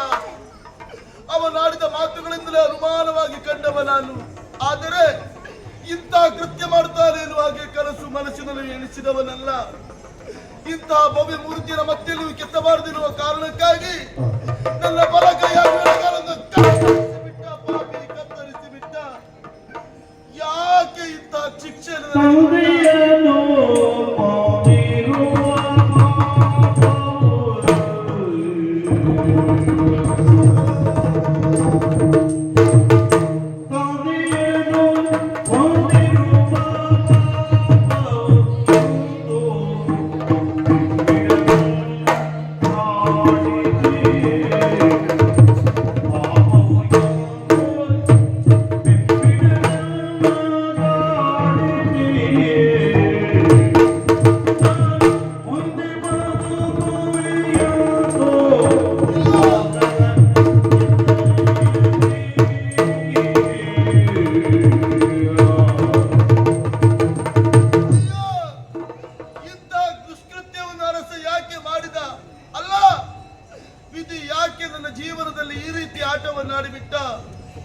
ಸರಿ, ನಾನೊಬ್ಬ ಪುಣ್ಯಾತ್ಮ ಧರ್ಮಿಷ್ಠ ಎನ್ನುವ ಹಾಗೆ ನಾ ಭಾವಿಸಿದ್ದು ಅಲ್ಲ, ನಾನೊಬ್ಬ ಪಾಪಿಷ್ಟ.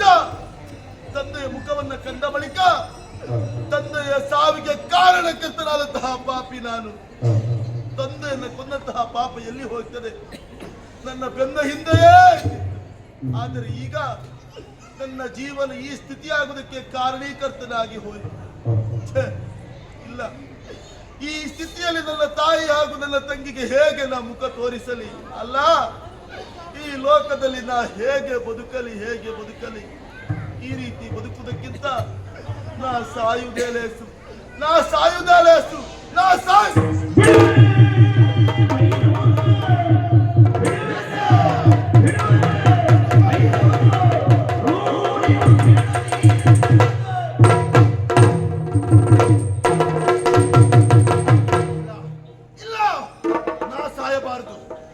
ಸತ್ಯ ಅಂತಾದ್ರೆ ವೀರನೊಬ್ಬ ಹೇಳಿ ಎನ್ನುವ ಹಾಗೆ ಲೋಕ ಕೊಂಡಾಡುತ್ತದೆ. ವೀರನಾಗಿರಬೇಕು, ವೀರತ್ವವನ್ನು ಪಡೆಯಬೇಕು. ಇಂತಹ ದುಷ್ಟತ್ವ ಮಾಡಿದಂತಹ ಅಂತಾದ್ರೆ ಬದುಕಬೇಕು, ಸಾಧಿಸಬೇಕು ಅಂತಾದ್ರೆ ಏನು ಮಾಡಲಿ? ಅರಸನಿಗೆ ತಕ್ಕ ಪಾಠವನ್ನು ಕಲಿಸಲಿಲ್ಲ. ನಾನು ವೀರನಲ್ಲ, ಶಂಭು ಶಿಲ್ಪಿಗಳ ಮಗ ವೀರನಲ್ಲ. ನೋಡ್ತೇನೆ. ನಿರೀಕ್ಷೆಯಲ್ಲಿರು.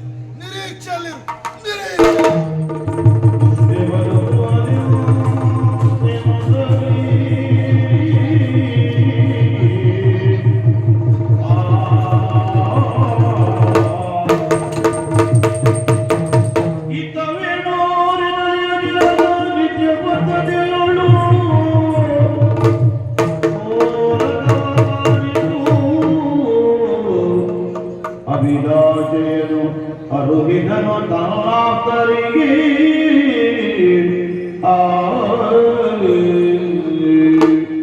ಇದೇನಾಗಿ ಹೋಯಿತು? ಈ ರೀತಿಯ ಘಟನೆ ಘಟಿಸುತ್ತದೆ ಎನ್ನುವುದಾಗಿ ನನ್ನ ಕನಸು ಮನಸ್ಸಿನಲ್ಲೂ ಎಣಿಸಲುವಾಗಿತ್ತು. ಆವತ್ತು ನನ್ನೊಡನೆ ಸೋತು ಹೋದಂತ ಭೈರರಸ ಏನು ಮಾಡ್ತಾನೆ? ನಿರೀಕ್ಷೆ ನನಗಲ್ಲ, ಇಡೀ ನಾಡಿನ ಪ್ರಜೆಗಳಿಗೆ ಇದ್ದಿತ್ತು. ಮಾಡಿದ್ರೆ ಅವ ಏನು ಮಾಡಿದನು ಎನ್ನುವುದಾಗಿ ಅವ ನಮಗೆ ಕಲಿಸೇ ಬಿಟ್ಟದಲ್ವಾ? ನಮ್ಮ ಮರ್ಯಾದೆ ಅವ ತೆಗೆದೇ ಬಿಟ್ಟದಲ್ವಾ? ಏನು ಮಾಡ್ತಾ ಇದ್ದಾನೆ ಅಂತ ಆಲೋಚನೆ ಮಾಡಿದಾಗ ಅವ ಮಾಡಿದಂತ ಉಪಾಯ, ಅವರದಂತ ಕಾರ್ಕಳದಲ್ಲಿ ಗೊಮ್ಮಟೇಶ್ವರನ ಏಕಶಿಲಾ ವಿಗ್ರಹವನ್ನು ಕೆತ್ತಿಸಿಯೇ ಬಿಟ್ಟನಲ್ಲ. ಅದರಿಂದ ಪ್ರಪಂಚದಲ್ಲಿ ಕಾರ್ಕಳ ಎನ್ನುವುದು ಚಿರಸ್ಥಾಯಿಯಾಗಿ ಮೆರೀತಾ ಉಂಟು. ಪ್ರವಾಸಿಗಳನ್ನ ಕೈ ಬೀಸಿ ಕರೀತಾ ಉಂಟು. ಬಾಹುಬಲಿ ಮೂರ್ತಿ ತಾನಾಗಿ ಮೆರೆದಾಡುತ್ತಾ ಉಂಟು. ಅಂತಾದ್ರೆ ಅಷ್ಟು ಪ್ರಚಾರೋಪಾದಿಯಲ್ಲಿ ಅವ ಬಾಹುಬಲಿಯನ್ನ ಕೆತ್ತಿಸಿದ್ಯಾಕೆ? ಈ ವೇಣೂರಿನ ತಿಮ್ಮಣ್ಣನ ಮರ್ಯಾದೆ ಹೋಗಬೇಕು ಎನ್ನುವ ಸಂಕಲ್ಪವನ್ನು ಅವ ಮಾಡಿದ್ದಾನೆ. ಬೇರೆ ಯಾವುದಾದ್ರೂ ಕೆತ್ತಬಹುದಿತ್ತು. ಬಾಹುಬಲಿಯನ್ನೇ ಆಯ್ಕೆ ಮಾಡಿಕೊಂಡ ಕಾರಣ ಏನು?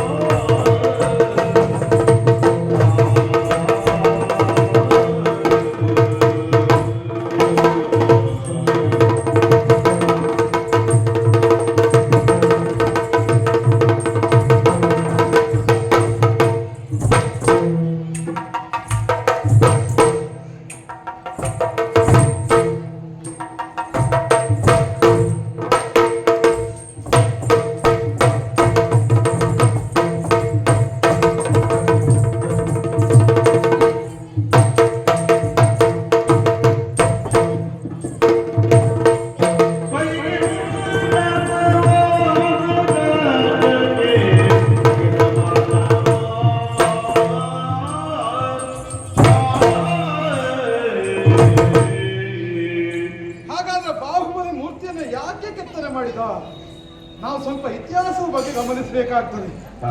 ಅಪ್ಪ, ತ್ಯಾಗಕ್ಕೆ, ಗೇಯಕ್ಕೆ, ದಿಪ್ಪಿನೋಲಗಕ್ಕೆ ಪ್ರತಿಬಿಂಬ ಯಾರು ಕೇಳಿದ್ರೆ ಅದು ಬಾಹುಬಲಿಯಂತೆ. ತನ್ನದಂತ ತ್ಯಾಗದ ಮುಖಾಂತರ ಪ್ರಪಂಚ ಮುಖದಲ್ಲಿ ಚಿರಸ್ಥಾಯಿಯಾಗಿ ಉಳಿದ.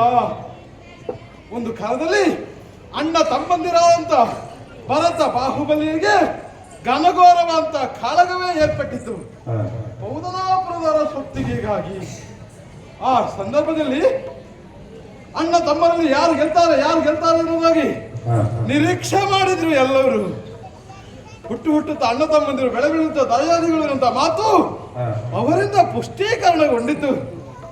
ಆ ಸಂದರ್ಭಕ್ಕೆ ಭರತ ಬಾಹುಬಲಿಯರ ಯುದ್ಧ. ಆ ಸಂದರ್ಭದಲ್ಲಿ ಭರತ ಬಿಡುವಂತ ಪ್ರತಿ ಬಾಣಕ್ಕೂ ತಕ್ಕುದಾದ ಉತ್ತರವನ್ನ ಬಾಹುಬಲಿ ಕೊಡ್ತಾ ಇದ್ದ. ಹೆಚ್ಚೇಕೆ ಪ್ರಪಂಚಕ್ಕೆ ಭೀಕರವಾಗಿರುವಂತ ಚಕ್ರರತ್ನ ಎನ್ನುವಂತ ಬಾಣವನ್ನ ಬಾಹುಬಲಿ ಮೇಲೆ ಪ್ರಯೋಗ ಮಾಡಿದ. ಆ ಆಯುಧ ಬಾಹುಬಲಿಗೆ ಏನೂ ಮಾಡಲಿಲ್ಲ.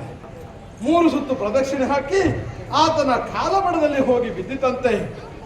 ಆದರೆ ತದನಂತರ ನಡೆದಂತಹ ಘಟನೆ, ಅಣ್ಣನ ಈ ಹೀನ ಕೃತ್ಯಕ್ಕೆ ಪಟ್ಟಕ್ಕೋಸ್ಕರ, ರಾಜ್ಯಕ್ಕೋಸ್ಕರ, ಈ ಭೂಮಿಗೋಸ್ಕರವಾಗಿ ಯಾವ ಹೇಯ ಕೃತ್ಯ ಬೇಕಾದ್ರೂ ಮಾಡ್ತಾರೆ, ಸಂಬಂಧಗಳಿಗೆ ಬೆಲೆ ಇಲ್ಲ ಎನ್ನುವುದಾಗಿ ಅರಿತುಕೊಂಡಂತ ಬಾಹುಬಲಿ ಎಲ್ಲವನ್ನ ಸರ್ವಸ್ವವನ್ನ ಅಣ್ಣನಿಗಿತ್ತು ತ್ಯಾಗಮಯಿಯಾಗಿ ದಿಗಂಬರನಾಗಿ ಜೈನ ಸನ್ಯಾಸಿಯಾಗಿ ಹೊರಟು ಬಿಟ್ಟಂತೆ. ನೋಡಿದ್ರೆ ಇವನ ಇತಿಹಾಸ. ಯಾಕೆ ಬೇಕು ಯುದ್ಧ? ಪ್ರಪಂಚಕ್ಕೆ ಮಾರಕವಾದದ್ದು. ಯಾರೊಬ್ಬರಿಗೂ ಯುದ್ಧದಿಂದ ಒಳಿತಾಗ್ಲಿಕ್ಕಿಲ್ಲ. ಶಾಂತಿಯ ಮಂತ್ರವನ್ನು ತಾವು ಪಠಿಸಬೇಕು ಎನ್ನುವಂತ ಸಂದೇಶವನ್ನ ಪ್ರಪಂಚ ಮುಖಕ್ಕೆ ತೋರಿಸಿಕೊಟ್ಟ. ಹಾಗಾದ್ರೆ ಬಾಹುಬಲಿ ಮೂರ್ತಿಗಳಲ್ಲೇ ಭವ್ಯವಾದುದು, ದಿವ್ಯವಾದುದು ಯಾವುದು ಕೇಳಿದ್ರೆ ಶ್ರವಣ ಬೆಳಗೊಳದಲ್ಲಿ ಚಾವುಂಡರಾಜ ನಿರ್ಮಾಣ ಮಾಡಿರುವಂಥದ್ದು ಏಕಶಿಲಾ ವಿಗ್ರಹ. ಅದು ಪ್ರಪಂಚದ ಪ್ರಸಿದ್ಧಿಯನ್ನು ಪಡೆದಿದ್ದು. ಈಗ ಎರಡನೇದಾಗಿ ಯಾವುದು ಕೇಳಿದ್ರೆ ಅದು ಈ ಕಾಲ್ಕಡದಲ್ಲಿ ಈ ಭೈರರಸ ಕಟ್ಟಿದ್ದು. ನಾನೊಬ್ಬ ಜೈನ ಧರ್ಮೀಯನಾಗಿ, ಅಹಿಂಸಾವಾದಿಯಾಗಿ, ಬಾಹುಬಲಿಯ ಪರ ಭಕ್ತನಾಗಿ ನನ್ನ ಪಾಲಿಗೆ ಆ ಮೂರ್ತಿಯನ್ನು ನಿರ್ಮಿಸ್ಲಿಕ್ಕೆ ಸಾಧ್ಯ ಆಗಲಿಲ್ಲಲ್ಲ. ನನಗೊಂದು ಆಸೆ ಇದ್ದಿತ್ತು, ಬಾಹುಬಲಿ ಮೂರ್ತಿಯನ್ನು ಕೆತ್ತನೆ ಮಾಡಬೇಕು, ಅದರ ಅಂದ ಚಂದವನ್ನ ಕಾಣಬೇಕು ಎನ್ನುವುದಾಗಿ. ಏನು ಮಾಡ್ಲಿ?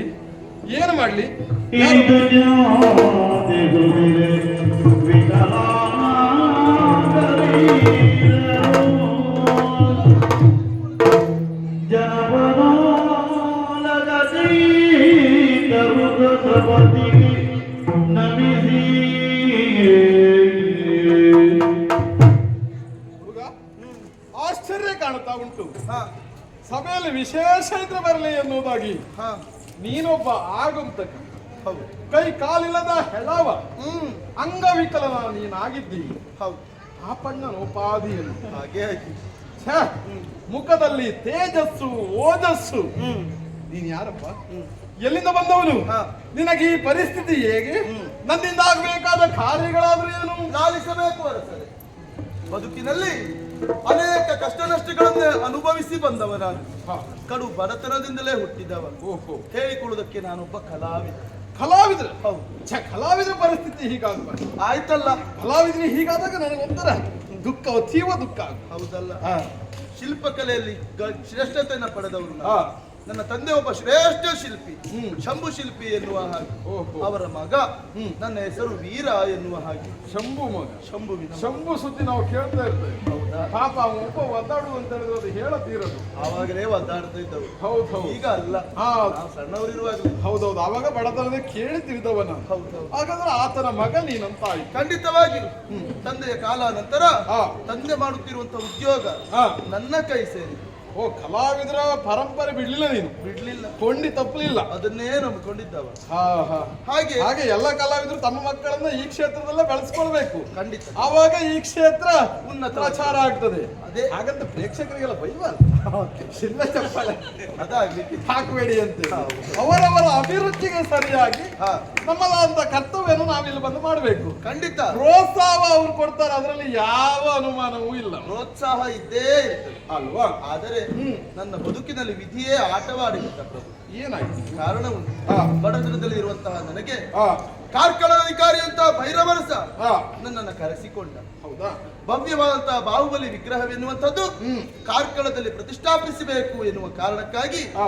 ನನ್ನನ್ನು ಕರೆಸಿಕೊಂಡ, ಕೆತ್ತಿಸಿದ. ಓಹೋ. ಬಾಹುಬಲಿ ವಿಗ್ರಹವನ್ನ ಕೆತ್ತಿದೆ ಪ್ರಭು. ಹಾ. ಆ ನಂತರ ಮೂರ್ತಿ ಪ್ರತಿಷ್ಠಾಪನೆಯಾದ ಬಳಿಕ ಹಾ. ಬೇಕಾದಂತಹ ಧನಕನಕಾದಿಗಳನ್ನು ಕೊಡ್ತೇನೆ, ಸನ್ಮಾನ ಮಾಡ್ತೇನೆ ಎನ್ನುವ ಹಾಗೆ ಹಾ. ನಾಳೆ ಸಿದ್ಧನಾಗಿ ಬಾ ಎನ್ನುವ ಹಾಗೆ ಆಗಿದೆ. ಹೌದೇ? ಇನ್ನೇನು ಮನೆಗೆ ಹೋಗುವ ನಿರೀಕ್ಷೆಯಲ್ಲಿರುವಂತಹ ನನ್ನನ್ನ ಹಾ. ಕರೆಸಿಕೊಂಡಂತಹ ಆತ ಮಾಡಿದ್ದೇನು. ಏನ್ ಮಾಡಿದ? ಆತನ ಮಂತ್ರಿಗಳಿಂದ ಹಾ. ನನ್ನ ಕೈ ಹಾಗೂ ಕಾಲುಗಳನ್ನು ಕತ್ತರಿಸಿ ಬಿಟ್ಟ. ನಿನಗೆ ಈ ಪರಿಸ್ಥಿತಿ ಮಾಡಿದ್ದು ಆ ಕಾರ್ಕಳದ ಅಧಿಕಾರಿ ಅಂತ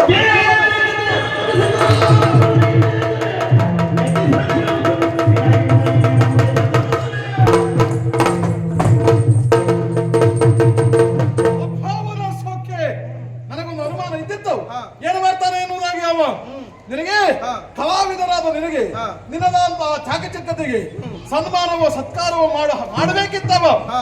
ಅದು ಯಾವುದೂ ಮಾಡ್ಲಿಲ್ಲ. ಅದರ ಜೊತೆಲಿ ಹಾ. ನಿನ್ನ ಕರಚರಣೆಗಳನ್ನೇ ಕತ್ತರಿಸಿ ಬಿಟ್ಟ. ಅಂತ ಮೂರ್ತಿ ಮತ್ತೆ ನಾನು ಎಲ್ಲಿಯೂ ಕೆತ್ತಬಾರದು ಎನ್ನುವ ಉದ್ದೇಶಕ್ಕಾಗಿ ಈ ಕಾರ್ಯ ಮಾಡಿದ್ದ. ಅವ ಹಾಗೆ ಮಾಡುವವನೇ. ಯಾಕೆ? ಅವ ಮೋಸಗಾರನಿದ್ದಾನೆ, ಅನ್ಯಾಯಗಾರನಿದ್ದಾನೆ ಹಾ. ಎನ್ನುವುದನ್ನು ತಿಳಿದುಕೊಂಡಿದ್ದಾನೆ.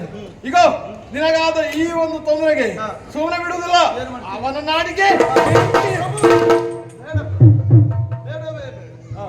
ನಾನೊಬ್ಬ ಕಲಾವಿದ, ಹೌದೇ? ಜೊತೆಗೆ ಸಜ್ಜನ, ಹಾ. ಸ್ವಾಭಿಮಾನಿಯಾಗಿ ಬದುಕಿದವನು. ಹೌದಾ? ಹೌದು. ನೀನೇ ಸೇಡನ್ನು ತೀರಿಸ್ಕೊಡು.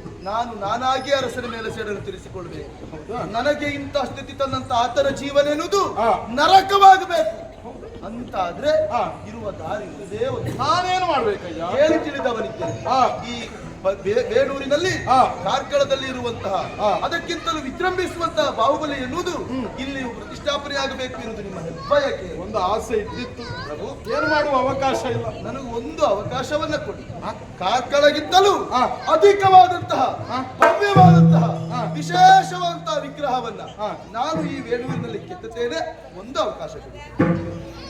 ನಿನ್ನ ಮಾತನ್ನ ಕೇಳಿದಾಗ ನಗಬೇಕು ಅಳಬೇಕು ಒಂದು ಅರ್ಥ ಆಗುತ್ತಾ ಇಲ್ಲ. ಯಾಕೆ ಅರಸರೇ? ಇಲ್ಲದೆ ಹೋದ್ರೆ ಹಾ. ಬಲ ಕೈ ಇಲ್ಲ, ಎಡ ಕಾಲಿಲ್ಲ. ಇಲ್ಲ, ಕಲಾವಿದ ಅದು ಶಿಲ್ಪಿಗಳಿಗೆ ಬೇಕಾದ್ದು ಬಹಳ ಮುಖ್ಯವಾಗಿ ಖಂಡಿತ ಅಲ್ವಾ ಕೆತ್ತಬೇಕಾದ. ಹೌದು. ಅಂತ ಅಮೂಲ್ಯವಾದಂತಹ ರತ್ನಗಳನ್ನ ನೀನು ಕಳೆದುಕೊಂಡವರಿದ್ದಿ. ನಾನು ಶಿಲ್ಪವನ್ನ ಕೆತ್ತನೆ ಮಾಡ್ತೇನೆ ಎನ್ನುವುದಾಗಿ. ಹೌದು. ಮಗು, ಇದೆಲ್ಲ ಹಾಸ್ಯಾಸ್ಪದ ಆಗ್ಲಿಕ್ಕೆ ಯಾಕೆ? ಕೇಳುವುದಕ್ಕೆ ಚಂದ ಬಿಟ್ರೆ ಹಾ. ಬಿಡುವುದಕ್ಕೆ ಆಗುತ್ತದ? ನಿನ್ನಿಂದ ಆಗುದಿಲ್ಲ ಮಗು. ಹಾ. ಪ್ರಭು, ಹಾ. ಆಗುವುದಿಲ್ಲ ಅಂತ ನಾವು ಕೈಕಟ್ಟಿ ಕುಳಿತುಕೊಂಡದ್ದೇ ಹೌದು ಅಂತ ಆದ್ರೆ ಹಾ. ಯಾವ ಕೆಲಸವೂ ಆಗ್ತದ ಪ್ರಭು. ಮನಸ್ಸಿದ್ದರೆ ಮಾರ್ಗ, ಹಾ. ಮನಸ್ಸು ಮಾಡಬೇಕು, ಹಾ. ಪ್ರಯತ್ನ ಎನ್ನುವುದು ನಮ್ಮದಿರಬೇಕು. ಫಲವನ್ನು ಭಗವಂತನಾದವ ಖಂಡಿತ ಕೊಟ್ಟೇ ಕೊಡ್ತಾನೆ ಪ್ರಭು. ಒಂದು ಅವಕಾಶ ನಾನು ಈ ಪ್ರಯತ್ನದಲ್ಲಿ ಸದಾ ಇರ್ತೇನೆ. ಮಗು, ಸಂತೋಷ ಆಯ್ತು. ಹಾ. ನಾವು ಕೇಳ್ತಾ ಇರ್ತೇವೆ ಅಂಗವಿಕಲರಿಂದ ಇಂಥ ಸಾಧನೆಗಳೆಲ್ಲ ಆಗಿ ಹೋಯಿತು. ತಿಳಿದಿದ್ದೀರಿ ತಾನೆ? ಹಾ, ನಾವು ಅವಕಾಶ ಕೊಟ್ಟರೆ ಮಾತ್ರ ಅಲ್ವಾ ಖಂಡಿತ ಅವರಿಂದ ಆಗುದು. ಈಗ ನಾನೊಬ್ಬರಿದ್ದೇನೆ ಹಾ. ಆ ತರದ ಶಿಲ್ಪ. ಹಾ. ಕಾರ್ಕಳಗಿಂತಲೂ ಹಾ. ಚಂದವಾದಂತಹ ಮೂರ್ತಿಯನ್ನು ನಿಮಗೆ ಕೆತ್ತನೆ ಮಾಡ್ತೇನೆ ಎನ್ನುವುದಾಗಿ. ಆ ಅರಸನಿಗೆ ಅದನ್ನೇ ಆ ವಿಚಾರವಾಗಿ ಅವ ಕುಗ್ಗಿ ಸಾಯಬೇಕು. ಓ ಹಾಗೆ, ಬಹಳ ಸಂತೋಷ ಆಯ್ತು. ಹಾ. ಈಗ ಹಾ. ಆದ್ರೂ ಒಂದು ಮಾತು, ಏನು? ಕಾರ್ಕಳಗಿಂತಲೂ ಭವ್ಯವಾಗಿ ಹಾ. ದಿವ್ಯವಾಗಿ ಹಾ. ನೀ ನನ್ನ ಪಾಲಿಗೆ ವಿಗ್ರಹವನ್ನು ಕೆತ್ತನೆ ಮಾಡಿ ಕೊಟ್ಟಿದ್ದೇ ಹೌದು ಅಂತಾದ್ರೆ ಹಾ. ನಿನ್ನನ್ನು ಮಾತ್ರ ಸುಮ್ಮನೆ ಬಿಡುವುದಿಲ್ಲ. ಗೊತ್ತಾಯ್ತು. ಹಾ. ಅವ ಬಲ ಕೈ ಹಾಗೂ ಎಡಕಾಲು ಕತ್ತರಿಸಿದ. ಹಾ. ನೀನು ಎಡ ಕೈ ಹಾಗೂ ಬಲಗಾಲನ್ನು ಕತ್ತರಿಸಿ ಬಿಡಿ. ಈ ರಾಜಮಾರ ಆಶ್ವಾಸನೆ ಮಾತ್ರ, ಹಾ. ಅವ್ರು ಯಾವ ಕೆಲಸ ಅಲ್ಲ, ಮಾಡುದಿಲ್ಲ. ಸುಮ್ಮನೆ ಬಿಡುದಿಲ್ಲ ಅಂತ ಹೇಳಿದ್ರೆ ಅವನು ಹಾಗೆ ಮಾಡ್ತೀರಿ ಅಂತ. ಹಾಗಲ್ಲಪ್ಪ. ಮತ್ತೆ ಅವ ಹೇಳಿದ್ದಾನೆ ಮಾಡ್ತೇನೆ ಸನ್ಮಾನ ಹಾ. ಮಾಡ್ಲಿ. ನಾನು ಹಾಗಲ್ಲ. ಹಾ. ನಿಮ್ಮಂತ ಕಲಾವಿದರಿಗೆ ಹಾ. ಸದಾಕಾಲ ಆಶ್ರಯ ಕೊಡುವಂತ ಧಾತಾರ ನಾನಾಗಿದ್ದೇನೆ. ಇಲ್ಲಿಗೇನ ಬಂದವ ಮಗು, ಇದೇ ರೀತಿ ಮಾಡಿದ್ಯಾ ಹೌದು ಅಂತಾದ್ರೆ ಹಾ. ನಿನ್ನ ಪಾಲಿಗೆ ಹಾ. ಸನ್ಮಾನ ಸತ್ಕಾರ ಮಾಡುವುದರ ಜೊತೆಯಲ್ಲಿ ಹಾ. ನಮ್ಮ ನಾಡಿನಲ್ಲಿ ಹಾ. ಶಿಲ್ಪಿಯಾಗಿ ನಾನು ಇಟ್ಕೊಳ್ತೇನೆ. ಆಗಲಿ ಇರ್ತೀನಿ. ಹಾಗೆ.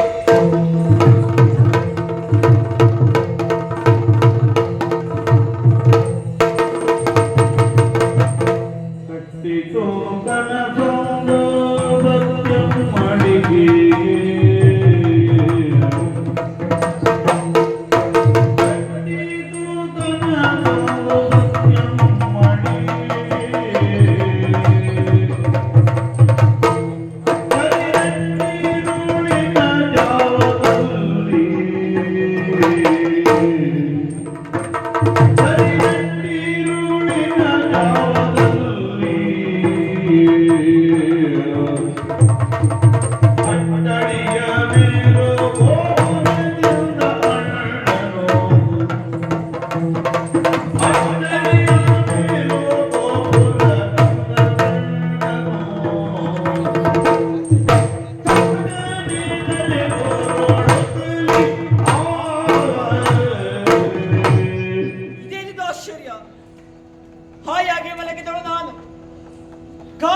ಮಲಗಿದ ನಿದ್ರೆಯಲ್ಲಿರುವಂತಹ ಸಂದರ್ಭ.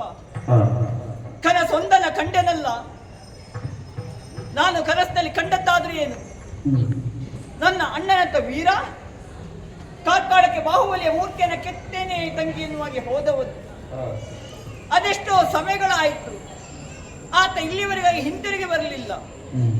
ಆತನ ಯೋಚನೆಯಲ್ಲಿಯೇ ಮಲಗಿದವಳು ನಾನು.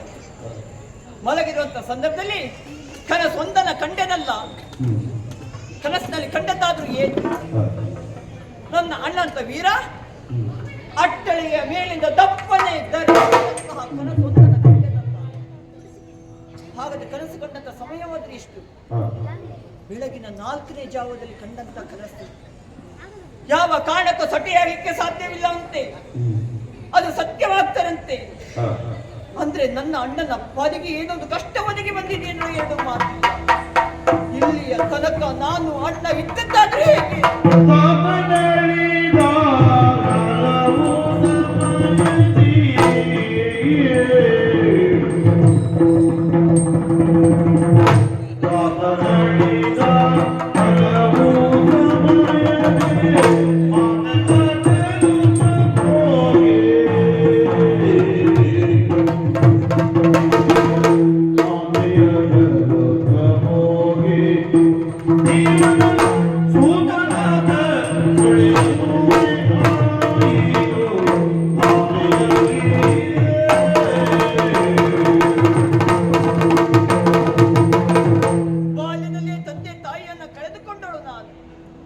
ಆದ್ರೆ ತಂದೆ ತಾಯಿ ಇಲ್ಲ ಎನ್ನುವಂತ ಕೊರಗನ್ನ ನನ್ನ ಪಾಲಿಗೆ ಇಲ್ಲಿಯ ತನಕ ಕೊಟ್ಟವನಲ್ಲ ನನ್ನ ಅಣ್ಣ ಅಂತ ವೀರ. ಆದ್ರೆ ಇಂದು ನನ್ನ ಅಣ್ಣನ ಪಾಲಿಗೆ ಏನೋ ಒಂದು ಕಷ್ಟ ಒದಗಿ ಬಂದಿದ್ರೆ ಎನ್ನುವುದರಲ್ಲಿ 2 ಮಾತಿಲ್ಲ. ಯಾಕೋ ಏನು ಕನಸು ಕಂಡ ಮೇಲೆ ಇಲ್ಲಿ ನಿಲ್ಲುವುದಕ್ಕೆ ನನಗೆ ಮನಸ್ಸು ಬರ್ತಾ ಇಲ್ಲ. ಹೋಗ್ಬೇಕು, ಅಣ್ಣನನ್ನ ನೋಡ್ಬೇಕೆನ್ನುವಾಗೆ ಮನವಾಗ್ತಾ. ಮತ್ತೆ ಯಾಕೆ ಕಾಲಹರಣ? ಇಲ್ಲ ನಿಂತ ಕಾಲಹರಣ ಅಲ್ಲ, ನೇರವಾಗಿ ಕಾರ್ಯಕ್ರಮ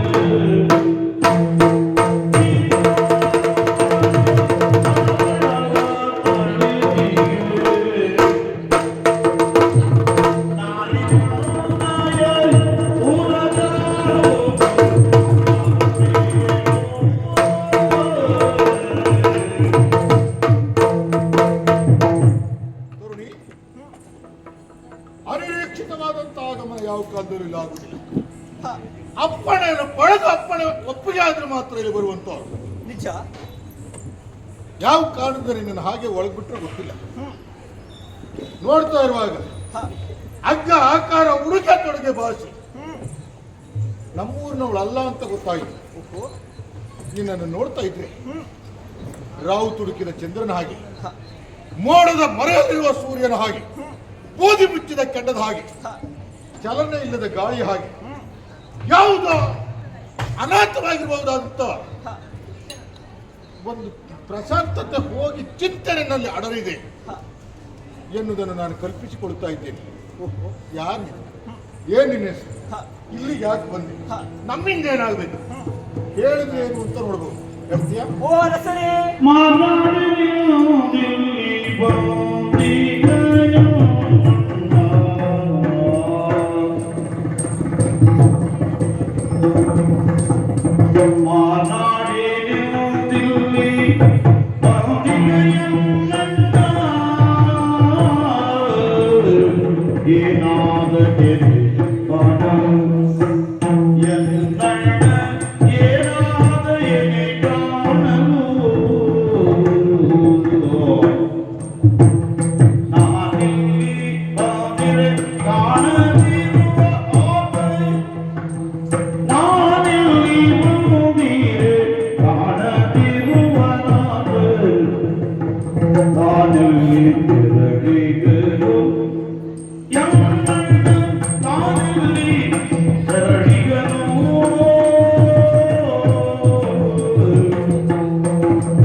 ಅರಸರೇ, ಮೊದಲಾಗಿ ಕರವನ್ನು ಜೋಡಿಸ್ತಾ ಇದ್ದೇನೆ, ಶಿರವನ್ನವಾಗಿಸ್ತಾ ಇದ್ದೇನೆ.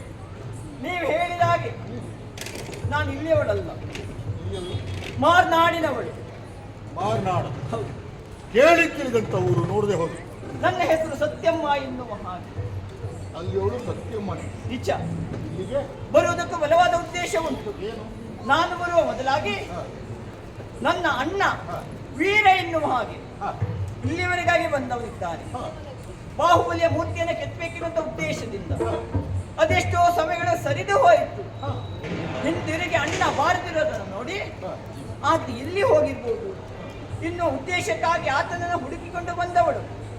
ಓ ಅರಸರೇ, ಖಂಡಿತವಾಗಿ ಓ ಅರಸರೇ, ನಿಮ್ಮ ಇಲ್ಲಿಯವರೆಗಾಗಿ ನನ್ನ ಅಣ್ಣ ಬಂದಿದ್ದೇ ಹೌದು ಅಂತಾದ್ರೆ ಹಿಂದಿರುಗಿ ಇಲ್ಲಿ ತನಕ ಮನೆಗೆ ಬರಲಿಲ್ಲ. ಹಾಗಾದ್ರೆ ನನ್ನ ಅಣ್ಣ ಎಲ್ಲಿ ಹೋದ? ಏನಾದ್ರೂ ಆತನ ಬಗ್ಗೆ ಗೊತ್ತಿದ್ರೆ ತಿಳಿಸ್ತೀರ ನನಗೆ? ಖಂಡಿತವಾಗಿ.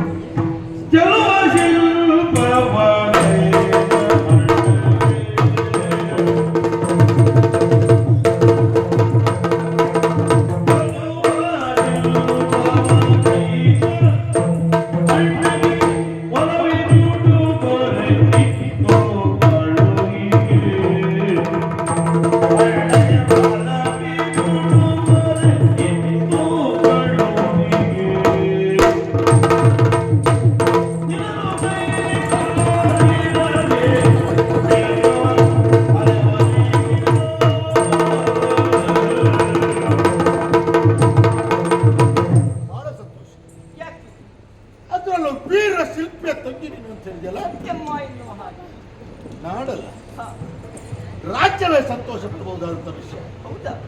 ಜಗದ್ವಿಖ್ಯಾತರಾದಂಥ ಅರ್ಧ ಶಿಲ್ಪಿಗಿಂತವಳು ತಂಗಿ ಸಲದ ಹಾ, ಹಾ. ನಾವು ಹೆಮ್ಮೆ ಪಟ್ಕೊಳ್ಬಹುದಾದಂಥ ವಿಷಯ. ಅದು ನನ್ನ ಯೋಗ ಭಾಗ್ಯ, ಆತನ ತಂಗಿಯಾಗಿ ಹುಟ್ಟು. ಇಡೀ ದೇಶವೇ ನಮ್ಮತ್ತ ತಿರುಗಿ ನೋಡೋದಕ್ಕೆ ಕಾರಣನಾದ ನಿನ್ನ ಅಣ್ಣ. ಒಂದು ಹೋಗಿ ಸಲ್ಲಿಸಬಹುದಾದಂಥ ಜನರು ಆ ಶಿಲ್ಪದ ಬಗ್ಗೆ ಮಹತ್ವವನ್ನು ಕೊಡ್ತಾ ಇದ್ದಾರೆ, ನೋಡ್ತಾ ಇದ್ದಾರೆ. ಹೌದಾ? ನಮಗೂ ಹೆಮ್ಮೆ.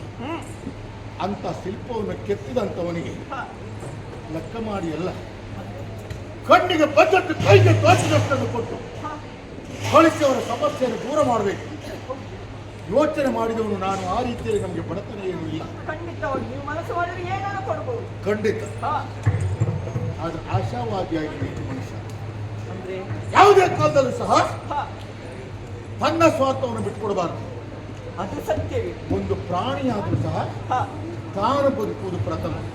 ಯಾವುದೇ ವಸ್ತು ಆದ್ರೂ ಅದು ಬದುಕುವುದು ಆಮೇಲೆ. ಹಾ, ಮಗನನ್ನು ನೀರಿಗಿಳಿಸಿ ನೀರನ್ನು ಬಿಡ್ತಾ ಬಂದರೂ ಸಹ ತನ್ನ ಪ್ರಾಣ ಹೋಗ್ತದೆ ಅನ್ನುವ ಪ್ರತಿ ಈ ಮರಿಯನ್ನು ಇಟ್ಟಿದಂತ ಮಂಗ ಇನ್ನು ತನ್ನ ಪ್ರಾಣ ಉಳಿದಿಲ್ಲದೆ ಮರಿಯನ್ನು ಕಾಲಿನ ಮೇಲೆ ಖಂಡಿತವಾಗಿ. ಆ ಕುರಿತು ಯೋಚನೆ ಮಾಡಿದಂತ ನಾನು ರಾಜಕೀಯ ನೀತಿಯನ್ನು ಅನುಸರಿಸಿದೆ. ಅವರಿಂದಲೇ ಪ್ರಖ್ಯಾತಗೊಂಡಿರಬಹುದಾದಂತಹ ಈ ಶಿಲ್ಪ ಎನ್ನುವಂಥದ್ದು ಕಾರ್ಕಳದಲ್ಲಿದೆ.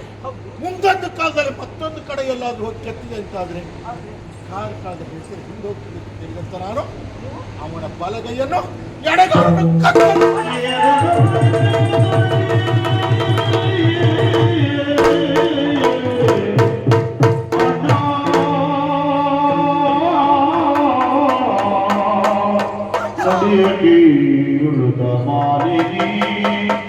ಮರುಗಿದಳು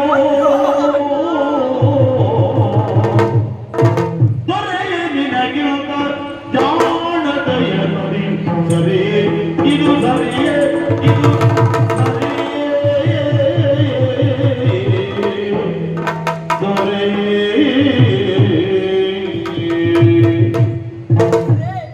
ಎಂತ ನುಡಿಗಳನ್ನು ಆಡ್ತಾ ಇದ್ದೀರಿ, ಎಂತ ನುಡಿಗಳನ್ನು ಆಡ್ತಾ ಇದ್ದೀರಿ. ನನ್ನ ಅಣ್ಣ ಅಂತ ವೀರನಿಂದ ನಿಮಗೆ ಬೇಕಾಗಿರುತ್ತ ಬಾಹುಬಲಿಯ ಮೂರ್ತಿಯನ್ನು ಕೆತ್ತಿಸಿದಂತ ನೀವು ಆತನಿಗೆ ಬೇಕಂತ ಪಾರಿತೋಷಗಳನ್ನು ಕೊಟ್ಟು ಕಳಿಸಬೇಕಿತ್ತು. ಆದ್ರೆ ಅದನ್ನ ಬಿಟ್ಟು ನೀವು ಮಾಡಿದ್ದಾದ್ರೂ ಏನು? ಆತನ ಕೈಯನ್ನು ಅಲ್ಲ ಕಾಲನ್ನು ಕತ್ತರಿಸಿ ಕಳಿಸಿದ್ರಲ್ಲ ಅರಸರೇ. ಬೇಳೆಯ ಎಂದು ಹೊಲ ಮೇಯ್ದಂತಾಗಿರುವ ಆಳುವಂತ ಅರಸರು ನೀವು. ನಿಮಗಿದು ನೀತಿಯೇ? ಇದು ಧರ್ಮವೇ? ಇದು ಸರಿಯೇ? ಸರಿ ಅಂತಾನೆ ಈ ಕೆಲಸ ಮಾಡಿದ್ದೇನೆ. ಅರಸಾದಂತ ನನಗೆ ಮಾಡಬೇಕಾದ ಯಾರಿಗೆ ಅನಿವಾರ್ಯತೆ ಇಷ್ಟಕ್ಕೆ ಬಿಟ್ಟಲೆಂತ ಮಾಡಿಕೊಂಡ್ರಾ?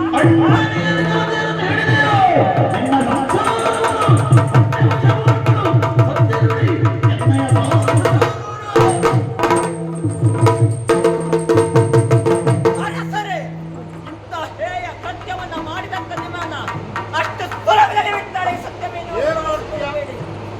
ಹುಡುಕ್ತೇನೆ. ನನ್ನ ಅಣ್ಣ ಎಲ್ಲಿದ್ದಾನೆ ಎನ್ನುವಾಗೆ ಹುಡುಕ್ತೇನೆ. ಅಣ್ಣ ತಂಗಿಯರಿಬ್ಬರು ಜೊತೆಯಾಗಿ ನೀನು ಮಾಡಿದಂತ ಕೃತ್ಯಕ್ಕೆ ತಕ್ಕುದಾದ ಹೋದೆ.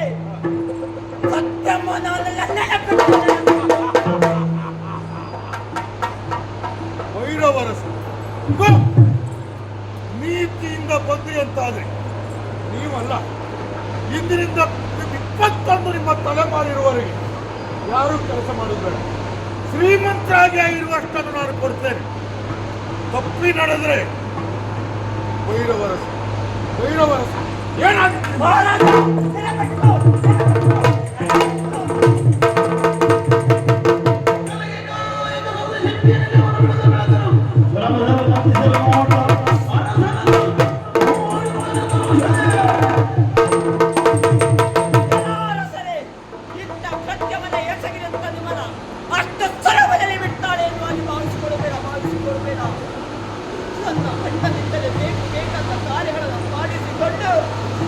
ಕಾರ್ಯವನ್ನು ಮಾಡೋದಕ್ಕೆ ಮನಸ್ಸಾದ್ರು ಹೇಗೆ ಬಂತು? ಮಹಾರಾಜನಿಗೆ ಮನಸ್ಸಾದ್ರು ಹೇಗೆ ಬಂತು? ಬಿಡಲಿಕ್ಕೆ ನನ್ನ ಖಂಡಿತವಾಗಿ ಬಿಡುವಂತ ಪ್ರಶ್ನೆ ಇಲ್ಲ. ನನ್ನ ಅಣ್ಣನ ಹಾಗಾದ್ರೆ ನನ್ನ ಅಣ್ಣನಲ್ಲಿ ಅಣ್ಣ ಕಳವಳದಿ ಕಾಪರದ ಕಣ್ಣೊಳು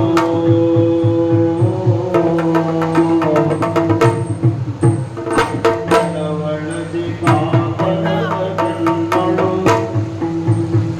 ಕಳವಳದಿ ಕಾಪರದ ಕಣ್ಣೊಳು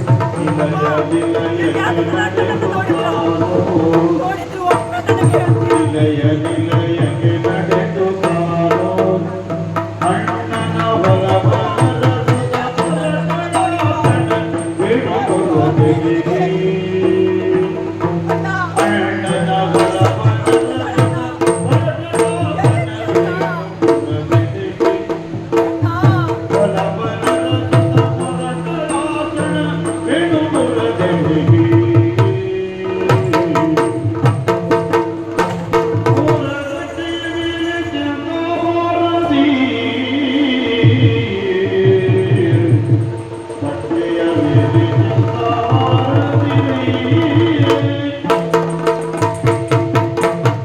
ಕಳವಳದ ಕಾತರದ ಕಣ್ಣೊಳು ಕಳವಳದಿ ಕಾತರದ ಕಣ್ಣೊಳು ನಿಲಯ ನಿಲಯಕ್ಕೆ ನಡೆದು ಕಾರು ನಿಲಯ ನಿಲಯಕ್ಕೆ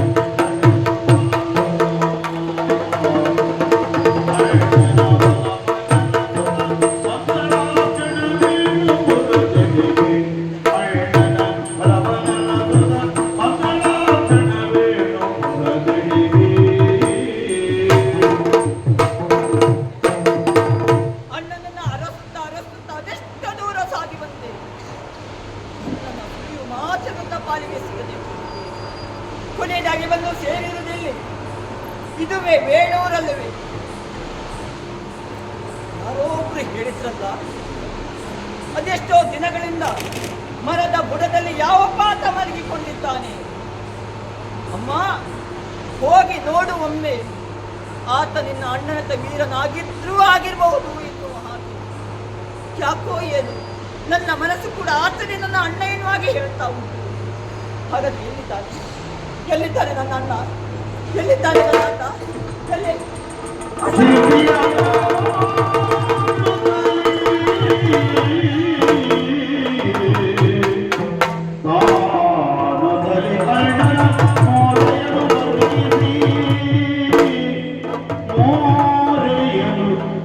ಪರಿಗಿಸಿ ತೋರೆ ಕೈಗಾಲಿಯ ಕಾಣುತ್ತಲೀ ಕೈಗಾಲಿರದ ಅಣ್ಣನ ದಾರುಣ ಸ್ಥಿತಿಯ ಕಾಣುತ್ತಲೀ ನೀರೇ ಕಂಬನಿ ಬಿಡಿದು ನೀರೇ ಕಂಬನಿ ಬಿಡಿದು ಎರಗಿಗಳು ಪದ ತಲಕೆ ಅಣ್ಣ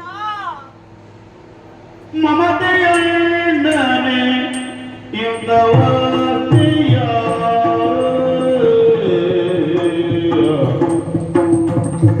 ಮಮತೆಯಣ್ಣನೆ ಇಂದವಾಸಿಯ ಸಮನಿಸಿದವರ ತೋರುಕೋರೆಯ ಸಮನಿಸಿದವರ ತೋರುಕೋರೆಯ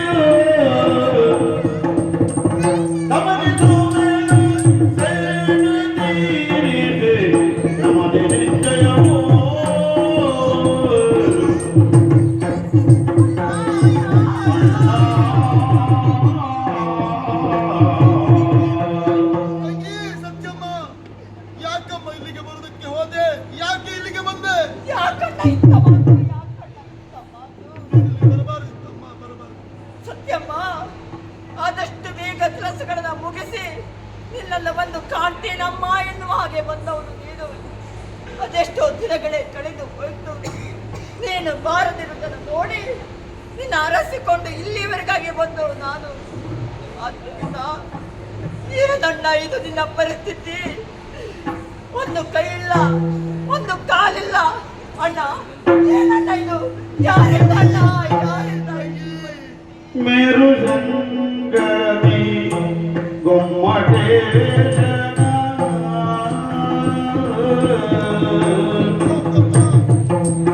ಮೇರು ಸಂಗತಿ ಗೊಮ್ಮಟೇಶನ ಮೂರ್ತಿಯನ ಕಡೆದು ನಿಲ್ಲಿಸಿದೆ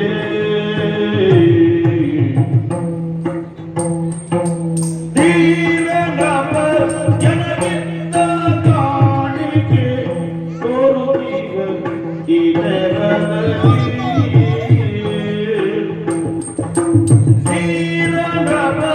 ಜನಗಿಂತ ಕಾಣಿಕೆ ತೋರುತ್ತೀಗ ಇದರಲ್ಲಿ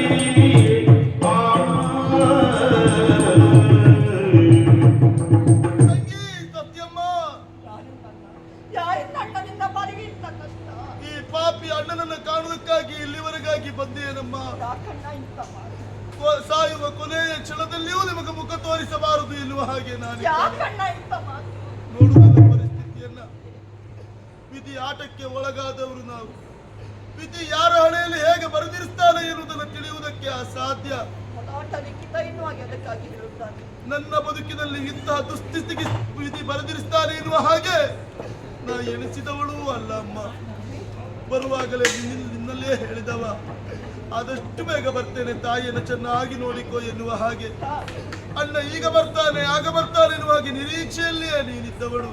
ಅಣ್ಣ ಬರುವಾಗ ಅಣ್ಣ ಸೀರೆಯನ್ನು ಆಭರಣವನ್ನು ತರ್ತಾನೆ ಎನ್ನುವಂತಹ ನಿರೀಕ್ಷೆಯಲ್ಲಿ ಇದ್ದೀಯನಮ್ಮ. ನಾನಂತೇಳಿ ಅಲ್ಲ ಅಣ್ಣ, ಪ್ರತಿಯೊಬ್ಬ ತಂಗಿಯು ಕೂಡ ಅಣ್ಣ ಬರುವಾಗ ಈ ತಂಗಿಗೋಸ್ಕರವಾಗಿ ಏನಾದ್ರೂ ತರ್ತಾರೆ ಎನ್ನುವ ಹಾಗೆ ಕಾಯ್ತಾ ಇರ್ತಾಳೆ ತಾನೆ. ಇಂಥ ಪಾಪಿ ಅಣ್ಣ ಯಾವ ತಂಗಿಗೂ ಇರಬಾರದಮ್ಮ, ಇರಬಾರದು. ಯಾರು ಹೇಳ್ತಾನ ನೀನು? ಖಂಡಿತವಾಗಿ ನಾ ಪಾಪಿಯೇ. ಯಾಕಂತ? ಪ್ರತಿಯೊಬ್ಬ ಅಣ್ಣ ಬಯಸುವುದು ಹೇಗೆ ಗೊತ್ತಾ? ಹೇಗೆ? ತಂಗಿಯ ಬಾಳು ಬಂಗಾರವಾಗಬೇಕು.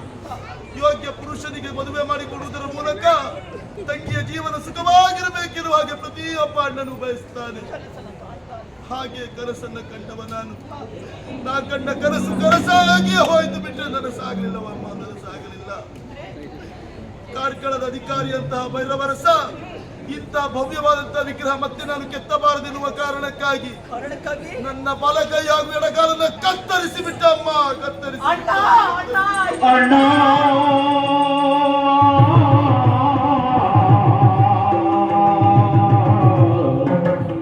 ಯಾವ ಪಾಪಗೆ ಇಂಥ ಕಷ್ಟ ಜೀವನದಿ ನಿನಗಿದ್ದ ಯಾವ ಪಾಪಗೆ ಕಷ್ಟವ ಜೀವನದಿ ನಿನಗಿದ್ದರೆ ತೆಗಿ ಅಣ್ಣ.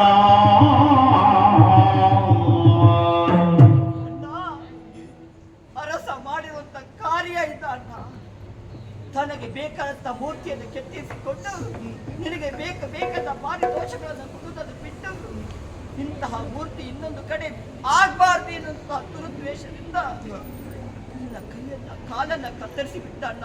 ಭಿಕ್ಷುಕರಂತೆ ಬದುಕುತ್ತಾ ಇದ್ದವ ಅಣ್ಣ, ಇಂಥ ಹೇಯ ಕೃತ್ಯವನ್ನ ಮಾಡಿದ್ದ ಅರಸನನ್ನ ಸುಮ್ಮನೆ ಬಿಡಬೇಕಣ್ಣ.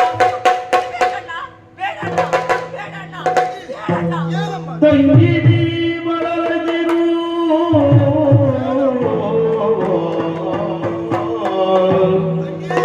ತಂಗಿ ನೀ ಬಳಲದಿರು, ನಿಲಯದಿ ನೀ ಸುಖವಾಗಿರು,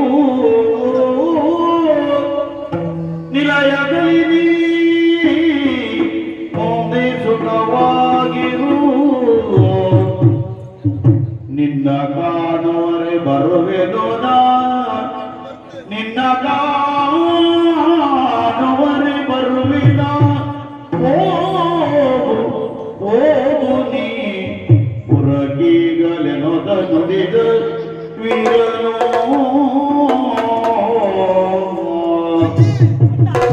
ಮಾತನಾಡ್ತಾ ಇದೆಯಮ್ಮ. ಕೋಪದ ಕೈಗೆ ಬುದ್ಧಿಯನ್ನು ಕೊಟ್ಟು ಇಂತಹ ಮಾತುಗಳನ್ನು ಆಡಬೇಡ. ಯಾಕಣ್ಣ? ಕಾರಣ ಒಂದು ನಾಡಿನ ದೊರೆಯ ಆತ, ಸಾಮಾನ್ಯ ಮನುಷ್ಯರು ನಾವು. ಅವನ ಮೇಲೆ ಸೇಡಲು ತೀರಿಸಿಕೊಳ್ಳುವ ಮಾತೆ ಇಲ್ಲಮ್ಮ. ಇದು ಯಾವ ಕೆಲಸವೂ ಆಗುವುದಿಲ್ಲ.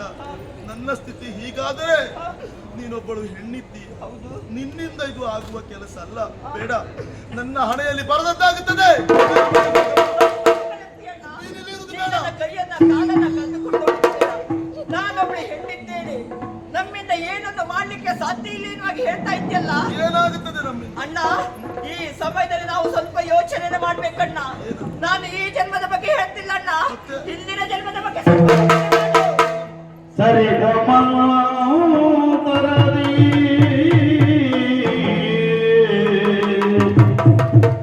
ಸರಿತ ತರದಿ ವಿಶ್ವಕರ್ಮನ ಸುತನು ವರ ವಿಶ್ವರೂಪನಾಗಿ, ವಿಶ್ವಕರ್ಮನ ಸುತನು ವರ ವಿಶ್ವರೂಪನಾಗಿ,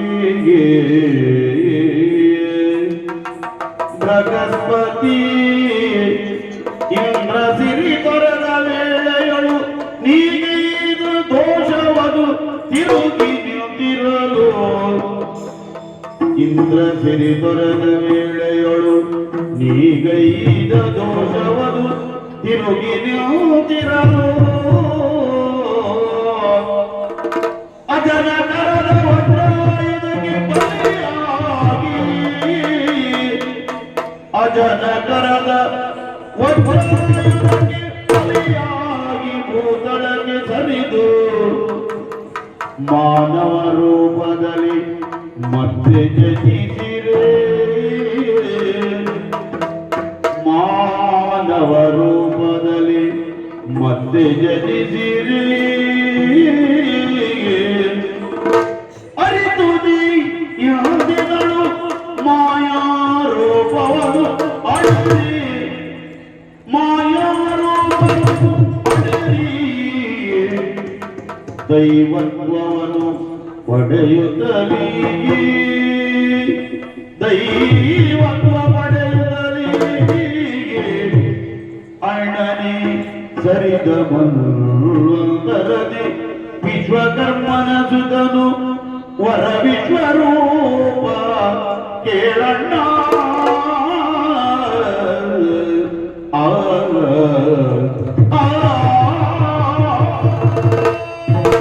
ಅಣ್ಣ, ಈ ಜನ್ಮದಲ್ಲಿ ನಾವು ಮಾನವರಾಗಿದ್ದೇವೆ, ನಮ್ಮಿಂದ ಏನು ಮಾಡ್ಲಿಕ್ಕೆ ಸಾಧ್ಯ ಇಲ್ಲ ಎನ್ನುವಾಗಿ ಹೇಳ್ತಾ ಇದ್ದಲ್ಲ. ಏನಾಗುತ್ತದೆ ನಮ್ಗೆ? ಖಂಡಿತವಾಗಿ ಸಾಧ್ಯವಾಗ್ತದೆ. ನಾನು ಈ ಜನ್ಮದ ಬಗ್ಗೆ ಹೇಳ್ತಾ ಇಲ್ಲ, ಹಿಂದಿನ ಜನ್ಮದ ಬಗ್ಗೆ ಹೇಳ್ತಾ ಇದ್ದೇನೆ. ನಾವು ಇಲ್ಲಿದ್ದವರ ಹೇಳು, ಖಂಡಿತವಾಗಿ ಅಲ್ಲ. ದೇವಲೋಕದಲ್ಲಿ ಇದ್ದವರು, ವಿಶ್ವಕರ್ಮನ ಮಗನಾದ ವಿಶ್ವರೂಪನು, ಹಾಗೆ ಬೃಹಸ್ಪತಿ ಆಚಾರ್ಯರು ಇಲ್ಲದಿರುವಂತಹ ಸಂದರ್ಭದಲ್ಲಿ ದೇವರ ಗುರುಪೀಠವನ್ನು ಅಲಂಕರಿಸಿದ ಕಾರಣಕ್ಕಾಗಿ ಕ್ರೋಧಗೊಂಡಂತ ದೇವೇಂದ್ರ ತನ್ನ ಕರದಲ್ಲಿರುವಂತ ವಜ್ರಾಯುಧದಿಂದ ನಿನ್ನನ್ನ ಅದರ ಒಂದು ಅಂಶವೇ ನೀನು ಭೂಲೋಕದಲ್ಲಿ ಮಾನವನಾಗಿ ಹುಟ್ಟಿದವನಿದ್ದೀಯ. ನಾನು ನಿನ್ನ ತಂಗಿ ಸತ್ಯಮ್ಮಳಿದ್ದೇನೆ. ನೆನಪು ಮಾಡಿಕೋ. ಈ ಕಾಯವನ್ನ ತೀರಿಸಬೇಕು, ಮಾಯವನ್ನ ಸೇರಬೇಕು, ಆ ದುಷ್ಟನಿಗೆ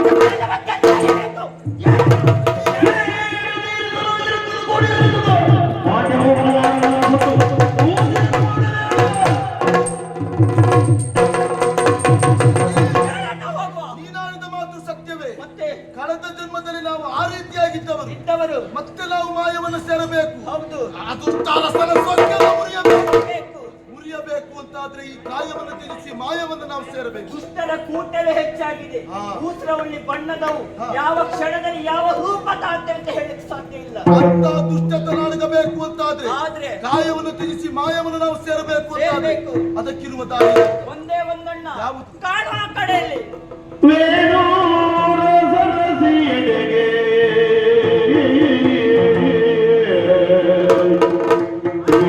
ವೇಣೂರ ಸರಸಿಯಡೆಗೆ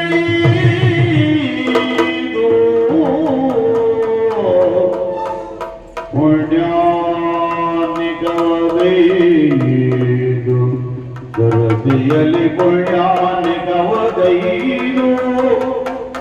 ನಂಬಿರುವ ಶಿವನ ಪಾದವನ್ನು ಧ್ಯಾನಿಸಿ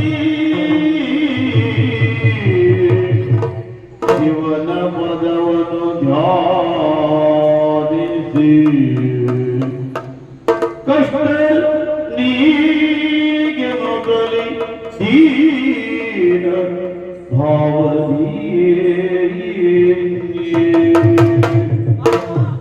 ಅದಕ್ಕೆ ಮಾರ್ಗ ಉಂಟನ್ನ.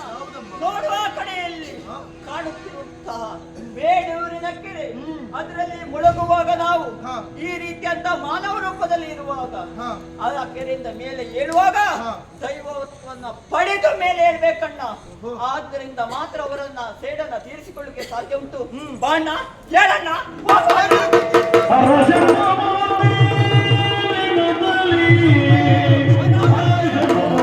ಮಹಾದೇವ ವಿಶ್ವೇಶ್ವರ ಹರವಲ್ಲಭ ಶಿವಶಂಕರ ಸರ್ವಾತ್ಮ ನೀಲಕಂಠನ ತುದಿಸಿ ನೀಲಕಂಠನ ತುದಿಸಿ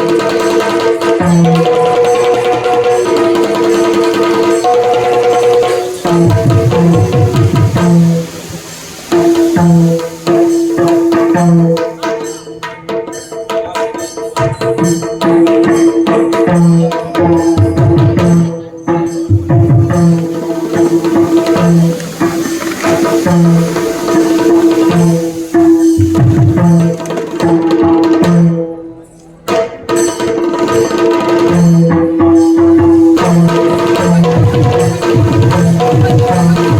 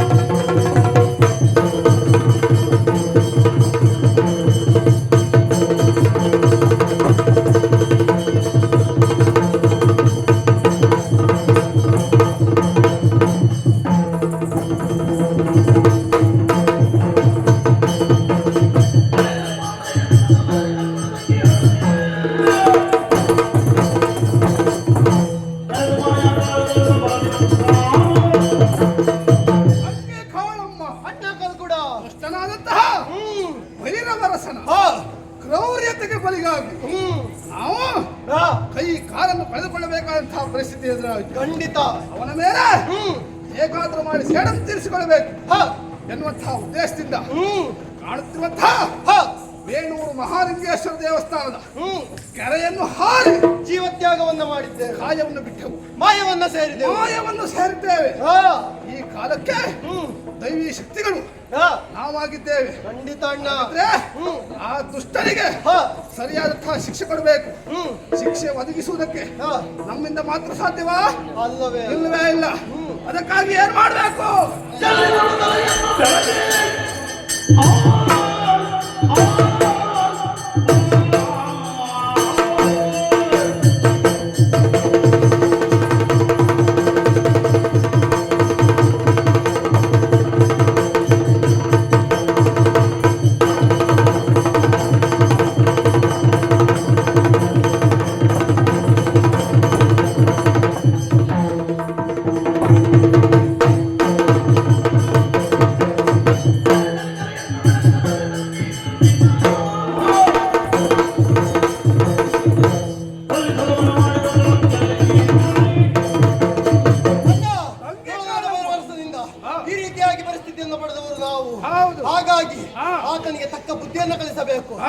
ಆದರೆ ಅಸಹಾಯಕರು ನಾವಿದ್ದೇವೆ.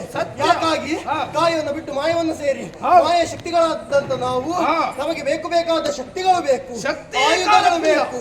ಹಾಗಂತಾದ್ರೆ ಏನು ಮಾಡುವುದಣ್ಣ? ಯಾರಲ್ಲಿ ಕೇಳುವುದಣ್ಣ?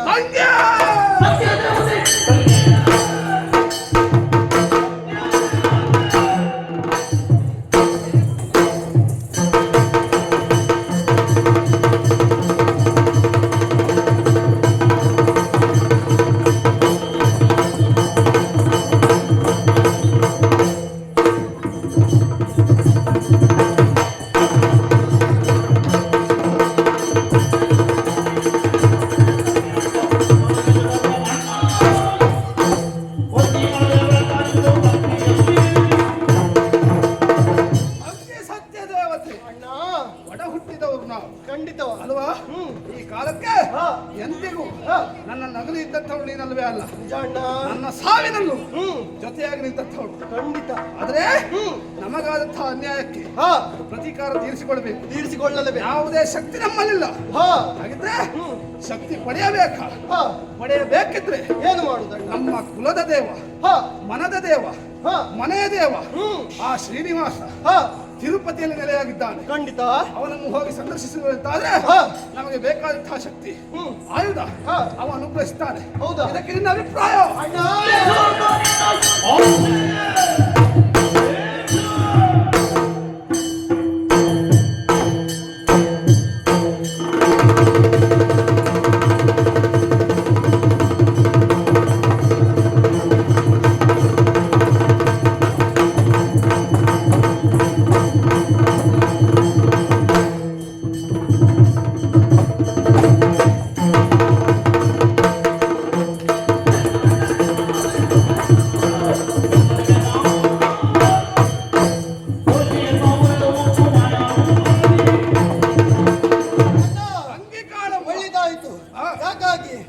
ನಮಗೆ ಬೇಕಾದ ಶಕ್ತಿಗಳು ಹಾಗೂ ಆಯುಧಗಳನ್ನು ಪಡೆಯಬೇಕು ಅಂತ ಆದರೆ ಯಾರ ಮೊರೆಯನ್ನ ಹೊಕ್ಕುವುದು? ತಿರುಪತಿಯಲ್ಲಿ ಸಾಕ್ಷಾತ್ ವೆಂಕಟೇಶನು ಶ್ರೀನಿವಾಸನಾಗಿ ನೆಲೆ ನಿಂತಿದ್ದಾನೆ. ಪದ್ಮಾವತಿ ಶ್ರೀನಿವಾಸರು ಅಲ್ಲಿದ್ದಾರೆ. ಅಲ್ಲಿವರೆಗೆ ಹೋದದ್ದೇ ಹೌದು ಅಂತ ಆದ್ರೆ, ಅವರನ್ನ ಪ್ರಾರ್ಥಿಸಿದ್ದೇ ಹೌದು ಅಂತ ಆದ್ರೆ ನಮಗೆ ಬೇಕಾದ ಶಕ್ತಿ ಹಾಗೂ ಆಯುಧಗಳನ್ನು ಅವರೇ ನೀಡುತ್ತಾರೆ. ಇನ್ನು ತಡ ಮಾಡುವುದಲ್ಲ ಅಣ್ಣ. ನಾ ಕಲ್ಕುಡ ಹಾಗೂ ಕಲ್ಲುಟ್ಟಿಯರ ನಡೆ ತಿರುಪತಿಗೆ.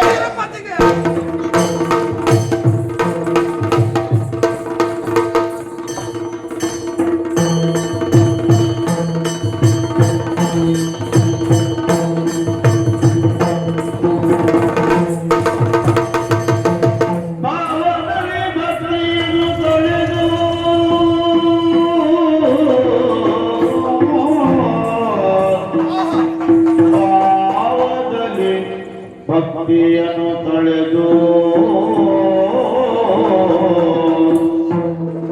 ದೇವಿ ಪದ್ಮಾವತಿ ತೀರ್ಥದಲ್ಲಿ ನಿನ್ನು, ದೇವಿ ಪದ್ಮಾವತಿ ತೀರ್ಥದಲ್ಲಿ ನಿಂದು ಏನೋ ಭಾವದಲ್ಲಿ ನುಡಿದರು ಪದವಾ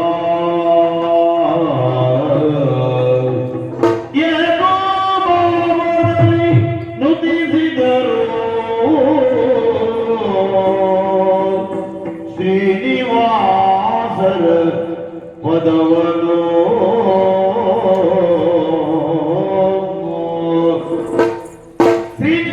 ಶ್ರೀನಿಧೌರವೀನರ ಕೌತುಕ ಶ್ರೀನಿವಾಸನೇ ನಮೋ ನಮೋ. ಶ್ರೀನಿಧೌರವೀನರ ಕೌತುಕ ಶ್ರೀನಿವಾಸನೇ ನಮೋ, ಶ್ರೀನಿವಾಸನೇ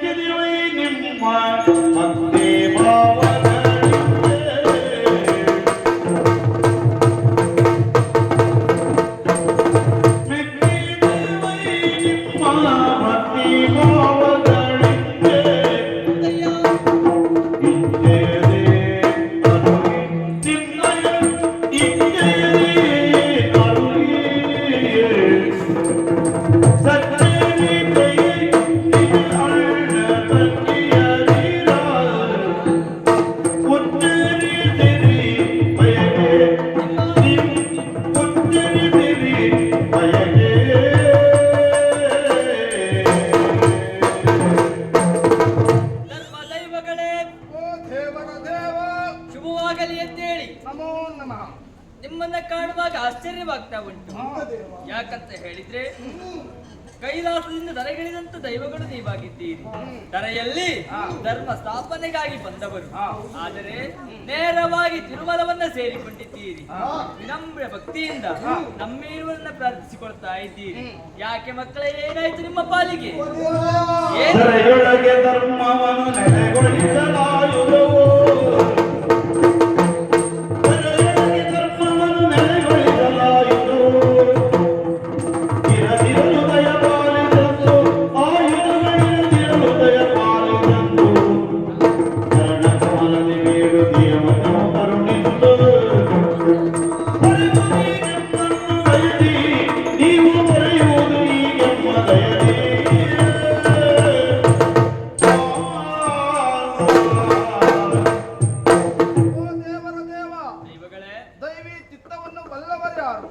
ನಿನಗೆ ಅರಿಯದಿದ್ದಂಥದ್ದು ಯಾವುದಿದೆ ತಂದೆ? ಅಲ್ಲದಿದ್ರೆ ದುಷ್ಟನಾದಂತಹ ಭೈರವರಸನ ಕ್ರೂರ ದೃಷ್ಟಿಗೆ ಒಳಗಾಗಿ ಇಂತಹ ಪರಿಸ್ಥಿತಿ ಎನ್ನುವಂತಹದ್ದು ನಮ್ಮ ಪಾಲಿಗೆ ಒದಗಿತ್ತು. ಈ ಕಾಯುವೆ ಬೇಡ ಎನ್ನುವಂತಹ ಉದ್ದೇಶದಿಂದ ವೇಣುವಿನ ಕೆರೆಗೆ ಹಾರಿ ನಮ್ಮದಾದಂತಹ ಕಾಯವನ್ನು ತೊರೆದು ಮಾಯವನ್ನು ಸೇರಿದ್ದೇವೆ. ಮಾಯಾ ಶಕ್ತಿಗಳಾಗಿದ್ದೇವೆ. ಆದ್ರೆ ಈ ಕಾಲಕ್ಕೆ ಮಾಯಾ ಶಕ್ತಿಗಳಾದಂತಹ ನಮಗೆ ಯಾವುದೇ ರೀತಿಯಾದಂತಹ ಶಕ್ತಿ ಎನ್ನುವಂಥದ್ದು ಒದಗಿ ಬರಲಿಲ್ಲ. ಅದಕ್ಕೆ ದೇವರುಗಳಾದಂತಹ ನಿಮ್ಮ ಅನುಗ್ರಹ ಬೇಕು. ಅಷ್ಟೇ ಅಲ್ಲ, ಧರೆಯನ್ನೊಮ್ಮೆ ನೋಡಿದ್ರ ಅದೆಷ್ಟೋ ಅಧರ್ಮವನ್ನು ತಾಂಡವವಾಡ್ತಾ ಇತ್ತು, ಧರ್ಮವೇ ನಶಿಸ್ತಾ ಇತ್ತು. ಹಾಗಿದ್ರೆ ಧರೆಯ ಧರ್ಮ ರಕ್ಷಣೆಗಾಗಿ ನಾವು ಪಣವನ್ನು ತೊಟ್ಟು ಈ ರೀತಿಯಾಗಿ ನಿಮ್ಮ ಮುಂದೆ ಬಂದಿದ್ದೇವೆ. ನಮ್ಮನ್ನು ಅನುಗ್ರಹಿಸಬೇಕು, ನಮಗೆ ಶಕ್ತಿ ನೀಡಬೇಕು, ಆಯುಧ ನೀಡಬೇಕು. ಪಂಚತತ್ವ ಸಾರಲು ಕಲ್ಕುಡನೆ ಪಂಚತತ್ವ ಸಾರಲು ನಿನಗೆ ಒಲಿದಿ ಪಂಚದೀವನಿಗೆ ಪಂಚತತ್ವ ಸಾರಲು ನಿನಗೆ ಒಲಿದೀವೆ ಪಂಚದೀವಟಿಗೆ ಸರನಾಮ ಬೆಳಕು ಕಲ್ಲನು ಇದ್ದೇ ಸಲೆನಾಮ ಬೆಳಕು ಕಲ್ಲನು ಇದ್ದೆನ ನಿನಗೆ ಆಯುಧದ ಬಲದಿ ಧರೆಯನು ಬೆಳಗಿ ನೀವು ಮುಂದಕ್ಕೆ ಧರೆಯೊಳಗೆ ಆಯುಧದ ಬಲದಿ ಧರೆಯನು ಬೆಳಗಿ ಮುಂದಕ್ಕೆ ನೀವೀರುವರು ಎನ್ನುತ್ತ ಶ್ರೀನಿವಾಸನ ನುಡಿ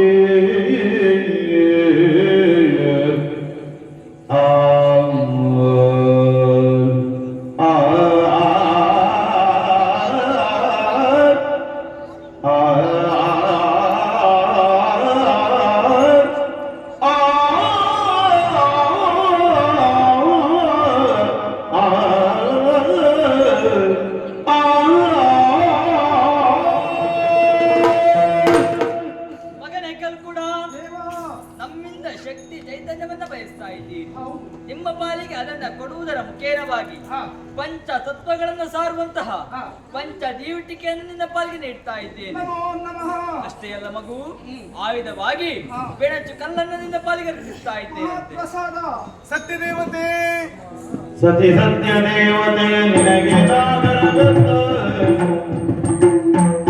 ಸತಿ ಸತ್ಯ ದೇವತೆ ನಿನಗೆ ನಾಗರಬದ್ಧ ಜತೆಯುವುದಿಯು ಕಂಠಿಹಾರ ನಿನಗೆ ಜತೆಯುವುದಿಯು ಕಂಠಿಹಾರ ಇದರಲ್ಲಿದ್ದ ಎದರೆಯ ಸತಿಯನ್ನು ರಕ್ಷಿಸುವ ಜತೆಯಾಗಿ ಬದುಕಿ ವೈಭವದಿ ನೀವು ಜತೆಯಾಗಿ ಬದುಕಿ ವೈಭವದಿ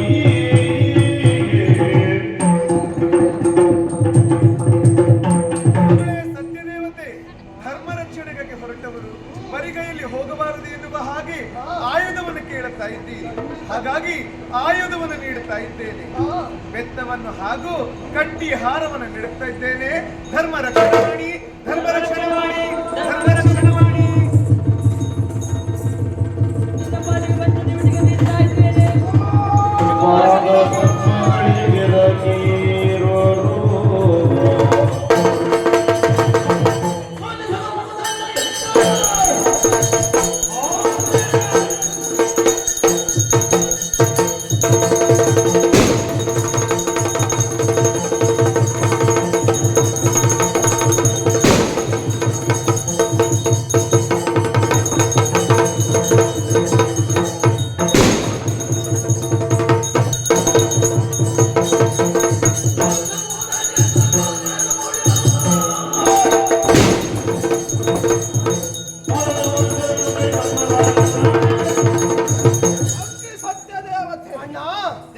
ಪೂರ್ಣ ಅನುಗ್ರಹಕ್ಕೆ ನಾವು ಈ ಕಾಲಕ್ಕೆ ಪಾತ್ರರಾದವರಿದ್ದೇವೆ, ಶಕ್ತಿಯನ್ನು ಪಡೆದಿದ್ದೇವೆ. ಇದ್ರೆ ಅಧರ್ಮ ಅಧರ್ಮವನ್ನು ಮೆಟ್ಟಿ ಮುರಿಯಬೇಕು, ಧರ್ಮವನ್ನು ಸಾಕ್ಷಾತ್ಕರಿಸಿಕೊಳ್ಳಬೇಕು ಅಂತಾದ್ರೆ ನಮಗ ನ್ಯಾಯ ಮಾಡಿದವ ಆ ಭೈರವರಸ ಅವನ ತಲೆಯನ್ನು ಮೆಟ್ಟಿ ನಿಲ್ಲಬೇಕು. ಹಾಗಾಗಿ ಇಲ್ಲಲ್ಲ ನೇರ ಕಾರ್ಕಳಕ್ಕೆ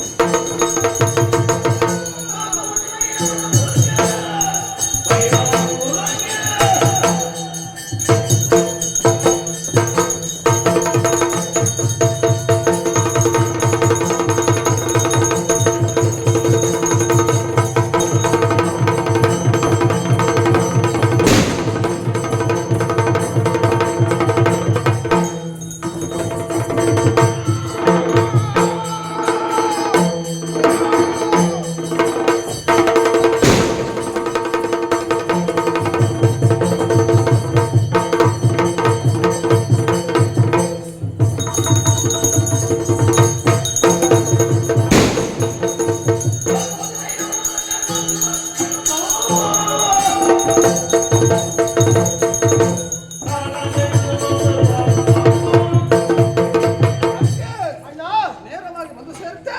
ಕಾರ್ಕಳ ಇದುವೇ ಕಾರ್ಕಳ ಭೈರವರಸನ ಕ್ಷೇತ್ರ. ನೋಡಿದೆಯಾ ನಮಗಿಂತ ಅನ್ಯಾಯ ಮಾಡಿದಂತಹ ಭೈರವರಸ ಹೇಗೆ ಒಪ್ಪಿ ಬೇರುತ್ತಾ ಇದ್ದಾನೆ. ಅವನ ಮತವನ್ನು ಇಳಿಸಬೇಕಾದ್ರೆ ಏನು ಮಾಡುವ? ಏನು ಮಾಡುದು? ಕೆಂಡದ ಮಳೆಯನ್ನು ಹರಿಸುವ, ಕೆಂಡದ ಹೊಳೆಯನ್ನು ಹರಿಸುವ, ಎಲ್ಲಿ ನೋಡಿದ್ರಲ್ಲಿ ರೋಗ ರುಚಿರಗಳು ಬರುವ ಹಾಗೆ ಮಾಡಿ ಕಾರ್ಕಳವನ್ನೇ ಸರ್ವನಾಶ ಬಿಡುವುದಿಲ್ಲ. ಭೈರವರಸ ಸತ್ಯ ದೇವತೆ ಕಲ್ಕುಡ ಹಾಗೂ ಸತ್ಯ ದೇವತೆಯರ ಮಹಿಮೆ ಏನೆನ್ನುವುದಾಗಿ ಅರಿಬೇಕು. ಹಾಗಾಗಿ ಹರಿಷ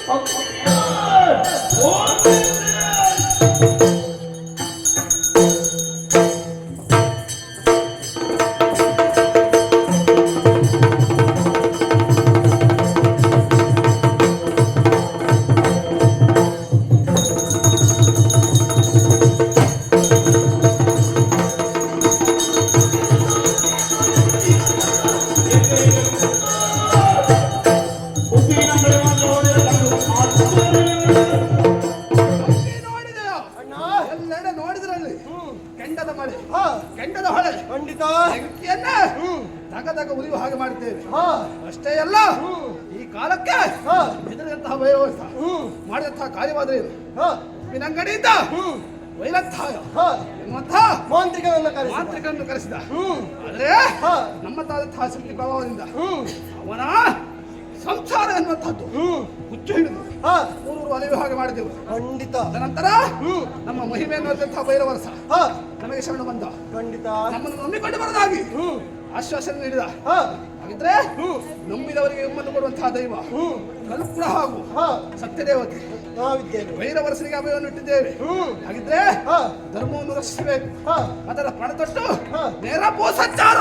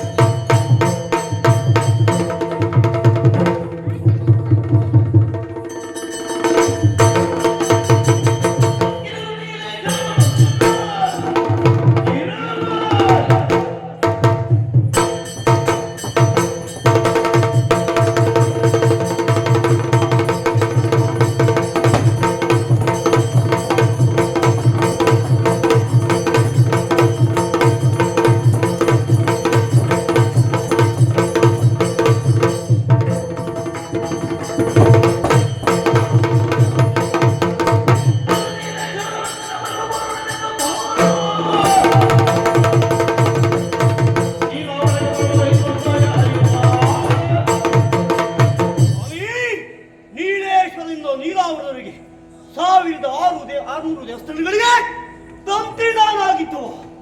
ಆದ್ರೆ ಇನ್ನೇನು ಸ್ವಾಮಿ, ನೀರಾವರದಲ್ಲಿ ಜಾತ್ರೆ, ಆ ಜಾತ್ರೆಗೆ ನನ್ನ ಆಮಂತ್ರಣವಿಲ್ಲ.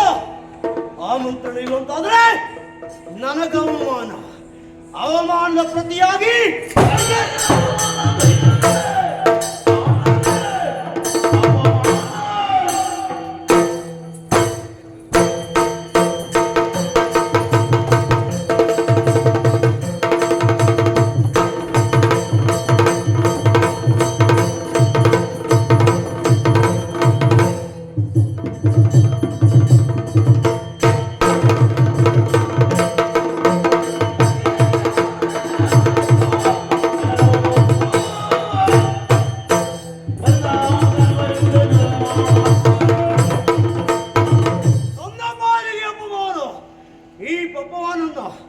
ಹೇಗಾದರೂ ಅವನು ಸರಿಯಾಗಿ ಊಹಿಸಿಕೊಳ್ಬೇಕು.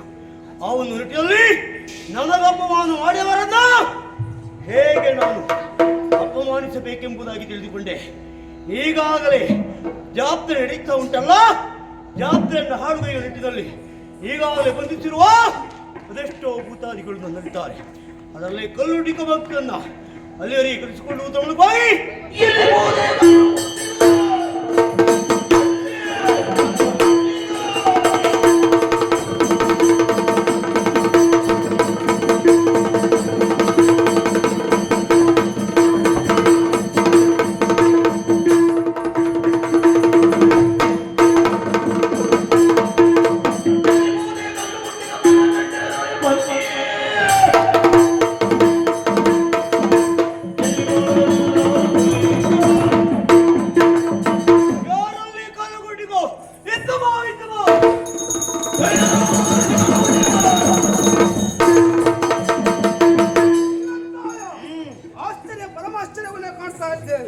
ಅಲ್ಲದಿದ್ರೆ ದೈವಗಳಾದಂತಹ ನಮ್ಮನ್ನು ದಿಗ್ಬಂಧಿಸಿ ನೀನು ಅನುದಿನವೂ ಅನುಕಾಲು ಪೂಜಿಸ್ತಾ ಬಂದಂಥವು ನಮಗೆ ಬೇಕಾದಂಥ ನೇಮವನ್ನು ನೀನು ನೀಡುತ್ತಾ ಇದ್ದಂಥ. ಆದರೆ ಈ ಕಾಲಕ್ಕೆ ನಮ್ಮೇಲೆ ಮಂತ್ರವನ್ನು ಉಚ್ಚರಿಸಿ ನಮ್ಮನ್ನೆಲ್ಲ ಮುಂದೆ ಬರುವ ಹಾಗೆ ಮಾಡಿದಲ್ಲ. ಹಾಗಿದ್ರೆ ಕರೆದ ಕಾರಣ ಯಾರು?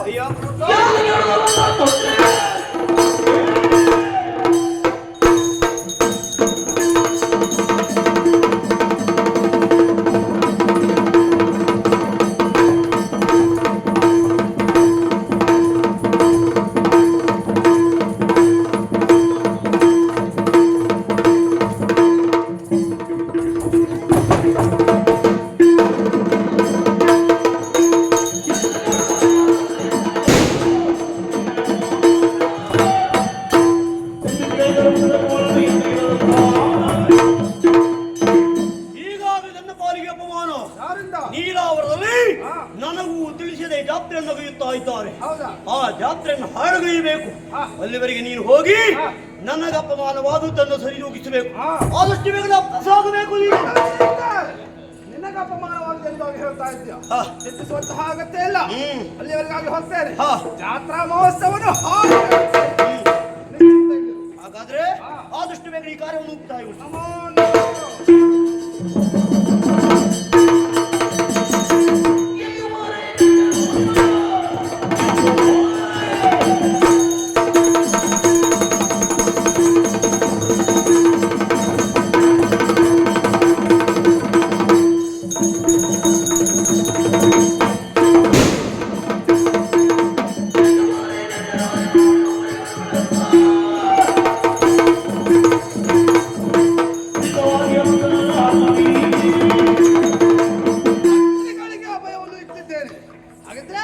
ಅಲ್ಲಿಯವರೆಗೆ ನಾನು ಪುನಃ ಹೋಗುವುದ ಅಲ್ಲವೇ ಅಲ್ಲ.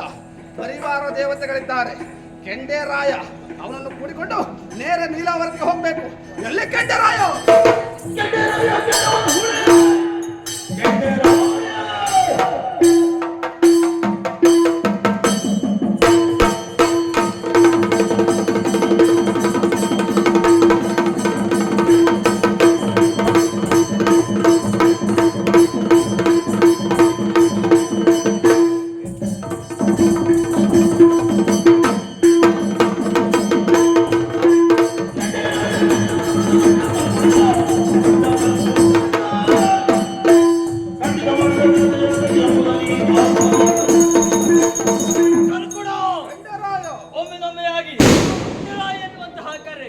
ಕರೆಗೆ ಹೋಗೊಟ್ಟು ಬಂದಿದ್ದೇನೆ. ಕರೆಸಿದ ಕಾರಣ ಏನು ಅಂತ ಹೇಳಿದೆ ಕ್ಷಣ ಮಾತ್ರದಲ್ಲಿ ಮಾಡಿ ಪೂರೈಸಿದೆ. ಅರೆವರೆ ಬಲವಾದಂತಹ ಉದ್ದೇಶವಿದೆ. ಯಾಕೆ ನಮ್ಮನ್ನು ಆರಾಧಿಸಿಕೊಂಡು ಬರುವಂತಹ ಇಲ್ಲಂತ ಹೇಳಿಗೆ ನೀಲಾವರ ಕ್ಷೇತ್ರದಿಂದ ಅವಮಾನ. ಹಾಗಿದ್ರೆ ಜಾತ್ರಾ ಮಹೋತ್ಸವಕ್ಕೆ ಅವನಿಗೆ ಆಮಂತ್ರಣ ಕೊಡಲಿಲ್ಲವಂತೆ. ಇದನ್ನು ಅವ ಖಂಡಿಸಿದ್ದಾನೆ. ಅಷ್ಟೇ ಅಲ್ಲ, ನಾಳೆ ಕಾರ್ಯವನ್ನು ಎತ್ತಿದ್ದಾನೆ. ಹೋಗಿ ನೀಲಾವರ ಜಾತ್ರಾ ಮಹೋತ್ಸವ ಹಾಳು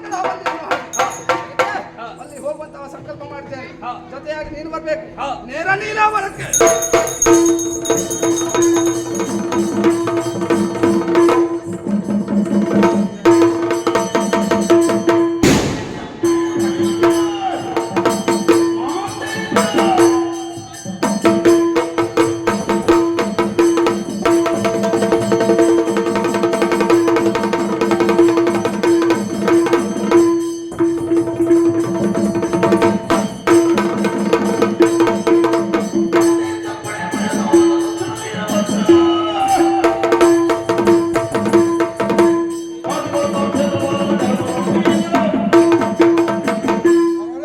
ಇದೇನು ಆಶ್ಚರ್ಯ ಕಾಡ್ತಾ ಇದ್ದೇನೆ.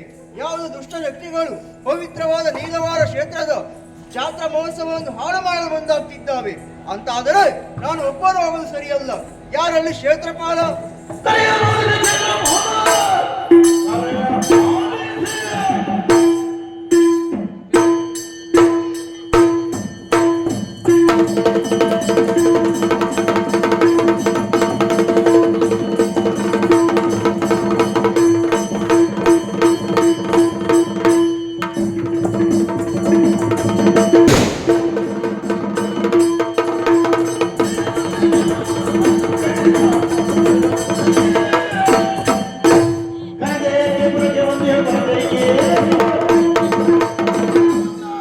ಹೊಂದಿಸಿಕೊಳ್ತಾ ಇದ್ದೇನೆ.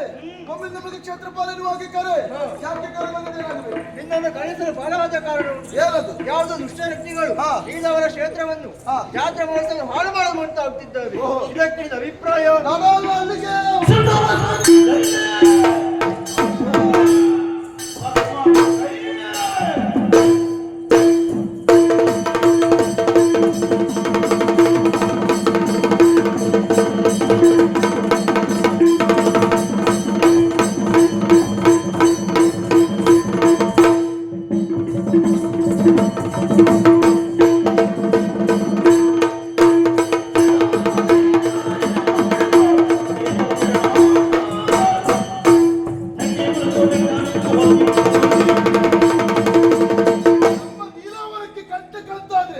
ಅವರನ್ನ ಬಿಡುವುದು ಪ್ರಶ್ನೆ ಉಂಟಾ? ಸುಟ್ಟ ಬಿಡ್ತಾನೆ. ಹಾಗಾದರೆ ತಡ ಮಾಡುವುದಲ್ಲ. ಒಟ್ಟಾಗಿ ಹೋಗುವ.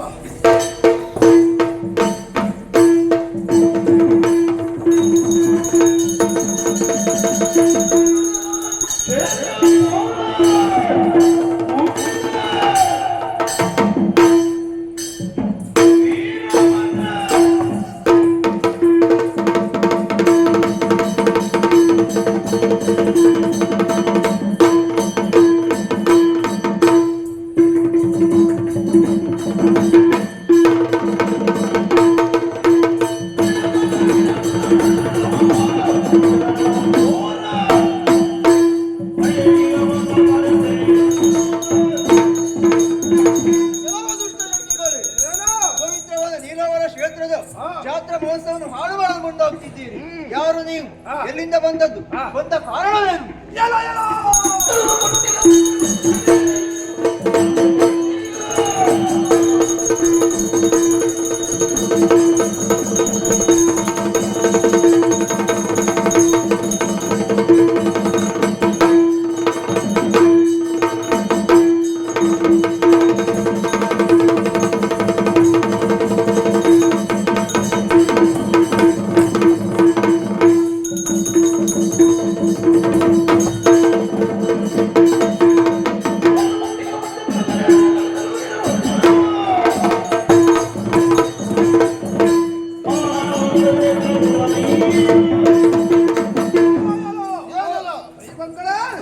ಅಲ್ಲದಿದ್ರೆ ಈ ರೀತಿಯಾಗಿ ಮಾಡುತ್ತಿರುವುದು ಯಾಕೆ ಅನ್ನೋದಾಗಿ ಕೇಳ್ತಾ ಇದ್ದೀರಾ? ಖಂಡಿತ ನಿಮಗೆ ತಿಳಿದಿಲ್ವಾ?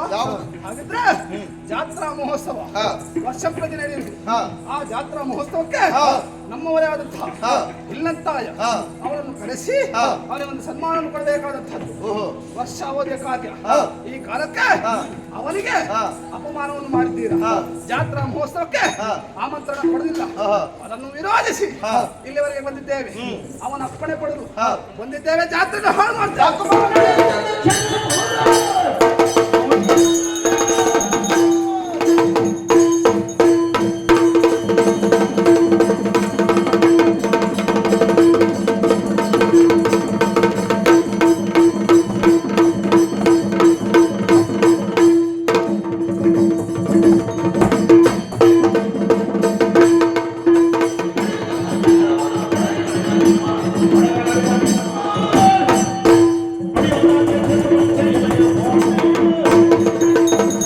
ದುಷ್ಟಶಕ್ತಿಗಳೇ, ನೀಲಾವರ ಜಾತ್ರೆಗೆ ನಿಮ್ಮೊಡನಿಗೆ ಆಮಂತ್ರಣ ಕೊಡಲಿರುವ ಕಾರಣಕ್ಕಾಗಿ ಜಾತ್ರೆಯನ್ನು ಹಾಳು ಮಾಡೋದಕ್ಕೆ ಮುಂದಾಗುತ್ತಾ ಇದ್ದೀರಾ. ಇದು ನಿಮ್ಮಂತವರಿಗೆ ಸರಿಯಾದದ್ದಲ್ಲ. ನೋಡು, ಬಂದ ದಾರಿಗೆ ಹಿಂದೆ ಹೋದರೆ ಸರಿ, ಜಾತ್ರೆಯನ್ನು ಕೆಡಿಸ್ತೇನೆ ಎನ್ನುವ ಹಾಗೆ ಮುಂದಾದೆ ಅಂತಾದ್ರೆ ಕನ್ನ ಮುರಿದು ಬಿಡ್ತಾರೆ.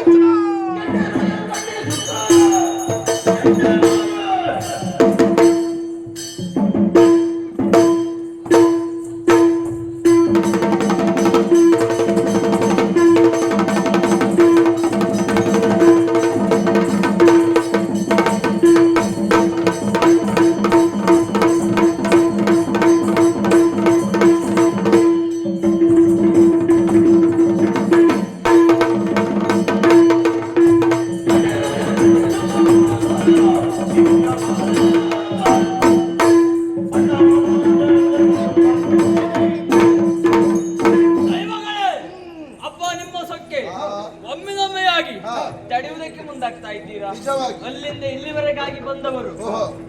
ಜಾತಿಯನ್ನು ಹಾಳು ಮಾಡುವುದಕ್ಕಾಗಿ ಒಳ್ಳೆ ಮಾತಲ್ಲಿ ಹೇಳ್ತಾ ಇದ್ದೇವೆ. ಏನಂತ? ನಮ್ಮ ಕೆಲಸಕ್ಕೆ ಭಂಗ ತರಬೇಡಿ. ಹೌದಾ? ಒಳ್ಳೆ ಮಾತಲ್ಲಿ ದಾರಿ ಬಿಡಿ. ನಿಮ್ಗೆ ಕೆಲಸ ನಿಲ್ಲಿಸಿ ಕೊಡ್ತೇನೆ ಇಲ್ಲ ಈಗ.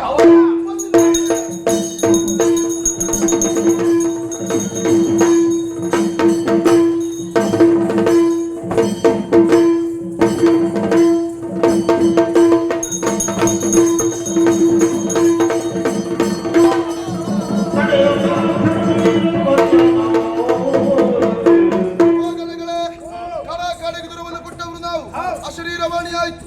ತಾಯಿ ಮಹಿಷಮರ್ದಿನಿ ಆಡಿರುವಂತಹ ಮಾತು, ನೀವ್ಯಾರು ಬಲದಲ್ಲಿ ಸಮನಾಗಿದ್ದೀರಿ, ನೀವು ನಿಮ್ಮಂತವ್ರು ಯುದ್ಧ ಮಾಡುವುದು ಸರಿಯಲ್ಲ. ನಿಮ್ಮ ಈ ಅಗತ್ಯ ಎನ್ನುವುದು ಈ ನೀಲಾವರಕ್ಕೆ ಉಂಟು. ನೀಲಾವರ ಕ್ಷೇತ್ರದಲ್ಲಿ ದೈವಗಳಾಗಿ ನೀವು ನೆಲೆಯಾಗಿ ನಿಲ್ಲಬೇಕೆನ್ನುವುದು ತಾಯಿಯ ಅಂಬೋಣ. ತಾಯಿಯ ಮಾತನ್ನು ಮೀರುವ ಹಾಗಿಲ್ಲ. ಈ ನೀಲಾವರ ಕ್ಷೇತ್ರದಲ್ಲಿ ನಾವೆಲ್ಲರೂ ನೆಲೆಯಾಗಿ ನಿಲ್ಲೋಣ.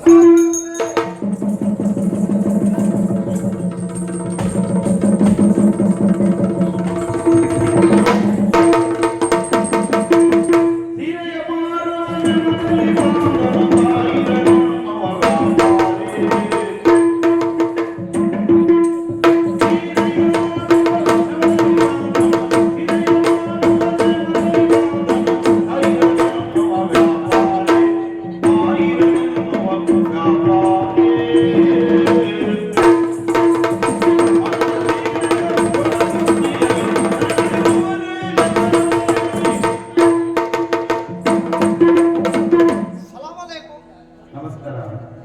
ಕೈಸ ನಮಸ್ಕಾರ ಬೋಲ್ತದೆ. ನಮಸ್ಕಾರ ನಮಸ್ಕಾರ. ನಂದು ನಾಮು ತಾಹಿರ್ ಖಾನ್. ನೀನ್ ತಾಯಿರ್ ಖಾನ್. ನಂದು ಬಾಪ ಜಾಹಿರ್ ಖಾನ್. ಪಾಪ ಜಾಹಿರ್ ಖಾನ್. ನೀನ್ ತಾಯಿರ್ ಖಾನ? ಹಾ. ಏನ್ ಈ ಕಡೆ ಬಂದವ? ನಂದು ಅರಬ್ ದೇಶದಿಂದ ಬಂದಿತ್ತು. ಅರಬಿಂದ ಬಂದವ? ಹೌದು. ಕಪಡಾ ವ್ಯಾಪಾರ ಮಾಡ್ಲಿಕ್ಕೆ ಬಂದಿತ್ತು. ಬಟ್ಟೆ ವ್ಯಾಪಾರ? ಹಾ. ಹಾ. ಅಚ್ಚ ಅಚ್ಚ ಸೀರೆ ಮಿಲೆಗ. ಎಂತೆಂತ ಸೀರೆ मैसूर सीरे मिलेगा, मंगलूर सीरे मिलेगा, ये पट्टे सीरे मिलेगा, वट्टे सीरे मिलेगा। ऐसा नहीं है, ये ಮತ್ತೆ ಹೆಣದ ಸೀರೆ ಉಂಟು. ಏ ಹೆಣದದ್ದು ಹಾ. ಆಮೇಲೆ ಹುಳದ ಸೀರೆ ಉಂಟು. ಹುಳ ಆಗಿಲ್ಲ? ಏ ನಿಮ್ದು ಹುಳ ಇಲ್ಲ? ರೇಷ್ಮೆ ಸೀರೆ. ಹಾ. ಆಮೇಲೆ ಹಗ್ಗದ ಸೀರೆ ಉಂಟು. ಹಗ್ಗದ ಸೀರೆ. ಮಗ್ಗದ ಸೀರೆ. ಹಾ. ಕಡಿಮೆ ಬೆಲೆಗೆ ಕೊಡ್ತದೆ. ಕಡಿಮೆ ಬೆಲೆಗೆ ಹಗ್ಗದ ಸೀರೆ ಕಡಿಮೆ ಬೆಲೆಗೆ 3,500,000. ಅದು ಕಡಿಮೆ ಬೆಲೆ. ಏ ಹಗ್ಗದ್ದು ಅಲ್ಲ ಅದು. ಮಗ್ಗದ ಸೀರೆ. ಹಾ ನಿಮ್ಗೆ ಸೀರೆ ಬೇಕು? ನನಗೆ ಬೇಡ ಬೇಡ. ಏ ಒಂದು ಸೀರೆ ಇವತ್ತು ವ್ಯಾಪಾರ ಆಗ್ಲಿಲ್ಲ. ಏನು ವ್ಯಾಪಾರ ಆಗಲಿಲ್ಲ? ಏನು ವ್ಯಾಪಾರ ಆಗ್ಲಿಲ್ಲ. ನೀನು ಹೊಟ್ಟೆ ಸೀರೆ ಎಲ್ಲ ತಗೊಂಡ್ರೆ ಯಾರು ತಗೊಳ್ತಾರೆ? ಹೊಟ್ಟೆ ಸೀರೆ ಹೇಳಿದ್ದು ನಾವು, ಹಾ, ಅದು ಒಳ್ಳೆದೇ ಉಂಟು, ಒಳ್ಳೆದುಂಟಾ? ಒಳ್ಳೆದು ಉಂಟು. ಹಾ, ಸೀರೆ ಬೇಕಾ? ಸೀರೆ ಸೀರೆ ಯಾರು ತಕೊಳ್ಳೋದಿಲ್ಲ. ಏ ಇಲ್ಲಿ ಸೀರೆ ಉಡುದಿಲ್ಲ. ಅದು ಗೊತ್ತಿಲ್ಲ. ಈಗ ಎಲ್ಲ ಎರಡು ಕಾಲಿಗೆ ಹಾಕುವುದು ಹಾಕ್ತಾರೆ. ಹಾ, ಸೀರೆ ಉಡುದು ಕಡಿಮೆ ಆಗಿದೆ ಸೀರೆ ಹಾಗೆ. ಉಡುತ್ತಾರೆ. ನೀನು ಅದೇ ವ್ಯಾಪಾರ ಮಾಡಬಹುದು. ಏ ಸಂತೆ ವ್ಯಾಪಾರದಲ್ಲಿ ಅದೇ ಹೋಗುದು ಹೆಚ್ಚಿಗೆ. ಹೌದಾ? ಹೌದು ಹೌದು. ಹ್ಮ್.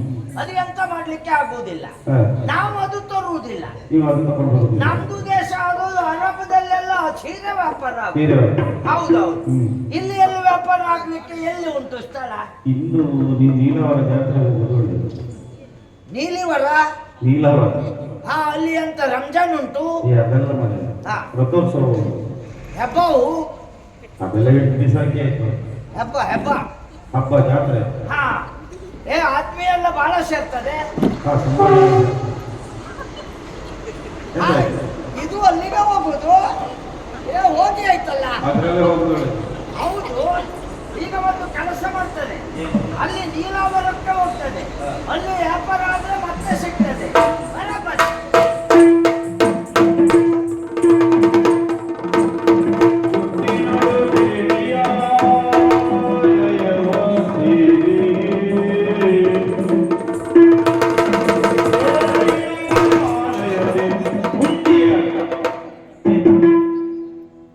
ಈ ಬಟ್ಟೆ ವ್ಯಾಪಾರ ಕೊಡ್ತಾ ಕಳ್ತನ ಬರೋದು. ಅದೆಂತ ಹೇಳ್ಬೋದು? ನೀಲವರಕ್ಕೆ ಹೋಗಿತ್ತ, ಹಾ, ಅಲ್ಲಿ ಹಬ್ಬ ಎಲ್ಲ ಮುಗಿದಿತ್ತು. ಜಾತ್ರೆ ಮುಗಿದು. ಏ ಜನ ಒಂದು ಇಲ್ಲ. ಹಾ, ಆಚೆ ಈಚೆ ನೋಡಿತ್ತು, ವ್ಯಾಪಾರ ಆಗಲಿಲ್ಲ ಏನು? ವ್ಯಾಪಾರ ಎಂತ ಆಗ್ಲಿಲ್ಲ. ಹಾ, ಏ ಅಲ್ಲಿ ಹಬ್ಬ ಎಲ್ಲ ಆಗಿತ್ತಲ್ಲ, ಹಾ, ಈ ಕೀಣಿಕೆ ಹುಂಡಿ ಉಂಟಲ್ಲ, ಅದು ಕಾಣಿಕೆ ಹೋಗಿಲ್ಲ. ಅದಕ್ಕೆ ಎಲ್ಲ ಜನ ಎಲ್ಲ ಹೆಣ ಹಾಕಿತು. ನೀನು ಹೇಳಿದ್ದಲ್ಲ, ಹಣ ಹೆಣ ಹಾಕಿತು. ಹಣ ಹಣ ಹಾ ಬೆಟ್ಟರು ನೋಡ್ತೇನೆ. ಪ್ರಮಾಣ. ಹಾ ಹ್ಮ್. ಒಳಗಡೆ ಪೂಜೆ ಮಾಡ್ತಾ ಉಂಟು. ಪೂಜೆ ಪೂಜೆ. ಹಾ ಗಿಟ್ಟಾಮಣಿ ಗಿಡಿ ಗಿಡಿ ಗಿಡಿ ಗಿಡಿ ಗಿಡಿ ಮಾಡ್ತಾ ಉಂಟು. ನಿನ್ನ ಬಾಯಿ ಕನ್ನಡ ಸೇರಿದೆಲ್ಲ ಕೊಲ್ತಿ ಮಾಡಿ. ಅದೇ ನಾನು ಆಚೆ ಈಚೆ ನೋಡಿದ್ದು. ಹಾ, ಇದು ಹೋಗಿ ಎತ್ತಿ ನೋಡಿತ್ತು ನಂದು. ಹಾ, ಭಾರ ಉಂಟು, ಬಾರಿ ಬಾರ ಉಂಟು. ಹಣ ಅದರಲ್ಲಿ ಉಂಟು. ಜಾತ್ರೆ ಜನಲ್ಲ ಹಣ ಹಾಕಿ ಹೋಗುದು. ಅದಕ್ಕೆ ಹಣ ಹಾಕಿ. ಹ್ಮ್. ಏ ದೇವರಿಗೆ ಹಣ ಬೇಕು, ಎವ್ರಿಗೆ ಬೇಡ ಮಾಡಿ. ಮತ್ತೆ ಯಾಕೆ ಅಲ್ಲಿ ವ್ಯವಸ್ಥೆಗೆ ಬೇಕಲ್ಲ. ವ್ಯವಸ್ಥೆಗೆ ಅಲ್ಲಿ ದೊಡ್ಡ ಜನ ಇಲ್ಲ.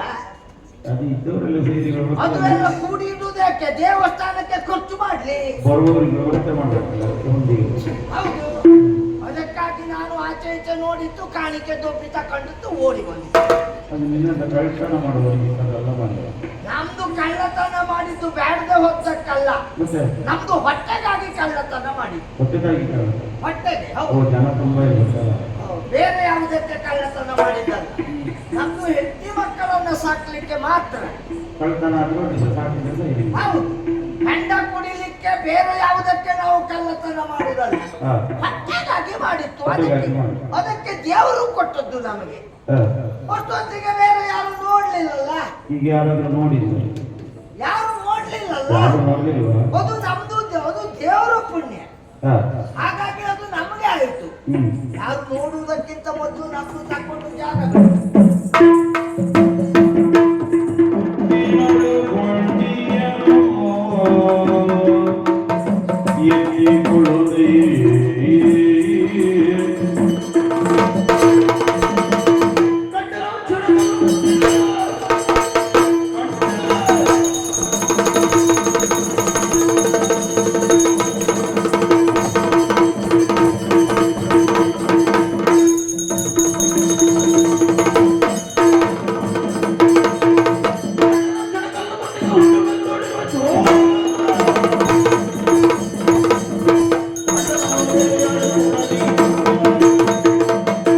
ಆಶ್ಚರ್ಯವನ್ನು ಕಾಣ್ತಾ ಇದ್ದೇನೆ.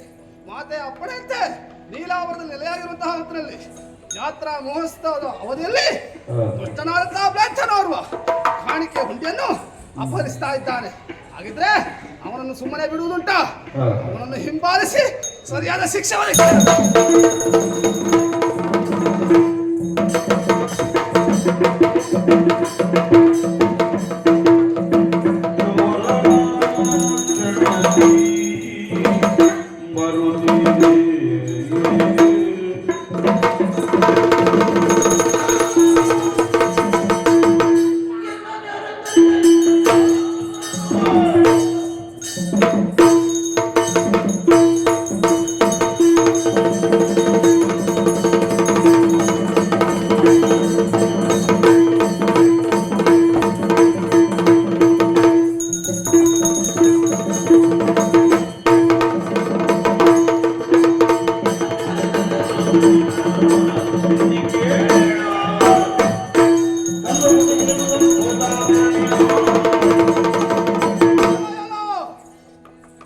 ಏಯ್!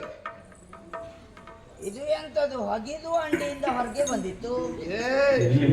ನಿನ್ನ ಅಲ್ಲಿಯೇ ಕಳಿಸ್ತೇನೆ. ಹೊಗಿದು ಅಂಡಿಯಿಂದ ಹೊರಗೆ ಬಂದಿತ್ತು. ಕೆಂಪು ಕಪ್ಪು ಮೆಶಿ ಇದ್ದದು. ಏಯ್!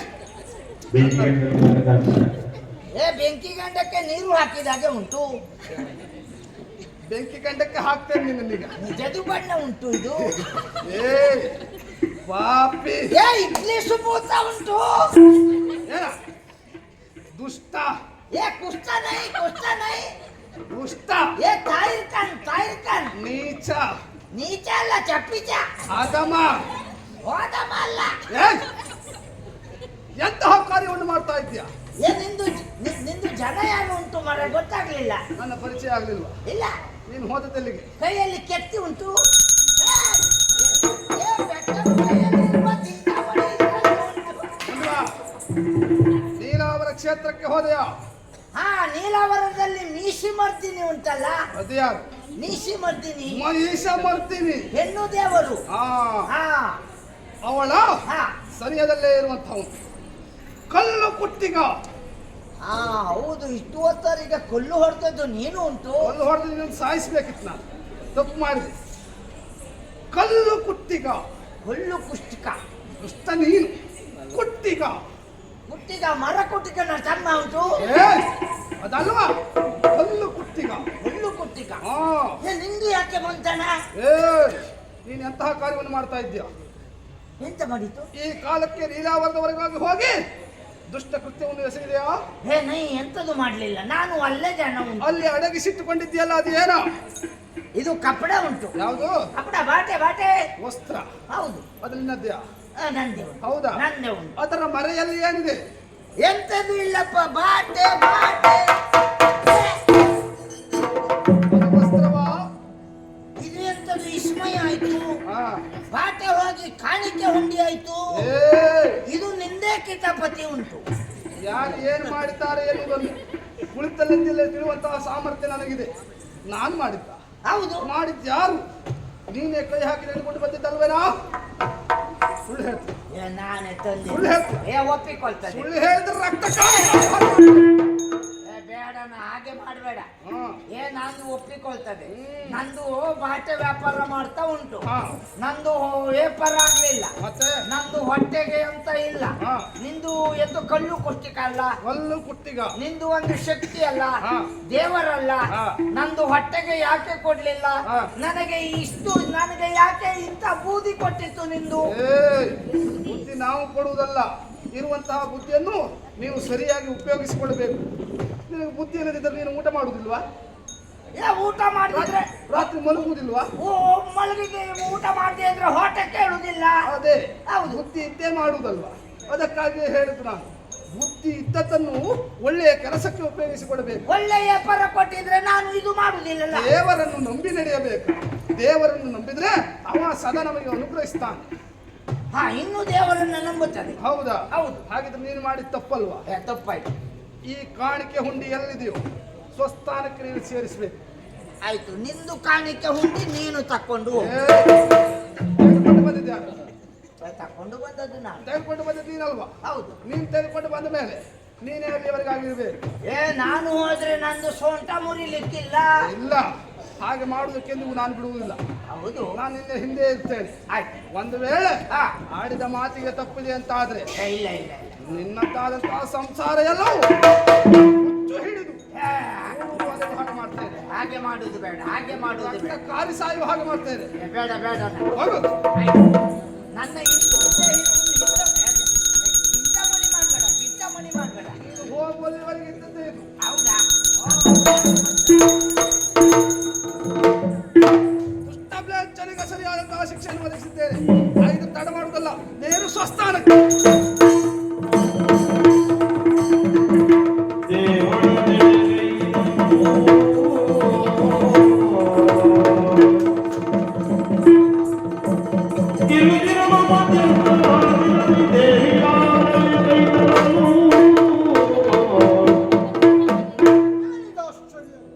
ಕಲ್ಪಡ ಸ್ವಾಮಿ, ನನ್ನ ಪ್ರಾರ್ಥನೆಯನ್ನು ಕೇಳಿದೆಯಾ?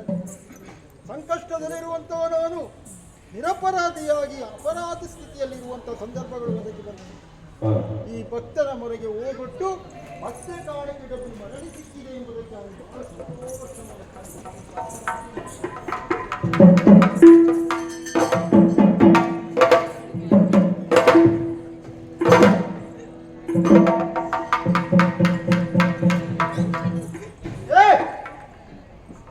ಯಾರಯ್ಯ? ಎದ್ದೇಳು, ಎದ್ದೇಳು. ತೆಗಿ ಮುಖ ತೆಗಿ. ಹೇ! ಅನ್ಯ ಧರ್ಮಿ ನೀನೊಬ್ಬ. ಯಾಕೆ ದೇವಸ್ಥಾನದ ಒಳಗಡೆ ಬಂದ? ಸಾಯಿ ಖಾನ್ ಎಂಬುದು ನಿನ್ನ ಹೆಸರು. ಬಹಳ ಸಂತೋಷವಾಗಿದೆ. ದೇವಸ್ಥಾನದೊಳಗೆ ಬಂದು ಹಾಗೆಲ್ಲ ಹೋಗ. ಸಂತೋಷ ಆದ್ರೆ ನಂದು ಬರ್ತದೆ. ದೇವಸ್ಥಾನದೊಳಗೆ ಬಂದದ್ದು ಯಾಕೆ ಅಂತ ಕೇಳುವುದು ನಾವು. ನಾನು ಕಪಡ ಇದು ಬಟ್ಟೆ ವ್ಯಾಪಾರಕ್ಕೆ ಬಂದಿತ್ತು. ಬಟ್ಟೆ ವ್ಯಾಪಾರಕ್ಕಾಗಿ ನೀರಾವರದಲ್ಲಿ ನಡೆಯುತ್ತ ಬಂದವನು ನೀನು. ನೀಲಿವನದಲ್ಲಿ ಹಬ್ಬ ಉಂಟು ಹೇಳಿ ಕೇಳಿ ಬಂದಿತ್ತು. ಹಬ್ಬ ಹಬ್ಬದ ಆಚರಣೆ. ಹಾ, ಭಕ್ತ ಕೋಟಿಗಳೆಲ್ಲ ಸೇರ್ತಾರೆ. ನಾನು ಬರುವಾಗ ದೇವರ ಕೃಪೆಗೆ ಪಾತ್ರರಾಗುತ್ತಾರೆ. ನಾನು ಬರುವಾಗ ಹಬ್ಬ ಎಲ್ಲ ಮುಗಿದಿತ್ತು. ಹಬ್ಬ ಎಲ್ಲ ಮುಗಿದಿತ್ತು. ಇಲ್ಲಿ ಬಂದು ನೋಡುವಾಗ ಯಾರೂ ಇಲ್ಲ. ಬೆಟ್ಟರು ಒಳಗೆ ಉಂಟು. ಹಾಗೆಲ್ಲ ಹೇಳಬಾರದು. ಬ್ರಾಹ್ಮಣೋತ್ತಮರವರ ಹಾ, ಅಲ್ಲಿ ಪೂಜೆ ಮಾಡುತ್ತಾ ಉಂಟು. ಪೂಜೆ ಮಾಡುತ್ತಾ ಇದ್ದರು. ಇಲ್ಲಿ ನೋಡಿದ್ದು ಕಾಣಿಕೆ ಹುಂಡಿ ಹೊರಗೆ ಉಂಟು. ದೇವಸ್ಥಾನದ ಬಾಗಿಲಿನಲ್ಲಿರುವಂತಹ ಕಾಣಿಕೆ ಡಬ್ಬಿಯನ್ನು ನೀನು ನೋಡಿದವನು. ಹೌದು. ನನಗೆ ಏಪರ್ ಆಗ್ಲಿಲ್ಲ. ನಂದು ಕೈಯಲ್ಲಿ ಕಾಸು ಇರಲಿಲ್ಲ. ಸರಿ. ಕಾಣಿಕೆ ಹುಂಡಿ ನೋಡಿತ್ತು. ಆಚೆ ಈಚೆ ಯಾರು ಇಲ್ಲ. ಹಗೂರ ಕಾಣಿಕೆ ಹುಂಡಿ ಎತ್ತಿ ಹೋಯ್ತು. ವ್ಯಾಪಾರ ಇಲ್ಲದೆ ಹೋದ್ರೆ ವ್ಯಾಪಾರದಲ್ಲಿ ನಷ್ಟವನ್ನು ಅನುಭವಿಸಿದೆ ಅಂತ ಹೇಳಾದ್ರೆ ಬೇರೆ ಉದ್ಯೋಗವನ್ನು ನೋಡಿಕೊಳ್ಬಹುದಾಗಿತ್ತಲ್ಲ. ಬೇರೆ ವ್ಯಾಪಾರ ಎಲ್ಲ ಮಾಡಿತ್ತಾನೆ. ಮತ್ತೇನಾಯ್ತು? ಎಲ್ಲ ವ್ಯಾಪಾರ ಮಾಡಿತ್ತು. ಗುಜಡಿ ವ್ಯಾಪಾರ ಮಾಡಿತ್ತು. ಸರಿ. ಬಾಳೆಕಾಯಿ ವ್ಯಾಪಾರ ಮಾಡಿತ್ತು. ಸರಿ. ಬಾಳೆಕಾಯಿ ವ್ಯಾಪಾರಕ್ಕೂ ಹಿಡ್ದಿತ್ತು. ಕೈಗೆ ಹಿಡಿಲಿಲ್ಲ, ಬಟ್ಟೆಗೆ ಹಿಡ್ದಿತ್ತು. ಹೌದಾ? ಅದಕ್ಕೆ ಬಿಟ್ಟಿದ್ದ? ಹೌದು. ಅದನ್ನೆಲ್ಲ ಬಿಟ್ಟು ಬಟ್ಟೆ ವ್ಯಾಪಾರಕ್ಕೆ ಬಂದವನು. ಬಟ್ಟೆ ಎಲ್ಲ ಕಲೆ ಆಯ್ತು ಬಿಟ್ರೆ ಕೈಗೆ ಅಂತ ಹಿಡಿಲಿಲ್ಲ. ಒಂದು ಕೆಲಸ ಮಾಡ್ಬೇಕಾಯ್ತು ನೀನು. ಹಲಸಿನ ಹಣ್ಣು ವ್ಯಾಪಾರ ಮಾಡ್ಬೇಕಿತ್ತು. ಅದು ಕೈ ಹಿಡಿತಾಯ್ತು. ಅದು ಮೊದಲೇ ಕೈಗೆ ಹಿಡ್ದಿತ್ತು. ನೀನು ಮಾಡಿರುವಂತ ಕಾರ್ಯ ತಪ್ಪು ಅಂತ ಹೇಳುವುದು ನಾನು. ಯಾಕೆ? ಹೊಟ್ಟೆಗೆ ಮಾಡಿದ್ದಲ್ಲ. ಕಲ್ಪುಡ ದೇವನನ್ನು ಪ್ರಾರ್ಥನೆ ಮಾಡಿರುವಂತಹ ಸಂದರ್ಭದಲ್ಲಿ ಮತ್ತೆ ಮರಳಿ ಸಿಕ್ಕಿದೆ ಕಾಣಿಕೆ ಹುಂಡಿ ಎಂಬುದರಲ್ಲಿ ಸಂತೋಷವಿದೆ. ಅದು ಒಂದು ಕಲ್ಲು ಕೂಡ ಎಲ್ಲೋದ್ರೂ ಬಿಡುವುದಿಲ್ಲ. ನಮ್ಮ ಪ್ರಾರ್ಥನೆಗೆ ಹಾಗೆ ತುಂಬಾ ಬಿಗಿ ಇದೆ. ಅದು ನನ್ನ ಹಿಂದೆ ಬಂದಿತ್ತು. ಅದು ಒಂದು ಕೈಯಲ್ಲಿ ಕೆತ್ತಿ, ಇನ್ನೊಂದು ಕೈಯಲ್ಲಿ ಗಿಂಟ ಬಂದಿತ್ತು. ಕತ್ತಿ ಅದೇ ಕೆತ್ತಿಯೇನ? ಅದು ಹಿಡ್ಕೊಂಡು ಬಂದು ಗಿಣಿ ಮಾಡಿತ್ತು. ನಂದು ನಿಂದು ತಕೊಂಡು ಹೋಗಬೇಡ, ನಿಂದು ರಕ್ತಕಾರಿ ಸಾಯ್ತದೆ ಹೇಳಿತ್ತು. ನನಗೆ ಹೆದರಿಕೆ ಆಯ್ತಾನೆ. ಆಗ್ಲಿಕ್ಕೆ ಬೇಕು. ಹೌದು. ಹಾಗಾಗಿ ನಂದು ಕಾಣಿಕೆ ಉಂಡಿ ಇಲ್ಲಿ ತಕೊಂಡು ಬಂತು. ಮತ್ತೆ ತಿರುಗಿ ತಂದು ಇಟ್ಟವನು ನೀನು. ಹೌದು. ನಿನಗೆ ಏನು ಮಾಡುವುದಿಲ್ಲ ನಾನು. ನಂದು ಅಲ್ಲಿ ಹೋಗುವ ತನಕ ನಿನಗೆ ಹೆದರಿಕೆ ಬೇಡ ಹೇಳಿತ್ತು. ಸರಿ. ನಾನು ಅವರಿಗೆಲ್ಲ ಬೂದಿ ಕೊಡ್ತೇನೆ ಹೇಳಿತ್ತು. ಬೂದಿ ಇದು ತಲೆಯಲ್ಲಿ ಬೂದಿ ಬುದ್ಧಿ. ಅದು ಕೊಡ್ತೇನೆ ಹೇಳಿತ್ತು. ಹಾಗೆ ನಾನು ಇಲ್ಲಿಗೆ ಬಂದು. ಹಾಗೆ ಕಷ್ಟದಲ್ಲಿ ನೆನೆದಿರುವಂತಹ ಸಂದರ್ಭದಲ್ಲಿ ಕಲ್ಪುಡ ಪ್ರತ್ಯಕ್ಷನಾಗಿ ಶಿಕ್ಷೆಯನ್ನು ಕೊಡುವುದಿಲ್ಲ, ಬುದ್ಧಿ ಮಾರ್ಗವನ್ನು ನೀಡುತ್ತಾರೆ. ಹೌದು. ಅಲ್ಲಿ ನೀನು ಬದುಕಿದೆ ಎಂಬುದಾಗಿ ನನಗೆ ವಿಶ್ವಾಸ ಉಂಟು. ಹೌದು. ಆದ್ರೂ ಒಂದು ನಿಮ್ದು ಯಾರು ಗೊತ್ತಾಗ್ಲಿಲ್ಲ. ನಾನು ಈ ದೇವಸ್ಥಾನದ ಆಡಳಿತದಲ್ಲಿ ಮುಖ್ಯನಾಗಿರುವಂತಹ ಮಧ್ಯಸ್ಥ, ರಾಮಚಂದ್ರ ಮಧ್ಯಸ್ಥ ಎಂಬುದಾಗಿ ನನ್ನನ್ನು ಕರೆಯುತ್ತಾರೆ. ಸಮಸ್ತ ಊರಿನವರೆಲ್ಲ ನನ್ನ ಮೇಲೆ ವಿಶ್ವಾಸ ಇಟ್ಟು ದೇವಸ್ಥಾನದ ಅಧಿಕಾರವನ್ನು ನನಗೆ ಕೊಟ್ಟಿದ್ದಾರೆ. ಹಾಗಾಗಿ ವಿಶ್ವಾಸದಿಂದ ನಡೆಸಿಕೊಂಡು ಹೋಗುವಂತ ಜವಾಬ್ದಾರಿ ನನಗೆ. ನೀವು ಮಧ್ಯಸ್ಥರು. ಮದಿಸ್ತರು ಮಧ್ಯಸ್ಥರು ಯಾವುದೋ ಒಂದು ಇಸ್ತರು. ಆ ಶಬ್ದಕ್ಕೆ ಬಾಯ ಹಾಕ್ಬೇಡ ಬಿಡಿ. ಸರಿ ಹಾ. ಹ. ಹಾ, ಆಯ್ತು. ನಿಮ್ದು ಈಗ ಕಾಣಿಕೆ ಉಂಡಿ ನಿಮ್ಗೆ ಬಂತು. ಹೌದು. ನಮ್ದು ಧರ್ಮ ಬಿಟ್ಟಿತ್ತಲ್ಲ. ಸಲಾಮ್ ಅಲೈಕುಂ.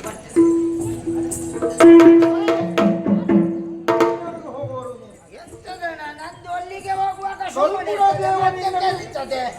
ಕಲ್ಕುಡ ದೇವ ನಿನ್ನನ್ನು ಬಿಟ್ಟು ಕಳಿಸಿರಬಹುದು, ಆದ್ರೆ ನಾನಷ್ಟು ಸುಲಭದಲ್ಲಿ ಬಿಡುವಲ್ಲ. ಎಂತದು ಕಟ್ಟಿ ಆಗ್ತದೆ? ಗಟ್ಟಿ ಹಾಕುದಿಲ್ಲ. ಹಾ. ಅದು ಏನ್ ಮಾಡ್ಬೇಕಂತ ನಾನೇ ನಿನಗೆ ಹೇಳ್ತೇನೆ ಈಗ. ಎಂತ ಮಾಡುದು? ಹೌದು, ಶಿಕ್ಷೆ ಕೊಡ್ತೇನೆ ನಿನಗೆ. ಶಿಸ್ಕೆ? ಶಿಕ್ಷೆ ಕಟ್ಟಿ ಹಾಕುವುದರಿಂದಲೇ ಶಿಕ್ಷೆ ಅಲ್ಲ. ಶಿಕ್ಷೆಯಲ್ಲಿ ಅನೇಕ ವಿಧಗಳಿದೆ. ಎಂತದ ಶಿಕ್ಷೆ ಕೊಡ್ತದೆ? ಆಗ್ಬಹುದಾ? ಶಿಸ್ಕೆ ಕೊಡುವಂತ ಶಿಕ್ಷೆಯನ್ನು ತೆಗೆದುಕೊಳ್ಳಲಿಕ್ಕೆ ಸಿದ್ಧನಾಗಿರ್ಬೇಕು ನೀವು. ಶಿಸ್ಕೆ ಕೊಡುವುದಿಲ್ಲ ಹೇಳಿತು ನೀರು ಭದ್ರ. ಇದು ಕೊಳ್ಳು ಕೊಟ್ಟಿ ಕಲ್ಲು ಕೊಡುಗೆ ಕೊಡುವುದಿಲ್ಲ, ಧರ್ಮ ಮಾರ್ಗವನ್ನಷ್ಟೇ ಸೂಚಿಸ್ತದೆ. ಆದ್ರೆ ಅದರ ಪ್ರೇರಣೆ ನಮಗಿರ್ತದೆ. ಅಲ್ಲ, ಇನ್ನು ಇಲ್ಲಿ ಸೇವೆ ಮಾಡ್ತದೆ ನಾನು. ಆ ನೆಲೆಯಲ್ಲಿ ನಿನಗೊಂದು ಶಿಕ್ಷೆ. ಆಯ್ತು, ಎಂತ ಶಿಕ್ಷೆ ಕೊಡ್ತದೆ? ನೀನು ಇವತ್ತು ನಡೀತಿರುವಂತ ಕಾರ್ಯಕ್ರಮ ಏನಂತಂದೆ, ನೀರಾವರದ ಹಬ್ಬ ಎಂಬುದಾಗಿ ಹೇಳಿದವನಲ್ಲ. ಅದು ಹೇಳಿತಲ್ಲ ನಾ. ಸರಿ, ಹೌದು. ಮುಂದಿನ ವರ್ಷ ಇದೇ ರೀತಿ ಹಾ. ಪ್ರತಿ ವರ್ಷನೂ ಹಾ. ನೀರಾವರದಲ್ಲಿ ಹಬ್ಬ ಜೋರಾಗಿ ನಡೀತದೆ. ಹಾ. ರಥೋತ್ಸವದ ವೇಳೆಯಲ್ಲಿ ಹಾ. ಮದ್ದು ಗುಂಡುಗಳನ್ನು ಹೊಡೆಯುವಂತ ವ್ಯವಸ್ಥೆ ನಿನ್ನದಾಗಬೇಕು. ಗುಂಡು ಎಷ್ಟು ಹೊಡೆದಿತ್ತು ನಂದು? ಯಾವ ಗುಂಡು? ನಾನು ಗುಂಡು ಹೊಡೆದಾಗ ಒಂದು ಗುಂಡು ತಾಗಲಿಲ್ಲ. ಅಲ್ಲ, ಆ ಗುಂಡಿನ ಅವಶ್ಯಕತೆ ನನಗಿಲ್ಲ. ಮದ್ದು ಗುಂಡುಗಳು, ಸಿಡಿಮದ್ದುಗಳು ಇಲ್ಲೆಲ್ಲ ಹೊಡಿತಲ್ಲ. ಹಾ. ಯಾವುದು ಬೇಡ. ಅದನ್ನ ಹೇಳೇ ಬಂದವನು ನೀನು. ಮದ್ದು ಗುಂಡುಗಳು ಹೊಡಿತಾ ಇದ್ರು ನೀನು ಬರುವಾಗ. ಅದೆಲ್ಲ ಹೊಡಿತಾ ಉಂಟು. ಸ್ವಲ್ಪ ಸ್ವಲ್ಪ ಭಕ್ತ ಕೋಟಿಗಳು ಅವರವರ ಇಷ್ಟಾರ್ಥದಂತ ಹೊಡೆದಿದ್ದು. ಆದ್ರೆ ದೇವಸ್ಥಾನದಲ್ಲಿ ಪ್ರತಿ ವರ್ಷ ಇನ್ನು ನಿಮ್ಮದಾಗಿರುವಂತ ಸೇವೆ ಬೇಕು. ಇದು ಬೆಂಕಿ ಹಚ್ಚಿ ತೆಗೆದು ಬಿಸಾಡುದಲ್ಲ, ಬಿಸಾಕಿ. ಅದು ನಂದು ಮಾಡ್ತದೆ. ದೂರ ಎಸೆಯಬೇಕು, ಮತ್ತೆ ಜನರ ಮಧ್ಯದಲ್ಲಿ ಹಾಕ್ಬಾರ್ದು. ಹೇಳ್ಲಿಕ್ಕೆ ಬರುವುದಿಲ್ಲ. ಅದು ಜನರ ಮಧ್ಯೆ ಹಾಕ್ತಾರೆ ಅಂತ ಆದ್ರೆ ಅದು ತಲೆ ಹಾಳಾದವರಲ್ಲ. ಮತ್ತೆ ಅದನ್ನೇ ಮಾಡುವುದು. ನಮ್ದು ಹಾಗೆ ಇಲ್ಲ. ಸರಿ, ನಮ್ದು ಒಳ್ಳೆ ಜನ ಉಂಟು. ಒಳ್ಳೆ ಜನ ಈಗ ಇದು ಮೊದಲು ಕೆಟ್ಟ ಬುದ್ಧಿಯವನಿದ್ದೇನೆ. ನೀನು ಒಳ್ಳೆಯವನಾದ್ರೆ ಕಾಣಿಕೆ ಡಬ್ಬಿ ಕದ್ದು ಹೋಯ್ತಿದ್ದೇನೋ ದೇವಸ್ಥಾನದ ಅವರದಲ್ಲಿರುವಂತದ್ದು. ಅದು ನಂದು ಹೇಳಿತ್ತಲ್ಲ ಹೊಟ್ಟೆಗೆ ಅಂತ. ಈಗ ನಮಗೆ ಒಳ್ಳೆ ಬುದ್ಧಿ ಬಂದಿತ್ತು. ಈಗ ಈಗ ಒಂದು ಕೆಲಸ ಮಾಡುವ. ಏನು? ಈಗ ನಂದು ಒಪ್ಪಿಕೊಳ್ತದೆ. ನಂದು ಇದು ಗುಂಡು ಮದ್ದು ಗುಂಡು ಹೊಡಿತದೆ. ಸರಿ. ಈಗ ಎಲ್ಲಿವರೆಗೆ ಹೊಡಿತದೆ? ನಮಗೆ ವಯಸ್ಸಾಯ್ತು. ನಂದು ಮರ್ಗಯ ಆಯ್ತು. ಮರ್ಗಯ ಆದ್ರೆ ನಮ್ದು ಯಾರು ಹೊಡಿತದೆ? ಇದು ಆಕಸ್ಮಿಕ. ಸಾವು ಎಂಬುದು ನಿಶ್ಚಯ. ಪ್ರಪಂಚದಲ್ಲಿ ಹುಟ್ಟಿರುವಂತ ಪ್ರತಿ ಜೀವಿಗೂ ಸಾವು ಎಂಬುದು ಕಟ್ಟಿಟ್ಟ ಗೊತ್ತು. ಆ ನೆಲೆಯಲ್ಲಿ ನಿನ್ನ ಆಯಸ್ಸು ಮುಗಿದಲ್ಲಿಗೆ ನೀನು ಈ ಜಗತ್ತನ್ನು ಬಿಟ್ಟು ಹೋಗುವುದು ಅನಿವಾರ್ಯ. ಸತ್ತ ಮೇಲೆ ಅದು ಎಂತದು ಪುರಾಣ ಎಲ್ಲ ಸತ್ತ ಮೇಲೆ ಹೋಗುವುದೇ. ಇದು ಸತ್ತ ಮೇಲೆ ಎಲ್ಲ ಹೋಗುವುದೇ ಯಾರಿಗೆ ಗೊತ್ತಿಲ್ಲ. ಅಲ್ಲ, ನೀನು ಬಹಳ ಬೇಸರದ ಸಂಗತಿಯಲ್ಲಿ ಮಾತನಾಡ್ತಿದ್ಯಾ, ಹಾಗಾಗಿ ಹೇಳ್ಬೇಕಾಯ್ತು. ಅಲ್ಲ, ಸತ್ತು ಹೋಗಿ ಅಂತ ಹೇಳಿದ್ರೆ ನಿನ್ನ ಮಕ್ಕಳಿದ್ದಾರಲ್ಲ, ಅವರದನ್ನು ಹೊಡಿಸ್ಕೊಂಡು ಹೋಗು. ನೀನು ಹೇಳಿದ ಹಾಗೆ ಮಕ್ಕಳು ಸಾಯುವುದಿಲ್ಲ. ಮಕ್ಕಳು ಸಾಯಿದ್ದಾರೆ, ಅದಾದ್ರೆ ನಿಮ್ಮ ಮೊಮ್ಮಕ್ಕಳಿದ್ದಾರಲ್ಲ. ಮೊಮ್ಮಕ್ಕಳು ಸಾಯುವುದಿಲ್ಲ. ಮಕ್ಕಳು ಮರಿ ಮಕ್ಕಳು ಮಕ್ಕಳು ಎಂತ ಮಾತಾಡ್ತಾರೆ? ವಂಶಂ ಪಾರಂಪರ್ಯವಾಗಿ ನಡೆಸಿಕೊಂಡು ಹೋಗಬೇಕು. ಹಾಗಿದ್ರೆ ಇಲ್ಲಿ ಹೊಡೆಯುವುದು ಬೇಡ, ಅಲ್ಲಿ ಪಾರಂಪಳ್ಳಿಯಲ್ಲಿ ಹೊಡಿಬೇಕು. ಪಾರಂಪಳ್ಳಿಯಲ್ಲ, ನೀರಾವರದ ಜಾತ್ರಾ ಮಹೋತ್ಸವದಲ್ಲಿ ನಡೆಸಿಕೊಂಡು ಬರುವಂತ ಕಾರ್ಯ ನಿಮ್ಮಿಂದ. ಹಾಗೆ ಮತ್ತೆ ಈಗ ನಮ್ಮ ವಂಶದವರಿಂದಲೇ ಆಗಬೇಕು. ಹಾ, ಅದು ಒಪ್ಪಿಕೊಳ್ತಾರೆ. ಸರಿ, ಯಾರು ನಾವು ಸತ್ರು ನಮ್ಮ ವಂಶದವರು ಮತ್ತಲ್ಲ. ಆಯ್ತು. ಅದೇ ನಮಗೆ ಈಗ ಇದು ನಿಮ್ದು ದೇವರು ಮಹಿಷಮರ್ದಿನಿ ನಮಗೆ ಒಳ್ಳೇದು ಕೊಡ್ಬೇಕು. ಸರಿ, ನಮಗೆ ದಿನ ದಿನ ಏಪಾರ ಎಲ್ಲ ಒಳ್ಳೇದಾಗ್ಬೇಕು. ನಿಮ್ದು ಇದು ಯಕ್ಷಗಾನ ಮಂಡಳಿ ಉಂಟಲ್ಲ, ದೇವಸ್ಥಾನದಿಂದ ನಡೆಯುವಂತ.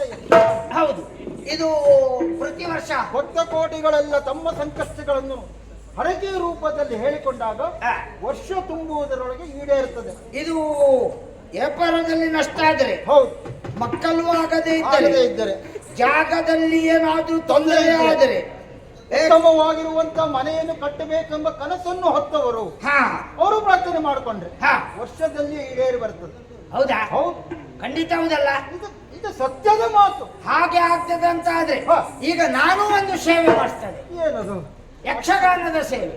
ನಿಮ್ಮಿಂದ ಒಂದು ಯಕ್ಷಗಾನ ಸೇವೆ ನಮ್ಮ ಬಾಂಧವರನ್ನೆಲ್ಲ ಒಂದುಗೂಡಿಸಿ ಆಗಲಿ ಅಂತ ನಾನು ಯಕ್ಷಗಾನ ಸೇವೆ ಮಾಡಿಸ್ತೇನೆ. ಸಂತೋಷದ ವಿಚಾರ ಇದು. ಇದು ನಿಮ್ದು ಯಕ್ಷಗಾನ ಕ್ಷೇತ್ರದ್ದು ಮಹಾತ್ಮೆ ಉಂಟಾ? ಹೌದು ಹೌದು, ನೀರಾವರ ಕ್ಷೇತ್ರ ಮಹಾತ್ಮೆ.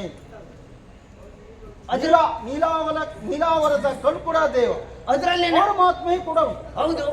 ಇದು ನಮ್ದು ಒಂದು ಪಾತ್ರೆ ಬರ್ತದೆ.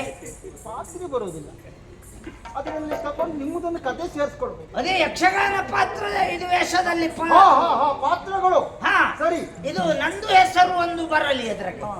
ಅಂತ ಸಾಯಿರ್ ಖಾನ್.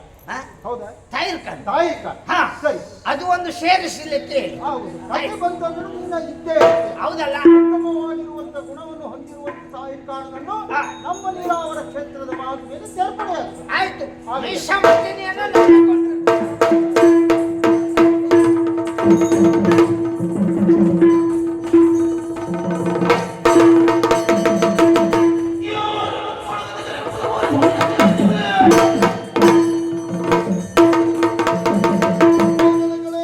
ನೀಲಾವರ ಕ್ಷೇತ್ರದಲ್ಲಿ ನೆಲೆಯಾಗಿದ್ದವರು ನಾವು. ಆದರೆ ನೆಲೆಯಾಗಿದ್ದದ್ದು ಸತ್ಯ. ಇಲ್ಲಿ ನಮ್ಮಲ್ಲಿ ಯಾರು ಶ್ರೇಷ್ಠರು ಯಾರು ಬಲಯಿತರು ಎನ್ನುವುದನ್ನ ತಿಳಿಯುವುದಕ್ಕೆ ಅಸಾಧ್ಯವಾಗಿ ಹೋಯಿತು. ನಾ ತಿಳಿದುಕೊಂಡ ವಿಚಾರ ಹೀಗೆ: ಕ್ಷೇತ್ರದಲ್ಲಿ ಇರುವಂತಹ ಕ್ಷೇತ್ರಪಾಲನಾದ ನಾನೇ ಹೆಚ್ಚಿನವ ಎನ್ನುವಾಗಿ ನೀವು ಎಲ್ಲ ಒಪ್ಪಿಕೊಳ್ಳಬೇಕು. ಅದು ನಾನು ಒಪ್ಪಿಕೊಳ್ಳೋದಕ್ಕೆ ಸಾಧ್ಯವಿಲ್ಲ. ಯಾಕಂದ್ರೆ ಸರೆಯ ಧರ್ಮ ರಕ್ಷಣೆಗಾಗಿ ಕಾಯವನ್ನು ಬಿಟ್ಟು ಮಾಯವನ್ನು ಸೇರಿ ಅದೆಷ್ಟೋ ಧರ್ಮ ಕ್ಷೇತ್ರದಲ್ಲಿ ನೆಲೆಯಾಗಿ ನಿಂತದ್ದವನು ನಾನು. ಈ ಕಾಲಕ್ಕೆ ಧರ್ಮ ದೈವವಾಗಿ ನೀಲಾವರದ ನೆಲೆಯಾಗಿದ್ದೇನೆ. ಹೌದಾ? ಹಾಗಿದ್ರೆ ನಿಮ್ಮೆಲ್ಲರಿಗಿಂತ ನಾನೇ ಶ್ರೇಷ್ಠ. ಉದ್ಭವಿಸಿದ ವೀರಭದ್ರ ನಾನಿದ್ದೇನೆ. ನಾನೇ ಶ್ರೇಷ್ಠ, ನಾನೇ ಜ್ಯೇಷ್ಠ. ಸಾಕು ಮಾಡ್ತೀರಾ ಕೇಳ್ತೇನೆ. ಏನು? ಮಾತಾಡ್ಲಿಕ್ಕೆ ತುಂಬ ಮಾತ್ರ ಬರುವುದಾ? ಮತ್ತೆ ನಮಗೆಲ್ಲ ಮಾತಾಡ್ಲಿಕ್ಕೆ ಬರುವುದಿಲ್ಲ. ಬರುದಿಲ್ಲ ಮಾಡಿದ್ದೆ. ನೀವೆಂತ ಹೆಚ್ಚು? ನಿಮಗಿಂತ ನಾನು ಹೆಚ್ಚಿದ್ದೇನೆ. ಯಾರು ಹೆಚ್ಚಿರುವುದಿಲ್ಲ?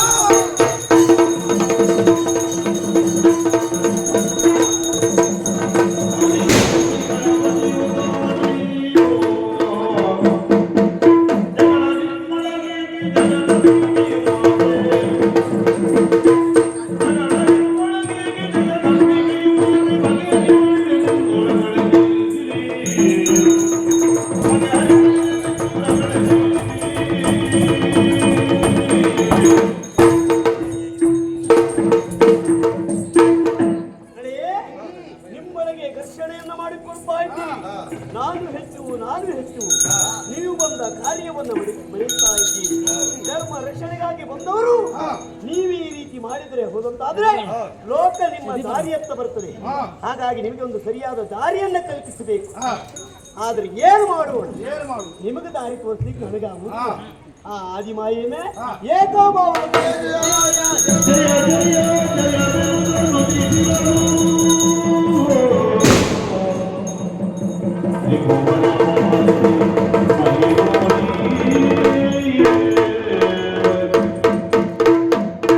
ಮಕ್ಕಳೇ, ಎಲ್ಲರೂ ತದೇಕ ಚಿತ್ತದಿಂದ ನನ್ನನ್ನೇ ಧ್ಯಾನಿಸ್ತಾ ಇತ್ತು. ಯಾವುದೋ ಒಂದು ಜಿಜ್ಞಾಸೆಗೆ ಒಳಗಾದವರು ಎನ್ನುವುದಕ್ಕೆ ಸಂಶಯವೇ ಇದೆ. ಯಾವ ಜಿಜ್ಞಾಸೆ ಏನಾಯ್ತು ಹೇಳಿಕೊಳ್ಳಿ ಮಕ್ಕಳೇ. ಮಂಗಳಾಂಗೆ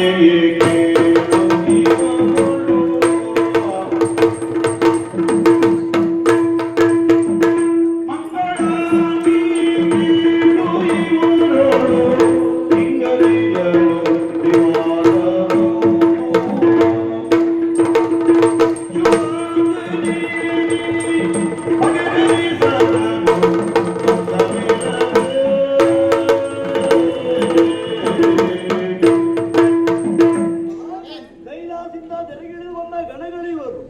ಆದ್ರೆ ಈ ಭೂಲೋಕದಲ್ಲಿ ಬಂದು ಭಕ್ತರ ಇಷ್ಟಾರ್ಥಗಳನ್ನು ಈಡೇರಿಸುವುದನ್ನು ಬಿಟ್ಟು ನಾನು ಹೆಚ್ಚು, ನಾನು ಹೆಚ್ಚು ಎಂಬುದಾಗಿ ಬೀಗುತ್ತನದಿಂದ ಬೀಗುತ್ತಾ ಇದ್ದಾರೆ ತಾಯಿ. ಇವರಿಗೊಂದು ಸಣ್ಣ ಮಾರ್ಗವನ್ನ ನೀವೇ ಕರುಣಿಸಬೇಕಮ್ಮ, ನೀವೇ ಕರುಣಿಸಬೇಕು. ಏನಿದು ಪಂಕಜಾಕ್ಷಿಯು ನುಡಿದಳಾಕ್ಷಣದಿ ಪಂಕಜಾಕ್ಷಿಯು ನುಡಿದಳಾಕ್ಷಣದಿ ಮಕ್ಕಳೇ, ಮಂಬು ಬುದ್ಧಿಯ ಬಿಡಿರಿ ನೀವೀಗ ನಿಮ್ಮಯ ಮಂಬು ಬುದ್ಧಿಯ ಬಿಡಿರಿ ತಿಂಗರ ನೀವಿನ್ನು ಕೊಂಕು ನುಡಿಯದೆ ಕನಕ ಹೊಳೆಯುವುದೇ ಬೆಳಕಿನಿಲ್ಲದಿರೆ ಎಂಬ ಘನ ಕರುಣೆ ಇಲ್ಲದಿರೆ ಎನಿದು ನಡೆಯುವುದು ಮಾರ್ಗವೋ ಕಿಂಕರರೆ ಕೇಳಿ. ಏನಿದು ಮಕ್ಕಳೇ? ಧರ್ಮ ಸಂರಕ್ಷಣೆಗಾಗಿ ಬಂದಂತ ನೀವು ನಿಮ್ಮ ನಿಮ್ಮ ಕರ್ತವ್ಯದಲ್ಲಿ ಮರೆಯಬೇಕಾದ ವ್ಯಕ್ತಿಯಾದವು ಅದನ್ನ ತೊರೆದು ತಾನೆಚ್ಚುನಂತ ಅಹಂಭಾವದಿಂದ ಮೆರೆದಾಡ್ತಾ ಇದ್ದೀರಿ ಮಕ್ಕಳು. ವ್ಯಕ್ತಿಯಾಗಲಿ ಶಕ್ತಿಯಾಗಲಿ ತಾನೆಚ್ಚುನಂತ ಅಹಂಭಾವ ಬರಲೇ ಕೂಡದು. ತಾನು ಎನ್ನುವಂತ ಅಹಂ ಬಂದಿದೆ ಅಂತ ಆದ್ರೆ ಅದು ಅಧಪತನಕ್ಕೆ ಹೇತು ಆಗ್ತದೆ. ನನ್ನ ಕಿಂಕರರಾಗಿರುವಂತ ನೀವೆಲ್ಲರೂ ಹೆಚ್ಚು ಅಲ್ಲ ಕಡಿಮೆಯೂ ಅಲ್ಲ. ಕನಕವನ್ನು ಶೋಭಿಸಬೇಕು ಅಂತ ಆದ್ರೆ ಬೆಳಕಿನ ಅವಶ್ಯಕತೆ. ನಿಮ್ಮ ಕರ್ತವ್ಯವನ್ನು ನೀವು ಸರಾಗವಾಗಿ ಸಲ್ಲಿಸಬೇಕು ಅಂತ ಆದ್ರೆ ತಾಯಿ ಆಗಿರುವಂತ ನನ್ನ ದಯಬೇಕಾಗ್ತದೆ. ಅದನ್ನ ಮರೆತು ನೀವು ಈ ರೀತಿಯಲ್ಲಿ ವ್ಯವಹರಿಸ್ತಾ ಇದ್ದೀರಿ. ತಾನೆಚ್ಚುವಂತ ಭಾವನೆ ಬರುವುದು ಯಾವಾಗ? ಒಂದು ನಿರ್ದಿಷ್ಟವಾಗಿರುವಂತಹ ಸ್ಥಾನಮಾನ ಇಲ್ಲದೆ ಇರುವುದೇ ಕಾರಣವಾಗಿ. ಅದಕ್ಕಾಗಿ ನಾನೇ ನಿಮಗೆ ನಿರ್ದಿಷ್ಟವಾಗಿರುವಂತಹ ಸ್ಥಾನಮಾನವೊಂದನ್ನು ಕಲ್ಪಿಸ್ತೇನೆ. ಅರುಹಿದಳು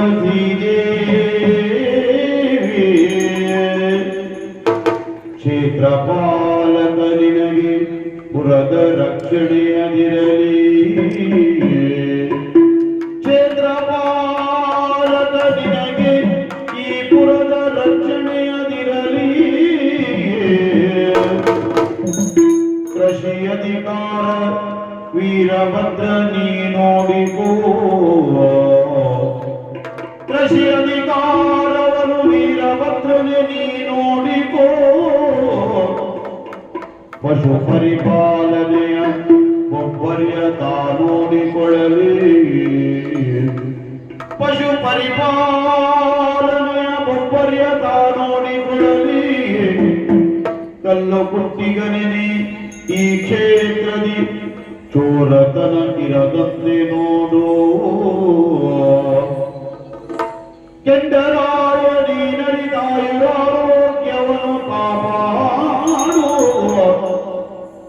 ಗಣಪತಿಯು ನಿಮ್ಮೆಲ್ಲವರ ಮೇಲ್ವಿಚಾರಕನು. ಗಣಪತಿಯು ನಿಮ್ಮೆಲ್ಲವರ ಮೇಲ್ವಿಚಾರಕನು. ನೆನಪಿರಲಿ ಮೋದೆಂದು ಜಗಳ ನಿಮ್ಮೊಳಗೆ ಬಾರದಿರಲಿ. ಸಿರಿದೇವಿ ನುಡಿದಳಾಕ್ಷರದಿ ಮಕ್ಕಳೇ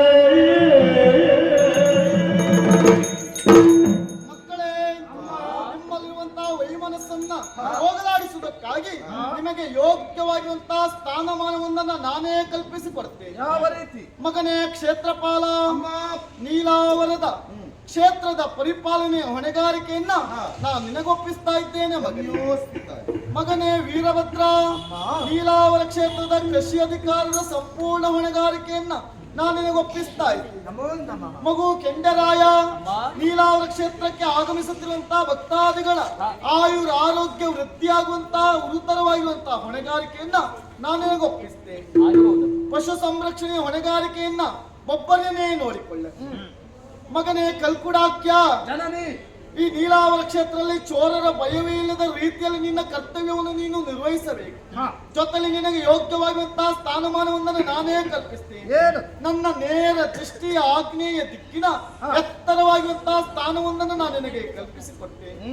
ನೀಲಾವರ ಕ್ಷೇತ್ರಕ್ಕೆ ಆಗಮಿಸುತ್ತಿರುವಂತಹ ಭಕ್ತಾದಿಗಳು ಶುದ್ಧ ಮನಸ್ಕರಾಗಿ ಹರಿತಿರುವಂತಹ ಸೀತಾ ನದಿಯಲ್ಲಿ ಸ್ನಾನವನ್ನ ಕೈಗೆ ಸಿಕ್ಕಿದಂತಹ ಕಲ್ಲೊಂದನ್ನ ತಂದು ನಿನ್ನ ನೆತ್ತೆ ಮೇಲಿರಿಸಿ ಸಂಕಷ್ಟ ಅಂತ ಬೇಡಿಕೊಂಡ ಸಕಲ ಕಷ್ಟವನ್ನು ಅರ್ಥವಿಸಿಕೊಂಡು ಅನುಗ್ರಹಿಸಬೇಕು. ಮುಂದೆ ಪ್ರಚಲಿತ ಕಾಲದಲ್ಲಿ ಕಲ್ಲು ರಾಶಿ ಕಲ್ಕುಡ ಎನ್ನುವಂತಹ ನಿಗದಿಗೆ ನೀನು ಪಾತ್ರನಾಗ್ತೀನಿ. ಮಗು ಗಣಪ, ಇವರೆಲ್ಲರ ಮೇಲ್ವಿಚಾರಣೆ ಉತ್ತರವಾಗಿರುವಂತಹ ಹೊಣೆಗಾರಿಕೆಯನ್ನ ನಾನು ನಿನಗೆ ಒಪ್ಪಿಸ್ತೇನೆ. ನಿಮ್ಮ ಜೊತೆಯಾಗಿ ನೀಲಾವರ ಕ್ಷೇತ್ರದಲ್ಲಿ ಮಹಿಷವರ್ಧಿನಿ ಎನ್ನುವಂತಹ ಅಭಿಧಾಮದಿಂದ ಸ್ಥಿರವಾಗಿ ನೆಲೆಯಾಗಿ ನಾನು ನಿಲ್ಲಿಕ್ಕಿದ್ದೇನೆ. ನಂಬಿ ಬಂದಂತಹ ಭಕ್ತಾದಿಗಳಿಗೆ ಇಂಬನ್ನು ಅನುಗ್ರಹಿಸಿ ಕಷ್ಟ ಎಂದು ಬಂದವರ ಸಂಕಷ್ಟವನ್ನ ಪರಿಹರಿಸಿ ಜಗನ್ಮಾತೆಯಾಗಿ ನಾನು ಇಲ್ಲಿ ನೆಲೆ ನಿಲ್ಲಿಕ್ಕಿದ್ದೇನೆ. ನನಗೆ ಪ್ರೀತ್ಯರ್ಥವಾಗಿರುವಂತಹ ಸೇವೆ, ಹರಿವಾಣ ನೈವೇದ್ಯ, ಕುಂಕುಮಾರ್ಚನೆ, ಮಂಗಳಾರತಿ, ಚಂಡಿಕಾ ಹವನ, ಜೊತೆಯಲ್ಲಿ ಬೆಳಕಿನ ಸೇವೆ. ಏನು ಬೆಳಕಿನ ಸೇವೆ ಅಂತ ಹೇಳಿದ್ರೆ ಅರ್ಥ ಏನಮ್ಮ? ರಂಗ ಸಜ್ಜಿಕೆಯೊಂದನ್ನು ನಿರ್ಮಾಣ ಮಾಡಿ ಬಲಭಾಗದಲ್ಲಿ ದ್ಯೂಟಿಗೆ ರೀತಿಯಲ್ಲಿ ಜ್ಯೋತಿಯನ್ನ ಬೆಳಗಿಸಬೇಕು. ಜ್ಞಾನದ ಜ್ಯೋತಿ ಆಗ್ತದೆ, ಕಷ್ಟ ಎಂದು ಬಂದವರ ಬದುಕಿಗೆ ಪರಿಹರಿಸುವಂತಹ ಜ್ಯೋತಿ ಆಗ್ತದೆ. ಹಾಗೆಯೇ ರಂಗಸಜ್ಜಿಕೆ ದೃಶ್ಯ ಶ್ರಾವ್ಯ ಕಾವ್ಯದ ರೂಪಕವಾಗಿ ಯಕ್ಷಗಾನ ಸೇವೆಯನ್ನ ಮಾಡಿಸಿದಲ್ಲಿ ಎಲ್ಲಿಯಾದ್ರೂ ವ್ಯವಹಾರದಲ್ಲಿ ನಷ್ಟ ಹೊಂದಿದವರು, ಕಂಕಣ ಭಾಗ್ಯ ಕೂಡಿ ಬರದೇ ಇದ್ದವು, ಸಂತಾನ ಭಾಗ್ಯ ವಂಚಿತರಾದವರು, ಹೊಸತಾಗಿರುವಂತಹ ಗ್ರಹವನ್ನ ನಿರ್ಮಾಣ ಮಾಡಿದವರು ಅನೇಕ ರೀತಿಯ ಕಷ್ಟಗಳು ಬಂದಾಗ ದೇವಿಗೊಂದು ಬೆಳಕಿನ ಸೇವೆಯನ್ನು ಕೊಡ್ತೇನೆ ಎನ್ನುವ ಹಾಗೆ ಹರಿಕೆಯನ್ನು ಹೇಳಿಕೊಟ್ಟೆ. ಅವರ ಮನೆಯ ದೇವರಾಗಿ ಮನದ ದೇವರಾಗಿ ನಾನು ಅವರಿಗೆ ಅನುಗ್ರಹಿಸ್ಲಿಕ್ಕಿದ್ದೇನೆ. ಸಂತಾನ ವಂಚಿತರಾದವರಿಗೆ ಸಂತಾನ ಭಾಗ್ಯವನ್ನು, ಕಂಕಣವಾಗಿ ಕೂಡಿ ಬರದೇ ಇದ್ದವರಿಗೆ ಕಂಕಣ ಭಾಗ್ಯವನ್ನು, ವ್ಯವಹಾರದಲ್ಲಿ ನಷ್ಟ ಹೊಂದಿದವರಿಗೆ ಅಭಿವೃದ್ಧಿಯ ಪಥವನ್ನ, ಜೊತೆಯಲ್ಲಿ ನೂತನವಾಗಿ ನಿರ್ಮಿಸಿರುವಂತಹ ಗ್ರಹದಲ್ಲಿ ಆಯುರ ಆರೋಗ್ಯ ಐಶ್ವರ್ಯಗಳು ಸದಾ ಕಾಲ ತುಂಬಿ ತುಳುಕುವಂತೆ ನಾನು ಅನುಗ್ರಹಿಸುತ್ತೇನೆ. ಅನಾರೋಗ್ಯ ಪೀಡಿತರಿಗೆ ನನ್ನನ್ನು ಬೇಡಿಕೊಂಡು ಹರಿಕೆಯನ್ನು ಹೇಳಿಕೊಂಡಲ್ಲಿ ಆರೋಗ್ಯವೆನ್ನುವುದು ವೃದ್ಧಿಯಾಗುವ ಹಾಗೆ ಅನುಗ್ರಹಿಸುತ್ತೇನೆ. ನೀಲಾವರ ಕ್ಷೇತ್ರದಲ್ಲಿ ನಿಮ್ಮ ಜೊತೆಯಾಗಿ ಸ್ಥಿರವಾಗಿ ನೆಲೆಯಾಗಿ ನಿಲ್ತೇನೆ.